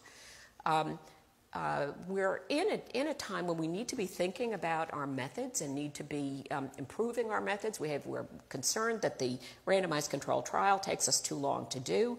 And we're saying, you know, we can tell if a wireless device is appealing and people like it, surely it will work. Surely it will change behavior. So how true is that? Well, this is a review that Bob Kaplan and Art Stone did in 2013, where they reviewed the 21 published randomized controlled trials of mobile technology being studied to benefit health. You would figure, you know, this is the best of the best, so this is what manages to get into peer-reviewed journals. We know there's a publication bias to publish successful results, so what would you guess? About 18 of them had successful results? Only 6. And this is the best of the best. So just think about the vast majority of what's out there that doesn't have these kind of effects, doesn't produce positive behavior change. This is a tough problem. We have great potential. We've got people carrying around these mobile tools that can help them, but that doesn't mean that the widget is going to magically do what they need. So finally now, I get my second time around at the vulnerability model. And this is courtesy of Santosh Kumar, who you just heard, and Wendy Nelson, who were very much responsible for bringing me together with this mobile data, big data to knowledge project that Santosh has just described to you. So what we're doing, and this is the innovation, so we still have the concept that people are either vulnerable and in a latent state of vulnerability, and then they flip over to get ill. But we've added a very important concept, and that's what you see here, that there's a transition period when they enter a state of being at risk. And what sensors give us the capability of doing is capturing that state of risk, which we couldn't do when I first wanted to do this in 1977. Now we have the technology to be able to do this. So the two use cases in Santosh's MD2K grant are very different. They are preventing congestive heart failure and preventing relapse to smoking. And the notion is if you take a bunch of measures of various physical parameters in a congestive heart failure patient, including lung fluid, and you track how these markers are progressing, there will be an increment in risk, and you will be able to quantify that. At the moment, can we detect when a patient is about to tip over to need rehospitalization? Yeah, but it's too late. They start to gain a lot of weight. It's too late to do anything about it. If we could get ahead of that curve and detect when they're entering a risk zone, then we have more time to do something. Same thing with smoking. The person who wouldn't call me until they had relapsed, now I have the ability, potentially, to be able to detect when their cravings are rising so that I have the ability to proactively reach them in real time. So this is, to me, really a dream come true. I do think we have some methods challenges, and they're way beyond do we need alternatives to the RCT. They're fundamental transdisciplinary methods challenges. And they're more in this domain. That really the whole process of developing these state markers is going to require an ability to detect if we have sensed the health state accurately. That's the first thing. Then have we analyzed and been able to model the predictors? This is the second thing, and we can't do it until we can detect the health states. And then where I come in, what I'm interested in is, can we act to intervene? And I can't do this alone. A computer scientist can't do this alone. An engineer can't do this alone. We're going to have to work together to do this, and it's really unmapped terrain. So this is the slide that I use to make computer scientists laugh, because the way that I think about my theoretical model of relapse to smoking, and I'm the site that's doing the smoking data collection in Santosh's grant.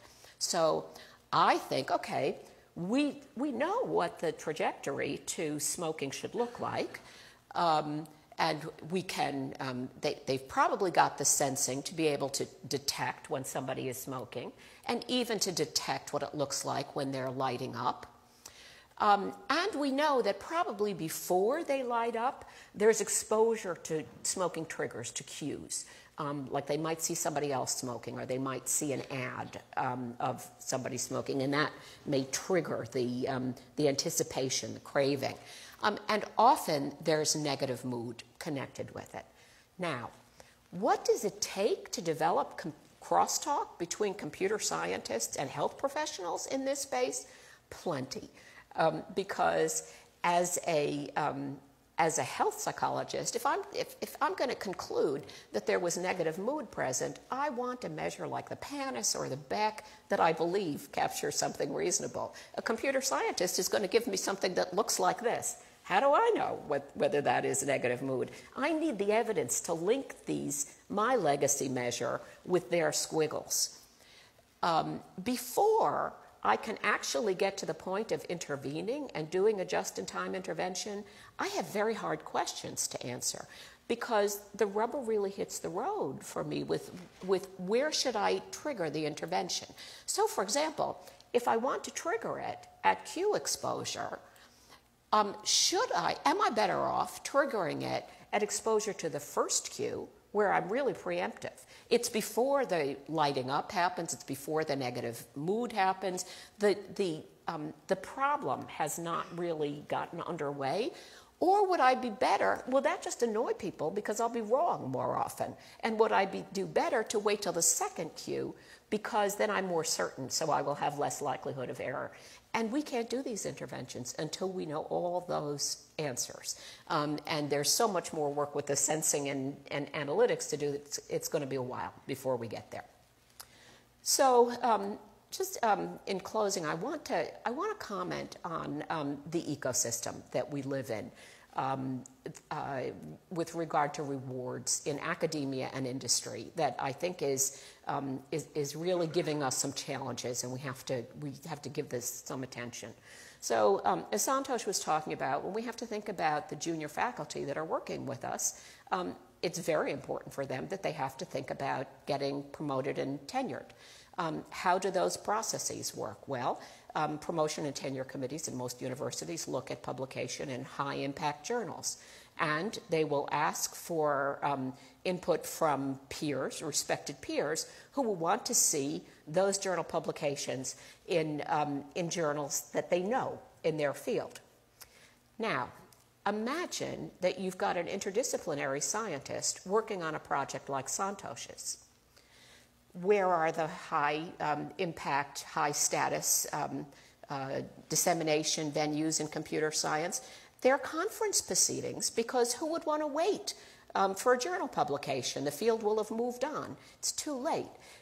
So the rubric that says conference publications don't count, which is the rubric that many people on a promotion and tenure committee have, just doesn't hold water, doesn't make sense. So these are some things we really need to think about. We need to think about other indicators of impact, like downloads, like use in a public health space. What we really care about is public health impact. The way we're getting it is a way that's easy for the academy, but I'm not necessarily sure that it's the thing that we really want.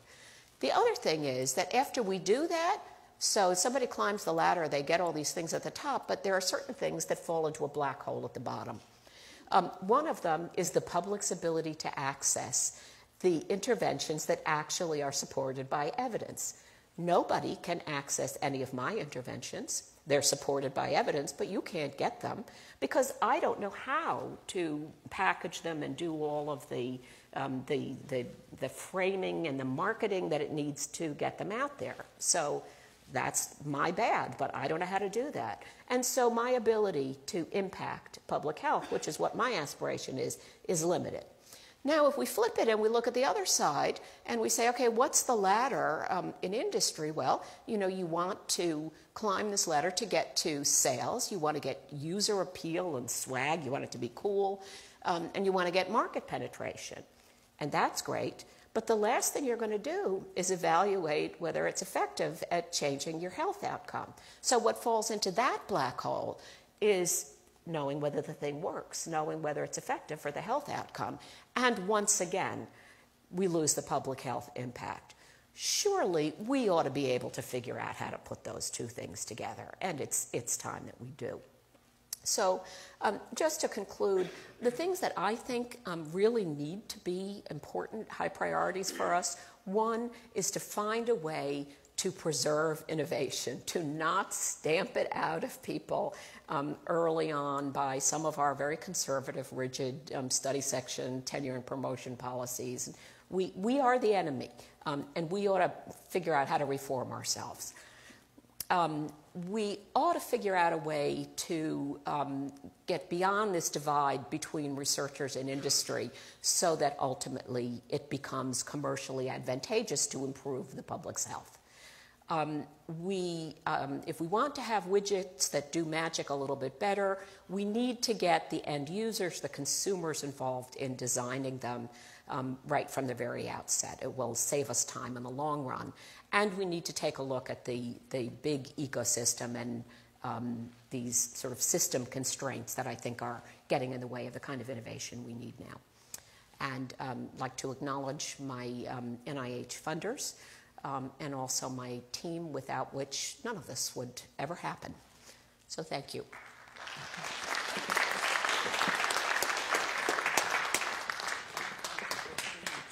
Excuse me? Would you like to take a question? Do we have any questions or two for Professor Spring? Sarah?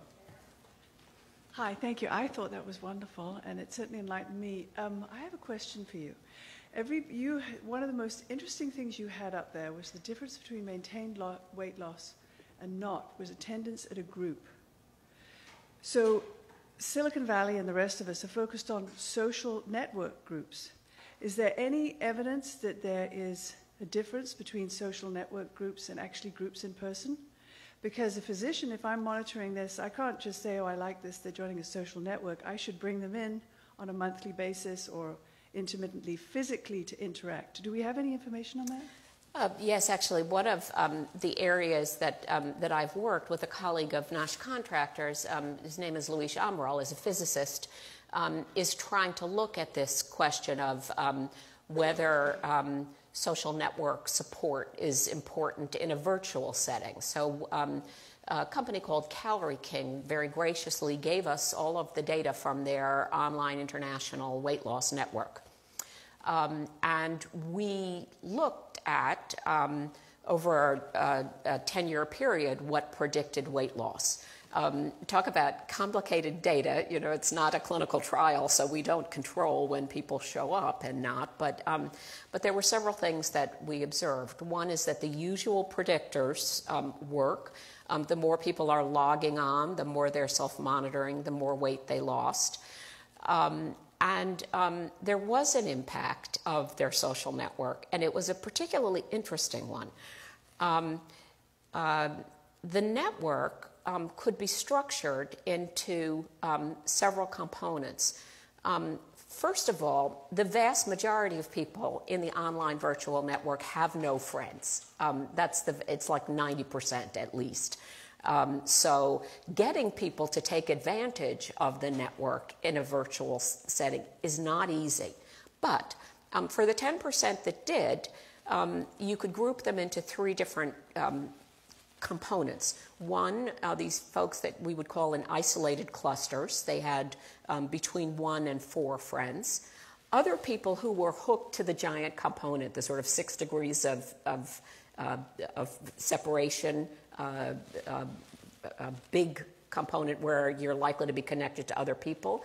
And the last was people who were what we called hub connectors, folks who had a whole lot of connections and connections to different groups that otherwise were not connected. There turned out to be a dose-response relationship between the number of your connections and the amount of your weight loss. Now, bearing in mind 90% of the people in the community are not benefiting from this because they don't have any friends. But if you've got one friend, you have an increment in weight loss. If you're connected to the giant component, you have another increment in weight loss. If you're connected to a hub connector, it goes exponentially. Having those people in your network is worth gold. If they were a drug, we would have patented it and marketed this long time ago. If we could figure out how to create these folks in either real life or in virtual space, we would be able to solve the obesity problem tomorrow. But having said that, I can also say it's not so easy to do. So the app that I showed you, where people are able to see the adherence of the other members of their group, we also had a chat room component of that. it's really hard to get people to participate. And it's a wild card whether it's going to be helpful or not. So people will, you'll get somebody to participate, and then you have mostly lurkers. So think about it in a small group. You've got 8 people in a group, and you have 1 or 2 participating and the rest lurking. People are feeling not listened to, not responded to. It's just, this is a tough terrain. It's, there are dynamics that are not very well controlled, and I don't think we know how to channel them well for the purposes we want yet. One more. Thank you. Excellent presentation. Question, how do you recruit or encourage the well category to subject themselves to the sensing to identify them as an at-risk population? Because if they consider themselves well, many of them consider themselves invulnerable and don't require this further testing. So in your model, that seems to be kind of one of the links that are a little bit of a challenge, I guess. Well, I think if you're talking about congestive heart failure, you're talking about a chronic disease that where there's relapse, and people know that there's relapse potential. So part of the motivation is entirely self-serving. It's the ability to be able to summon help, summon support when you need it. It's a way of alerting yourself when you need more help, and potentially summoning others. So, for example, there's an app that David Gustafson from University of Wisconsin has that he's used with substance users. Often he'll be doing this with substance users who have just gone through recovery, and it's been a brutal process. And they know that they're at very high risk for relapse. And so the app lives on their phone, and he has a wonderful, very effective video clip that he shows. It's after the time when the person is supposed to be home.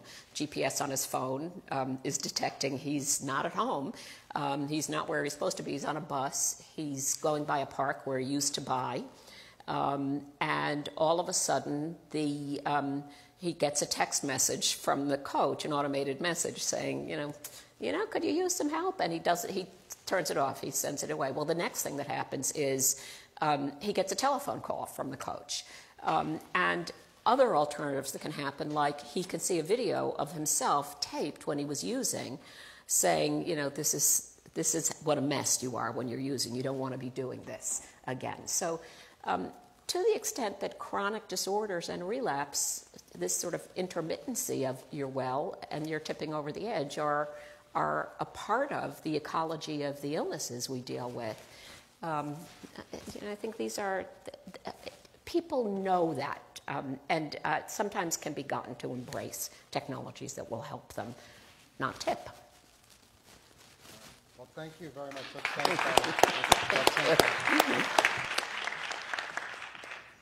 Okay, well, it's time to bring it to a close. And I want to thank all of you who are here or out there, if you're watching us on video. And I just really have 3 things to say. One is you all have the conference book, and I want to thank the sponsoring organizations on the front page, the chairs, the organizing committee, the technical program committee, and all of the speakers and scientists who participate who are all on the inside page, and as well as our members, WLSA, which is an industry, primarily an industry-sponsored organization that has given me free rein to do things that didn't have an immediate commercial impact, including shepherding the Wireless Health Conference Series. So I want to take that away and thank them. Second, just historically, so I got infected with this space in 2000 with my co-founder when we just thought about the use of digital cellular communications ubiquitously available to improve healthcare services. We got Qualcomm a little infected, and 5 years later we started the WLSA because there was one example of a wireless health company in commerce at the time. We had, and we thought it was time to start bringing together the healthcare and technology sectors. So 7 years later, there's so much going on commercially around healthcare tech convergence and consumer convergence that we decided we don't have to worry about that anymore. So my point of reference here is that in 2010, with the first Wireless Health Conference, we took a wireless health engineering conference. John Locke gave you a little bit of the history. We put some industrial and healthcare reality around it, lots of excitement, but the industry, the science side wasn't there. We didn't have the integration, the transdisciplinary thinking and participation at that time. And I'd say 5 years into it, we have achieved that point. So we are at the end of the beginning of this journey. And over the next 7 years, I expect that we will see as much real action in the scientifically validated, curated side of wireless health as we saw between 2005 and 2012 in the commercial health-attainment side of wireless health. And so you are all here, and I encourage you to come back. I certainly hope you will, and help make the world better with it.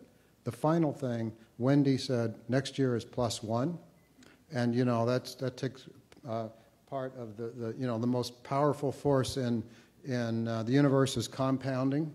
So we don't want to compound from 225 people this year to 2,000 next year. We want to go to 200 to 300 to 400 good people. So if you each bring one person, and I will say, bring a person that complements you or is from a different discipline, who's equally committed, equally thoughtful in this space, then we will more than double the value of this meeting. Believe me, the organizing committee is already creating concepts that will make this the best 3 days of your professional life next year, and it will be October 14, 16 in the same venue. So thank you very much for coming, and I look forward to seeing you again.